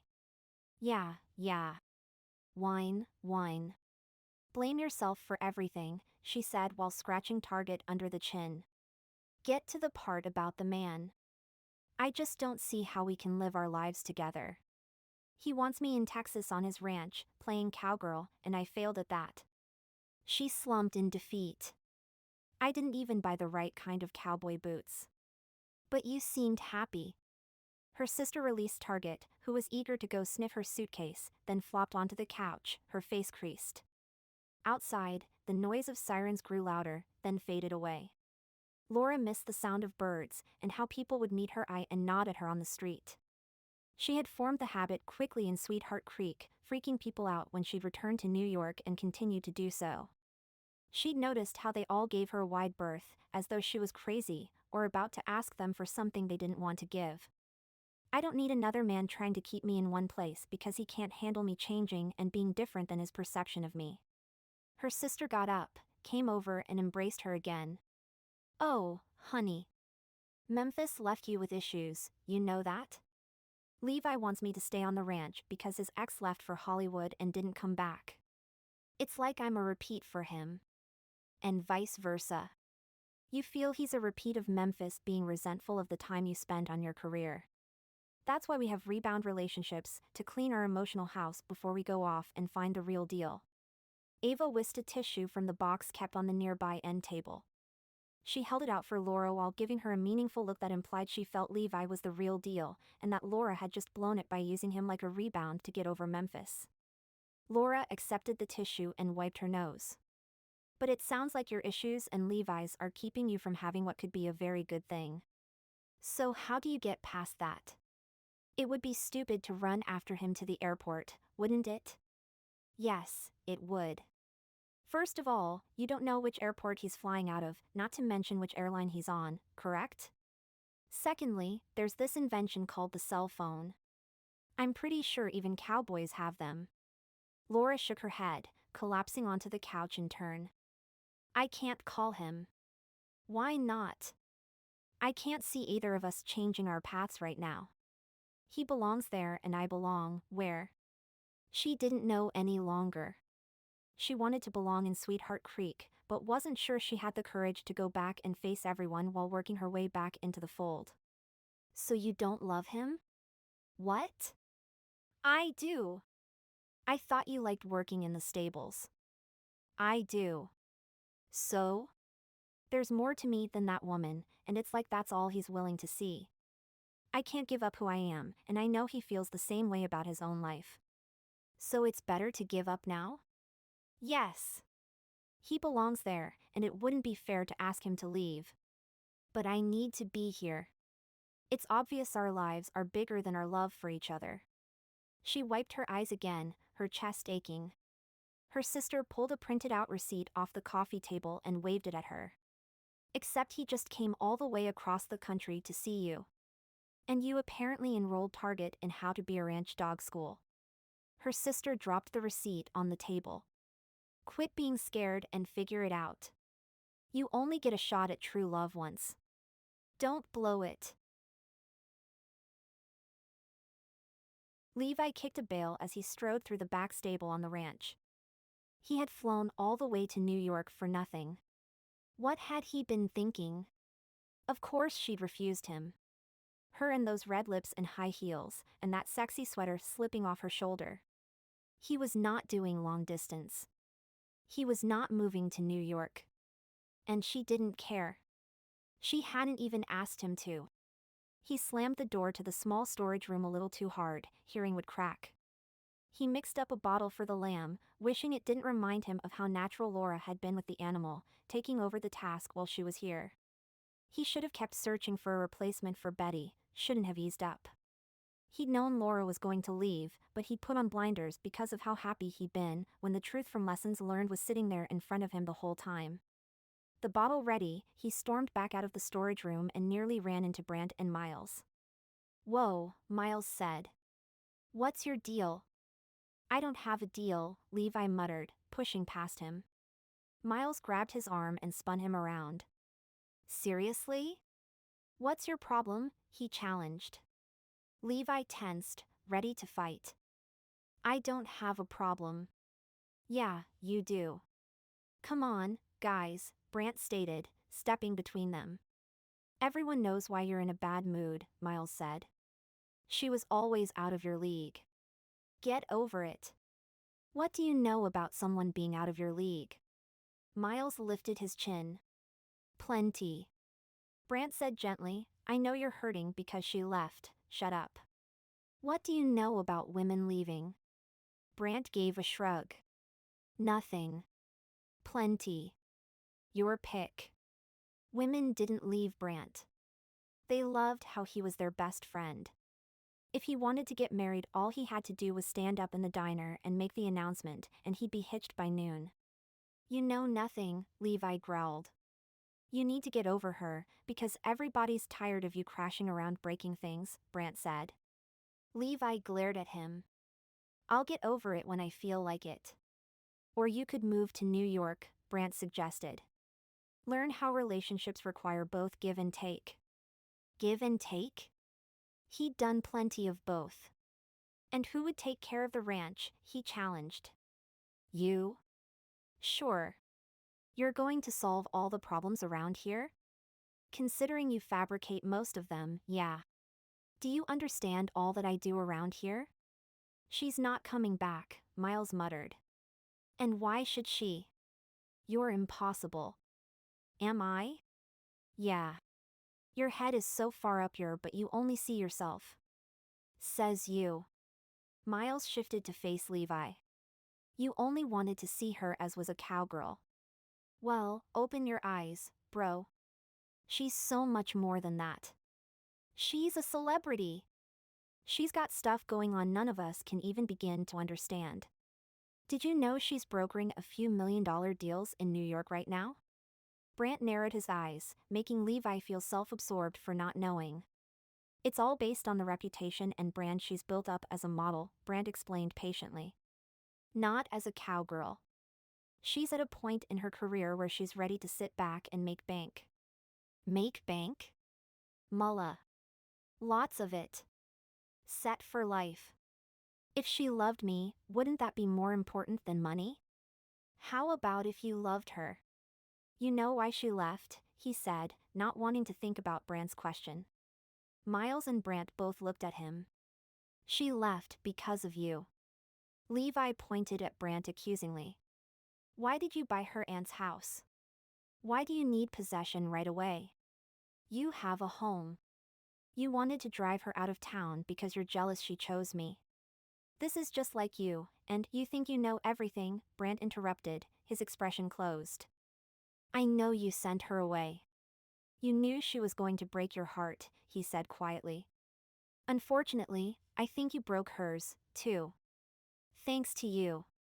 We didn't even get a chance to figure things out. She deserves better than some guy expecting her to give up her entire life and move down here so she can be the wife you've always wanted. That's selfish." Brant's voice softened. "Why would you try to change the very things you love most about her? What do you know about love?" He crossed his arms, leaning back. "Considering I just bought a house for someone, I'd say I know a darn lot."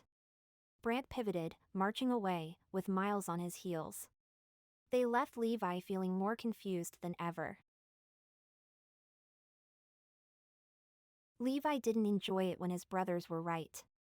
He had expected Laura to fit into his life without any references to her former life as a model. Sure, he thought her retirement meant she was completely done with that world, but he hadn't asked, had he? Even his granddad, also retired, still consulted on problems affecting the ranch. It made sense that Laura wouldn't be retiring cold turkey. Levi should have been more accommodating, instead of letting his fears override reason. He'd expected her to move here and live his life. Which was nothing but the ranch. It had been a long time since he'd been in a relationship, and he'd forgotten that there were two sides to everything, two dreams, two sets of emotions, two people, two lives. Maybe that was part of his problem with his brother Cole. When the second-born Wylder had run into issues, Levi had been there to support him, sure. But had he been a good listener? He had a feeling he'd pushed his own solutions on Cole instead of giving him time and space to fix things his own way. In other words, Levi was the problem. He shook his head and checked the time. Lots of hours left in the day to begin making changes. And he might as well start with Cole, because if he could patch things with him, then maybe he'd free up enough time to try and fix things with Laura. Assuming she wasn't completely done with him. Levi took the all-terrain vehicle from the machine shed and drove out through the irrigated pasture, then on beyond to one that was more dry, heading toward the waterfall he had claimed as his own. Continuing on, he forded the creek where, as teens, he and his brothers, along with April, had thrown rock after rock into the water to create a shallower crossing point. The sun dipped behind a fluffy cloud when he finally crested the hill and spotted Brant near Windmill 5. He was sitting on the railing that protected the windmill's gearbox from rubbing cattle, looking out over the meadow, his back to the calves he'd claimed he'd come out to check on. Feeling as though he was intruding on his brother's personal meditation, Levi slowed the machine. Hearing the engine, Brant turned, and Levi noted how his shoulders tightened as though he was bracing himself. Levi parked the ATV near Brant's truck with its veterinary clinic logo and cut the engine. "I'm sorry I've been as moody as a stuck cow," he said. His brother didn't reply, just watched him from under the brim of his hat. "You were right. It was my fault. Not just with Laura, but with Cole, too." Brant pushed his hat back, studying Levi. "Do you know where he is?" Levi asked. "I think maybe I need to call and apologize." "I thought you had." It had been several years since his last attempt. In retrospect, it probably hadn't been the best apology. "I think I could do better." "And you think I have his number?" "I'm hoping so." Brant was quiet for a long moment. "You going to demand he comes back to the ranch to figure everything out?" "Yep." Brant shook his head. "You're a slow learner, aren't you? And you've never really understood a joke." "Maybe I didn't find that one particularly funny. I'll work on my punch lines." His brother was being unnaturally difficult, his way of protecting someone. Miles brought out the fists, Ryan his smarts, and Brant just plain old unhelpfulness. Brant leaned sideways, digging into his back pocket. He fished out his phone and started typing, and a few seconds later Levi heard a familiar sound as the message he'd sent came through. He looked at his screen. Cole's contact information. That had been so easy he felt a wash of shame for not trying sooner. "You know," Brant said, "I didn't buy Luann's house to make things difficult between you and Laura." Levi wasn't ready to talk about that. How was he supposed to get to know a woman when she lived hundreds of miles away? Her having a house here had been perfect. And in today's market it would have taken a long time to sell if it hadn't been for his meddlesome brother. "Who did you buy it for?" he asked. Brant stood, heading to his truck. "I'm going to find out who your secret girlfriend is when she moves in. Call Cole. Talk to him. Don't change the subject." "Maybe I'm not," Brant said easily, frustrating Levi even further. "What does that mean? What are you going to do about Laura?" Dodging topics. There was definitely something going on with Brant. Levi forced himself to let it go. Not every problem was his to solve, even though he was itching to get to the bottom of this one. You know we have to figure out the ranch situation, Levi said. The way we're running things isn't sustainable. Talk to Cole, and we'll take the conversation from there. Okay. And seriously? You need to apologize to Laura. Laura sat in her agent's office while Raina Riley talked to someone out in the hall. Laura had signed the contract to start her own perfume line and had accepted several of the proposed scents to claim as her own. The plan was to spend the next hour hashing out details around their branding and marketing. She was exhausted from the shoot, followed by contract negotiations and her breakup with Levi. Because that's what it had been, hadn't it? They hadn't spoken since. The worst part was that Ava was right. Laura was hiding out, afraid to take a chance with Levi and what felt like true love. But how could she go back when she'd been so bad at keeping the ranch safe? Yes, accidents happened, but there was truth behind Wilma's worries about Donnie's safety with her there, especially with her being so new to it all. As Laura flipped through the marketing proposals, the glossy images seemed even more fake and posed than usual. Something had changed in her since she'd spent time in Texas. She wanted to take the airbrushed models and make them look more down-home, more genuine and appealing to the average woman. If only she could capture the feeling she'd had in the stables the time Levi had helped her brush down the horses after a riding session. They had been standing side by side and he had leaned closer, inhaling her scent, his nose buried in her neck. She had giggled and he'd caught her in his arms, making her feel more cherished and beautiful than any of the times she'd gone to balls or galas. She wanted to give that feeling to her customers. And these glitzy photos couldn't do that. Laura? Raina sat opposite her, snapping Laura out of her reverie. What do you think? Anything grab your attention?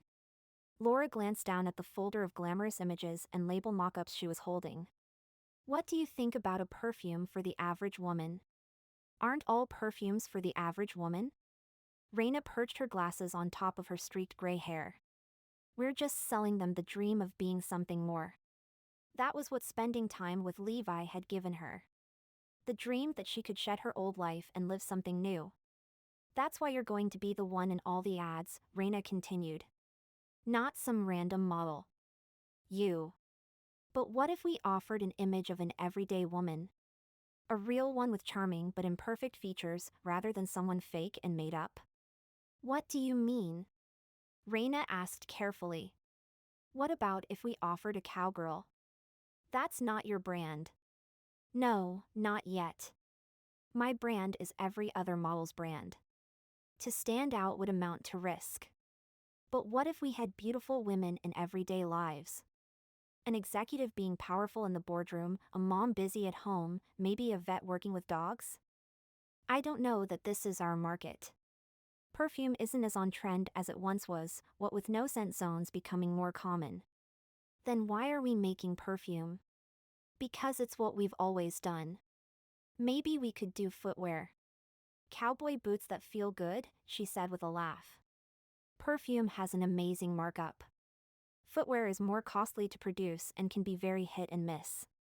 To be truthful, we are even a bit late getting out there with this perfume. We should have done it at your peak. We're going to have to work hard. No slacking off or risk-taking.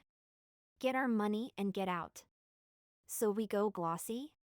We go glossy. They spent the next hour working on a common vision and making notes to send to the marketing and product development teams. Is there much more you need from me before the next meeting? Laura stood, sliding the straps of her bag over her shoulder. I think I need to get out of town for a few days. We're good for the time being. Raina's expression turned to one of concern. I'm sorry about your aunt. Are things going okay with the house? I sold it. That was fast. I know. Are you okay? Yeah. I don't mean to be nosy, but you haven't seemed yourself since coming back. I'm just not sure New York's still for me. There's a lot here, but I might, she scrunched her nose, embarrassed for expressing her half-cooked thoughts. Oh, I don't know. I thought I'd found something, but then I messed up and now everything feels off. It's normal to feel as though you're at a crossroads with your career right now. Maybe a little lost, too? Laura nodded. The only advice I can offer is to not do anything rash, such as fall in love with a cowboy down in Texas and consider leaving New York behind. Raina raised her eyebrows and tucked her chin on top of her hands, elbows on her desk, all ears. My. Tell me more. But please don't say you plan to be in breach of any of these lovely contracts we've signed this week. She gave a light laugh. I won't. I know what my goals are. So I played cowgirl for a few weeks while I was sorting out the house. It was fun. And there was this cowboy. Laura found herself sitting again. He thought I was amazing and we had an incredible connection, but then I screwed up, and we realized we were seeing things differently in our relationship. It all ended on a sour note. And the problem is, I'm not equipped to be a cowgirl. Did you get stepped on by a horse? Raina asked, her tone becoming more businesslike. What? No. Didn't you hear about the stampede? An honest accident by the sound of things. And nobody got hurt. Luckily. Did a saddle fall off a horse? No. Why? Did you run a horse into a barbed wire fence or fall down a well? Laura laughed. No. Then you probably did better as a cowgirl than you think. I let my puppy loose in the stables and spooked the horses. Left a gate open and Target, my dog, got free and caused a stampede right through Levi's birthday party. Laura held back a giggle. It sounded so ridiculous. How was she still blaming herself for all this? Because it was embarrassing and had been preventable. But it was also something to hide behind, so she didn't have to think about how much she cared for Levi. Since when do you have a puppy? I began fostering one while I was there. Because Brant thought she was family. So had Levi. She felt her eyes prick with tears. She missed them, missed the community, even though she knew she'd get teased about the stampede for the rest of her life if she returned. I adopted the dog. And I started a scholarship. You did? Raina smiled. She explained what it was for and how some felt she was throwing her money around. Oh, that happens everywhere. Laura frowned. Honey, how many times have Nasty spilled drinks on your gown at galas? It's the same horse poop, different pile. It's jealousy. Feelings of inadequacy. You've held your head up high through worse. I also bought pretty cowboy boots instead of practical ones, she whispered. Darling, you're a woman, are you not? When Laura gave her a blank look, Raina continued, have I not trained all practicality out of you? Give yourself a break. I'm pretty good, you know. Laura laughed. That's true. Her agent leaned forward again. You remember when you were that crazy-haired, crooked-toothed kid? Who taught you how to dress? If you had bought ugly but practical boots, you know I would have marched all the way down to Texas and complained about how you were ruining your image and brand. Laura laughed again. Raina always knew how to give her the right perspective to feel better. Learning new things isn't easy. Remember your first modeling gig? She had tossed a discarded shirt over a flood lamp and set the whole backdrop on fire. We all make newbie errors. Right? And everyone was okay in the end. She nodded as they stood, Raina pulling her into a big hug. Get away for a few days, she said into Laura's ear, head down to Texas and see where things are at. When they broke apart, Laura fiddled with the zipper on her purse. I don't know. I still have to clear out the last few things from my aunt's house and sign some papers, but that's only going to take me a day. And as of next week I won't have anywhere to stay down there. But you want to stay? Levi. He's the one I fell for. A familiar warmth flowed through her as she spoke his name. Our lives are so different. Isn't there an expression about how love conquers all? Laura frowned at her. I won't need you for anything for at least a week and a half. Maybe longer. Anything that comes up I can email to you, or we can talk on the phone. Raina walked her to the door. Go to Texas. Talk to Levi. Figure this out. I will not have you moping around when I need a smiling, happy woman when we go talk to various execs about this line. Understood? She did. She just wasn't sure that talking to Levi was going to help. Chapter 13. Levi sat on a hay bale at the edge of the dance floor, arms crossed. Why had he allowed Brant to drag him to the barn dance, anyway? He had no intention of getting out there. And why did Miles keep eyeing the cheerleading manager, Karen Hartley? She was dressed in Western gear, her shirt buttoned to her chin as if to illustrate that she was more librarian than cowgirl. So far it didn't seem as though Miles had done more than give her a smile and a nod from his spot manning the door and the donation jar. You gonna dance? Brant asked, taking a sip from his plastic cup. Or are you going to sit there all night with a foul look on your face? Sit here. He had things on his mind. Now there's a face as foul as yours, Brant said, as their grandfather stalked by. What are you looking at? Carmichael asked, his semi-permanent scowl in place. Nothing much, Levi replied. Carmichael came to a halt, his thumbs in his belt loops. You know, I was going to tell you how proud I am of the way you've been taking care of the ranch, but never mind. What? Brant and Levi said at the same time. You can take your sassy attitude and live alone for the rest of your life for all I care. I was going to admit you boys have turned out not half bad. I'll save myself the trouble. He continued on, grimacing to hide what could be a different emotion. Brant and Levi looked at each other and shrugged. He half-hugged me when I graduated from veterinary school, Brant said. I thought he was dying. Levi smirked. He would have likely thought the same thing. Seeing Ryan chatting with Miles out front, Levi and Brant wandered over to join them.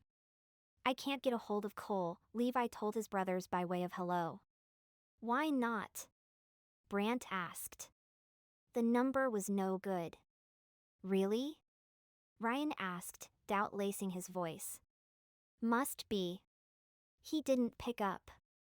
Brant gave him a slow, assessing look that echoed Ryan's earlier tone. Cole was avoiding his call.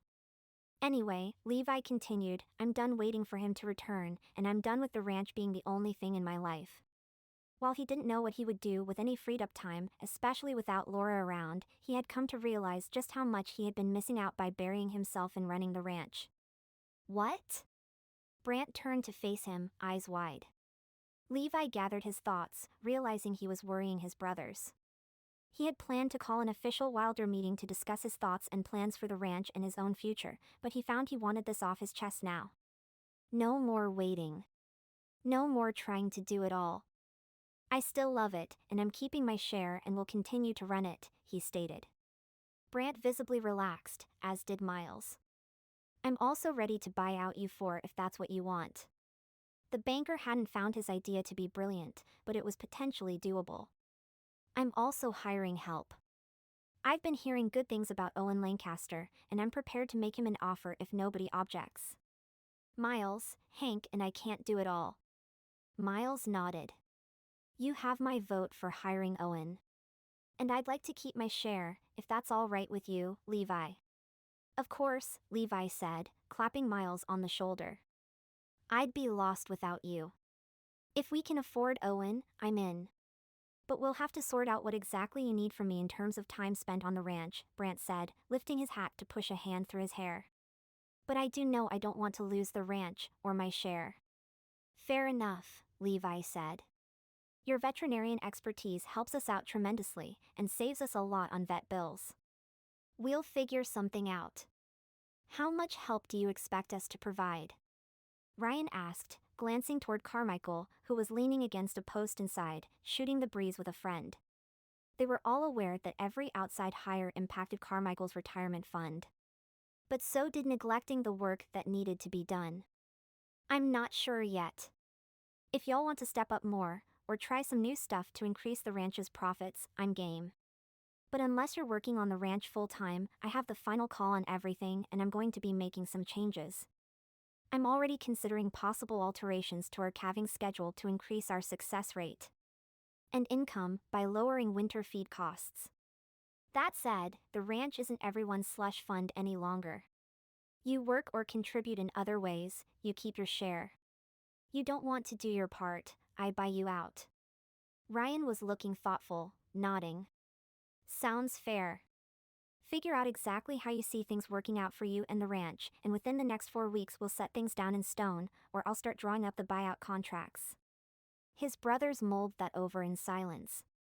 April McFarland came up with her 4-year-old son, Kurt. Brant and Levi tipped their hats, and the serious young boy did the same. April juggled her casserole for the potluck while she dug in her purse for some donation money, and the men gave Kurt high fives and asked about the toy tractor he was carrying. Mother and son entered the barn, and moments later April's husband, Heath Thompson, came jogging up. He tipped his hat at the men with a friendly smile, his large rodeo championship belt buckle winking under the light shining down from above the barn doors. April paid? He asked. Yup, Miles said, before the man headed inside to meet up with his wife, giving her a kiss on the cheek. I thought Mom said their marriage was on the rocks, Levi said in a low voice. Brant shrugged and took a sip of his soda. They watched April and Heath join the line dance, smiling as their blue-eyed son did his best to keep up. When Travis Nessner, the mayor, showed up to take over Miles's post manning the door, the Wylder brothers wandered inside, Miles and Ryan heading over to the tables laden with potluck offerings. Levi watched as Miles's ex-girlfriend Daisy Mae Ray tracked him, flirting and looking for attention, which Miles studiously ignored. It seemed as though the Wylder brothers were going to be single for a very long time at this rate. Look who's here, Brant said under his breath a few moments later. Don't try and distract me from being miserable, Levi muttered. You might want to be distracted by this. Brant stepped aside so that Levi had a clear view of the doorway. His mind went blank. It was Laura, returning Mrs. Fisher's welcoming embrace. She was wearing a straw cowboy hat, a checkered shirt tied in a knot at her navel, the cute denim skirt she'd worn to the football game, and those ridiculous, utterly impracticable blue cowboy boots. She came their way, tall and strong and every bit the gorgeous woman he'd fallen for. No red lipstick. No fancy city clothes. He stepped forward, asking, "What do you have about those dang boots, anyway?" She twisted her foot, looking at them. They're pretty. Not ones I would wear in the stables anymore, but they're great on a night like this. Besides, I heard that someone here likes the fact that I chose these impractical boots. Him. She was flirting. And possibly trying to pick up where they had left off. But Levi couldn't quite reconcile the two versions of Laura he knew. The woman he'd fallen for and the one who had a glitzy life far away from Sweetheart Creek. Why are you here? He asked, wishing it sounded less like a demand. They hadn't spoken to each other since a week ago in New York. She couldn't just waltz, or two-step, back into his arms. He needed her. Not just in the stables, but in his life. And for lots more than when she had a few days available here and there. Well, I do have a home in Texas. She looked up at him with bright eyes. At least for another few days. She glanced at Brant, who immediately smiled and turned away, leaving them together after a quick tip of his hat. I also feel a bit silly wearing this hat in New York, Laura added. Same with the boots. I'm sure they're not the silliest things you've ever worn. He meant it as a joke, but she didn't laugh, just turned to watch the dancers. Miles was chatting with Karen now. The librarian wasn't even close to the type Miles normally gravitated toward, and it was beginning to look as though Brant wasn't the only Wylder with a secret life these days. Levi turned to speak to Laura just as she began to speak as well. You first, he said. I was going to ask how the stables have been. Fine. Realizing he was shutting down the conversation, he added, my mom moved a tiny home into the yard. She said there was no way she was moving back into the bedroom she'd shared with my father. He meant it jokingly, but there was tension in his voice that Laura caught. She reached out, gently laying a hand on his arm. I'm glad she's back. He gave a sharp nod. Me, too. They stared out at the dancers for an awkward moment. Do you want to dance? Laura asked. Levi didn't take time to consider, but swept her into his arms and across the dance floor. You're still a horrible dancer, he said, when she stepped on his left foot. Maybe I need someone to help me get more practice. I hear these dances are held fairly frequently. They're a long way from New York.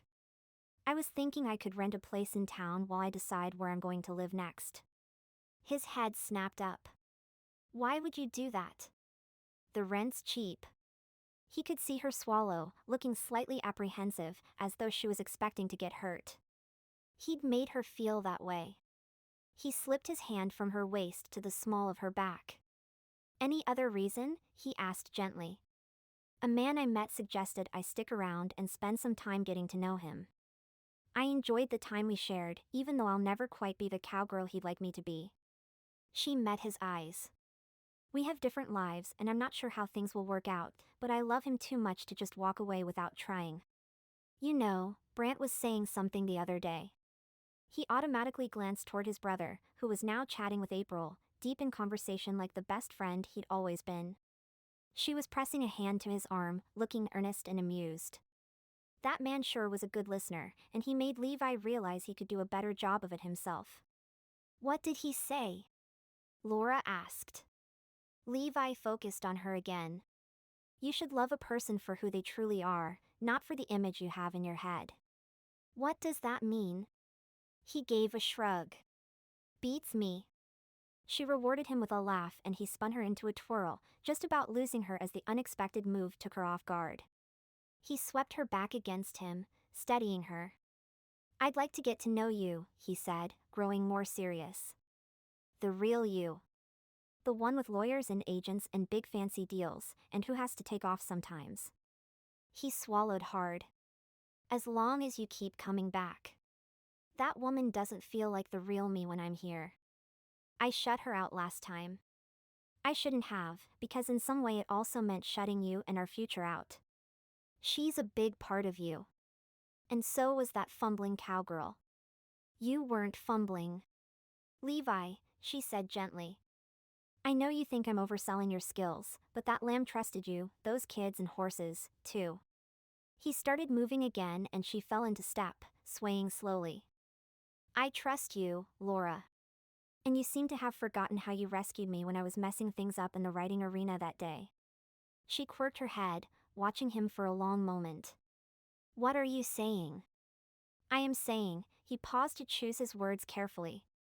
I miss you. And you're better at this cowgirl stuff than you think. You are stubborn, aren't you? She said with slight disgust. You just can't give up on this whole cowgirl wife thing, can you? Was there a proposal in there somewhere? I thought it was complimenting you. Telling you that I love you, and that you're more important to me than the ranch. They had stopped dancing again, and were facing each other on the floor, other dancers flowing around them, their eyes wide and curious. And, he said slowly, I'm really glad you didn't wear that damn red lipstick.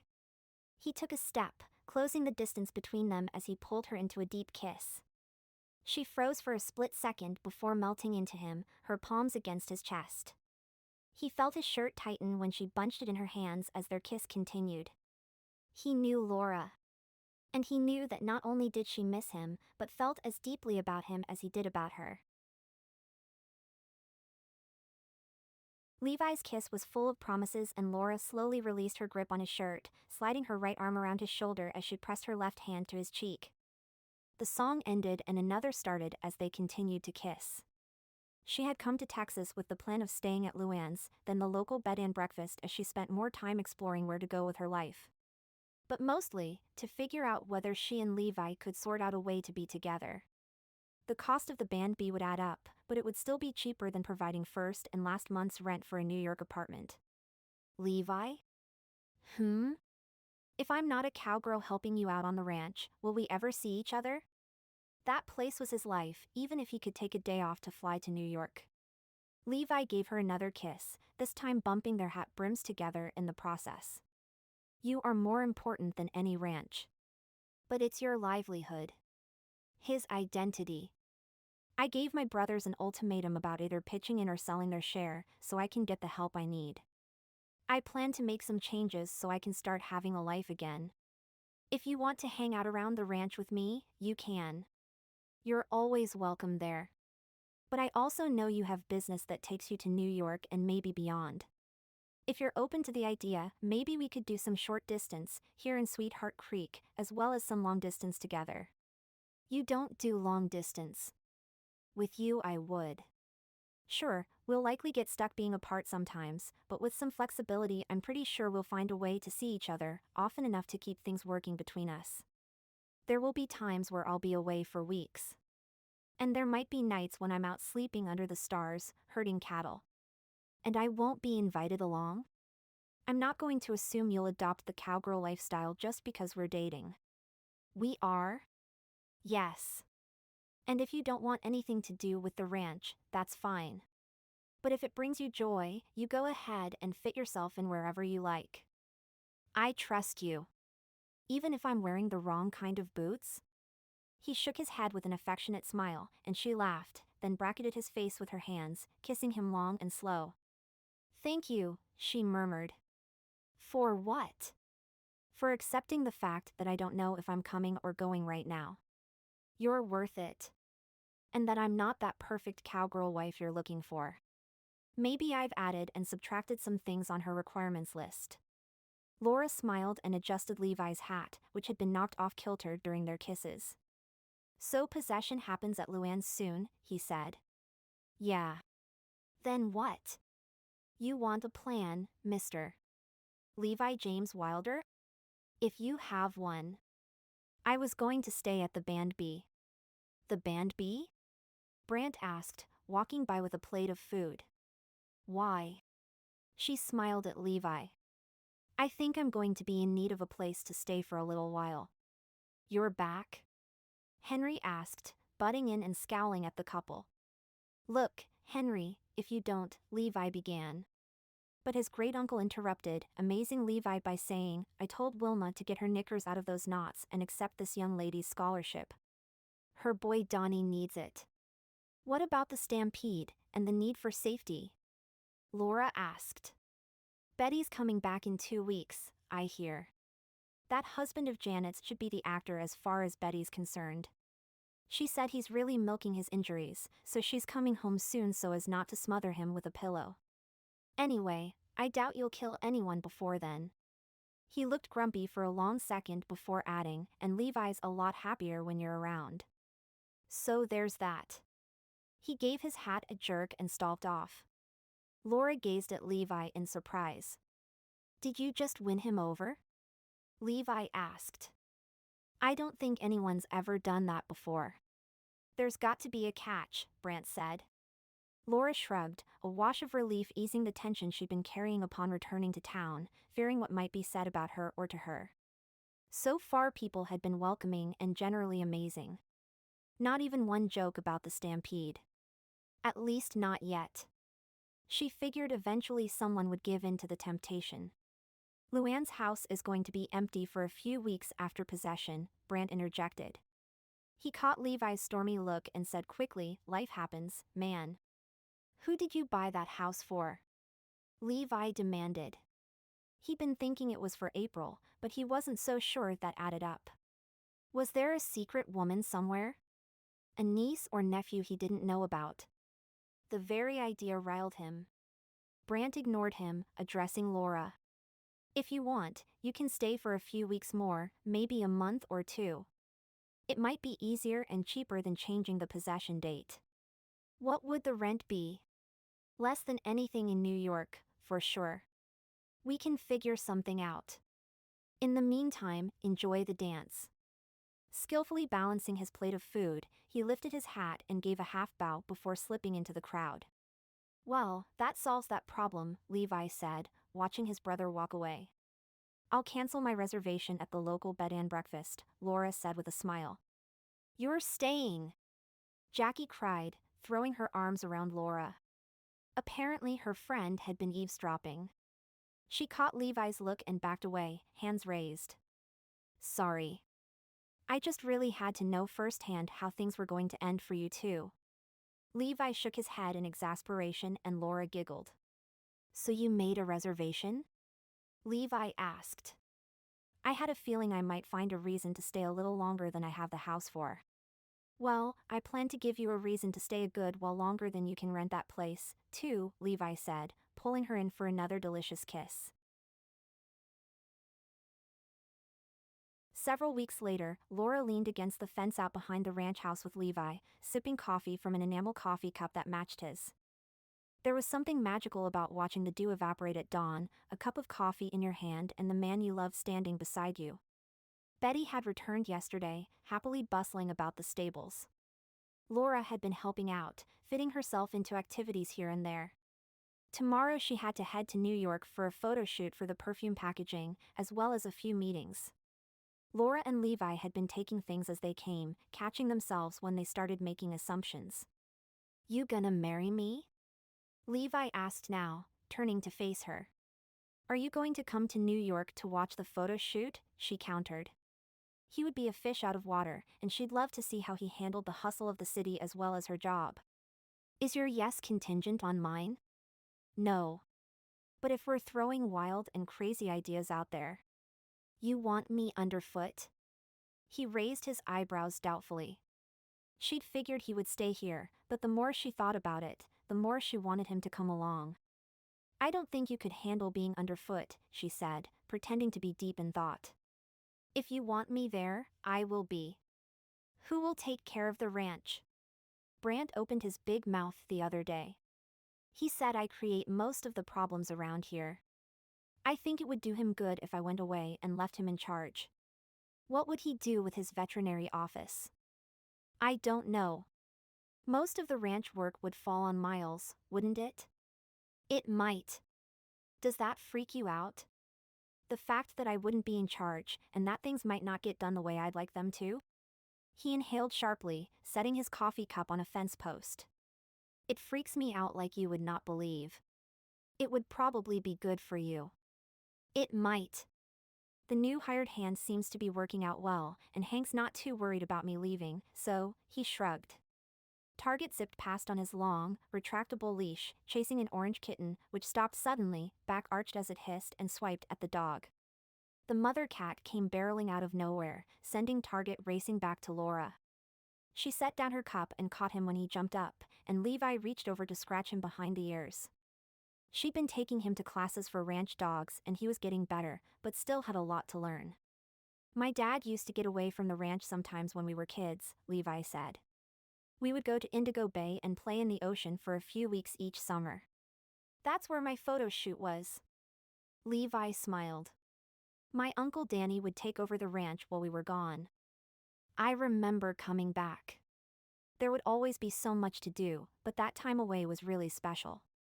"Why did you stop going?" "Danny was struck and killed by a drunk driver." "I'm so sorry to hear that." "Yeah." Levi gazed into the distance for a moment, remembering how at the funeral the five brothers had taken a barely spoken vow to never drive after even one drink. As far as he knew, they were all keeping to it. Laura gave his arm a squeeze, and he smiled at her. "When's our flight?" She squealed, hugging Target close. "Really?" "Yeah." "Why not?" He grinned, sliding an arm around her, placing a kiss on her forehead. "I think it would do me some good to see how you've been living all these years. No fresh air. No hot cowboys. What a hardship you must have faced. It's probably a good thing I came along to save you from that sad fate. Prepare to have your mind blown, princess." "Who are you calling a princess?" She laughed and tried to slip away, but he pulled her into a long, lingering kiss that made her believe in happily ever afters. Miles Wylder wondered what on earth he was doing. He closed the football coaching textbook and pushed away from the kitchen table in the ranch house. Levi had gone to New York with Laura a few days ago, leaving Brant, Ryan and him in charge of the place. So far Brant and Miles had been run off their feet. Meanwhile, Ryan was Ryan. He'd hired a teen from their football team to do his hour or two of morning chores and was enjoying his time off. As usual. The real question was how Levi got so much done in a day. Even with the new hired hand in place, tasks were stacking up on the brothers. Now he understood why Levi was so eager to get the ranch's future sorted out. That and to get Cole to return home. In any case, if Levi kept taking off with Laura like this, they were going to need a plan. Especially since the ranch work was cutting into Miles's much-needed study time. Nobody knew he was upgrading his coaching credentials, which meant he wasn't getting any support. But it also meant nobody would taunt him when he inevitably flunked. Miles tugged Levi's long list of things to do from under the fridge magnet. As he looked at the words, the letters ran together, no longer making sense. He rubbed his eyes, knowing he was tired, then crumpled the list in his fist.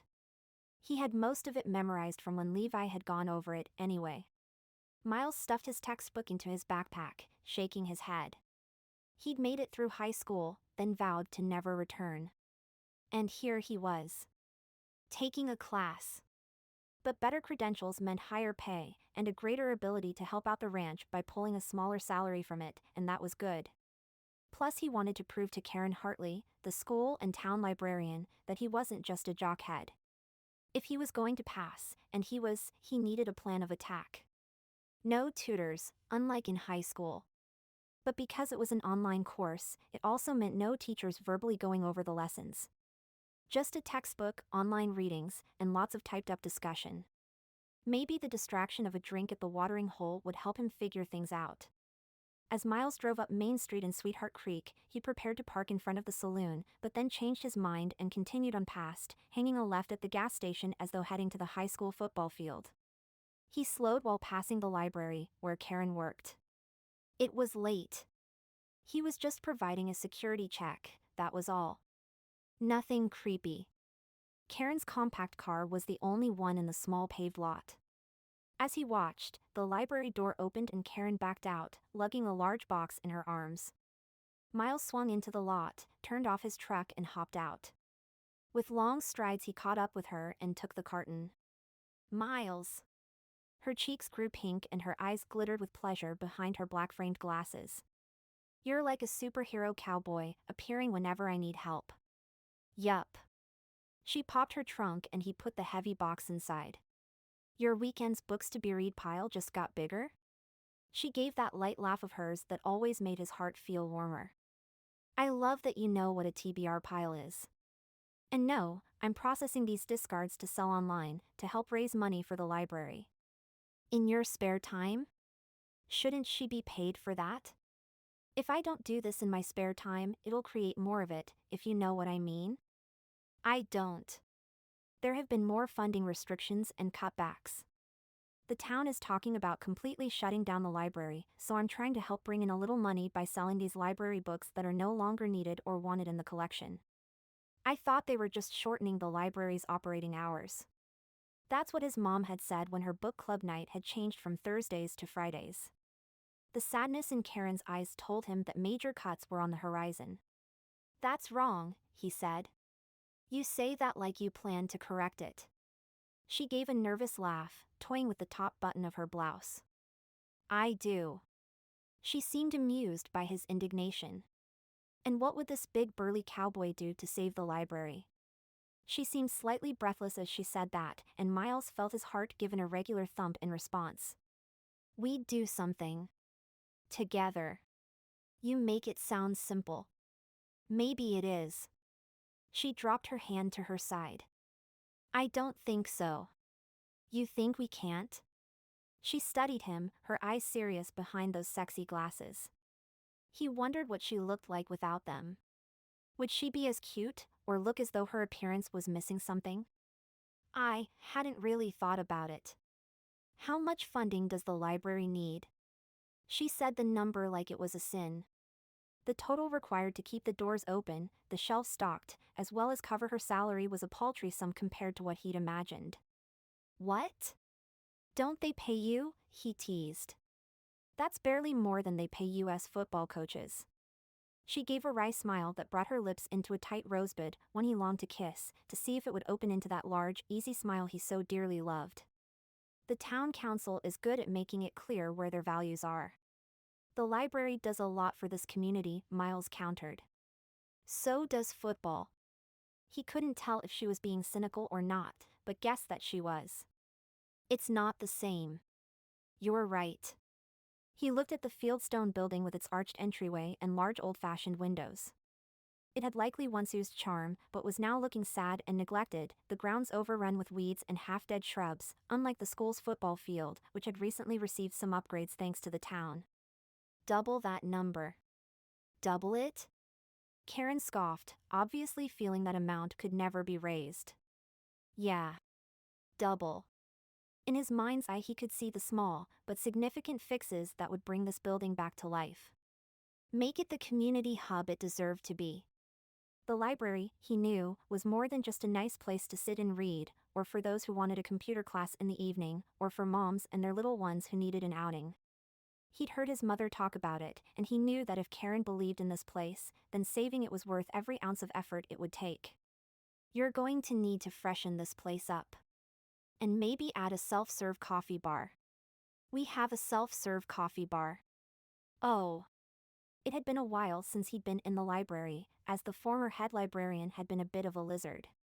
She'd been wrinkly and long-faced in a way that always made him feel unwelcome, and as though he didn't belong there.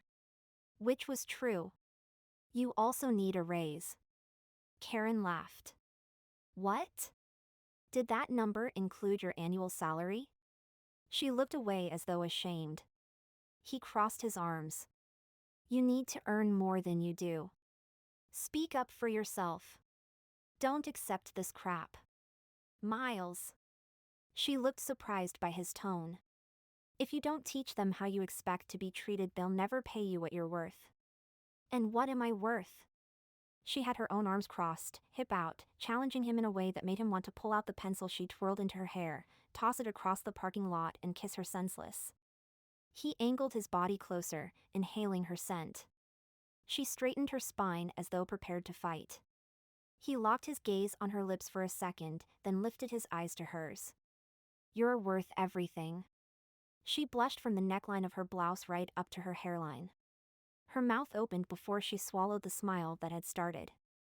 This woman didn't get complimented nearly often enough. So, he asked quietly, the evening air quiet around them. What do you say? Will you consider my proposal? To save the library? She asked, her voice uneven. Yes. You and me. You and me, she echoed weakly. Her fingers had gone back to worrying her buttons. He shifted like he was going to move in for a kiss, and she inhaled swiftly, her chin tipping up too fast. There was too much uncertainty, too much thinking going on in that brain of hers. She was interested and intrigued, but he wanted more than that. He wanted her to be sure enough to free herself, let go and be in the moment with him. Not just engage in one kiss and then act as though it had never happened. I don't think you and I would work. On the library. Together. As a team. To save it. She smoothed her blouse, backing away, eyes darting anywhere but at him. Karen? We can. Her eyes met his immediately, so hopeful and yet so uncertain. He needed to find a way to make her notice him as more than the football-loving cowboy who appeared at the right time to lift heavy things. He needed to convince her to let him help. If he could get her to say yes to working on saving the library together, then maybe she would begin to see him in a new light. As a man she wanted to be with. His plan could work as long as she didn't discover the one thing that might cause her to say no. The one thing this beautiful and bright librarian didn't suspect. The end. Thank you for listening to the Cowboys' Stolen Heart. I hope you loved Levi and Laura's story. Find out what happens to Levi's brother Miles in the next book as this cowboy falls for the Sweetheart Creek librarian in the Cowboys' Secret Wish. Subscribe to this YouTube channel for notifications and more audiobooks by Jean Oram. And subscribe to Jean's newsletter at www.jeanoram.com/free book for more goodies. See you over at the next audiobook. Copyright 2020 and 2023 Jean Oram. All rights reserved. First edition. P.S. Do you want a bonus? Read a sweet and special mini-story that features Levi's grandfather, Carmichael. A joyful, heartwarming sneak peek into how the Sweet Meadows Ranch came to be and how it accidentally got its name. Simply add your email address to the private form at www.jeanoram.com/csbonus and you'll instantly be sent these two lovely bonus scenes. Enjoy! Dedication, for all those who have waited patiently for the Wylder clan to take the stage. This one's for you. And the next 4 or 5 books, too. But most of all, for Travis W. This may not be the story Moonshine and Wiener Water as requested, but I did like the name Sweet Meadow Falls and hope you don't mind me using it as a jumping-off point to create the Sweet Meadows Ranch. Enjoy your debut as mayor of the 4,123 citizens of Sweetheart Creek. May this new career treat you well. Acknowledgements. A giant thank you to Margaret C., Tessa S., my beta team which includes Margaret C., Donna W., Erica H., Lucy J., Sarah A., Connie W. M., as well as my fabulous and fun error team. Also, a thank you to my mastermind group for letting me talk Texas and keeping me sane while my production plans got revamped and revamped again and again as COVID-19 hit. My family overran my home office, and I became a teacher as well as a writer, then put our house up for sale and generally tried to change as many things as possible at once. Because who needs sanity, right?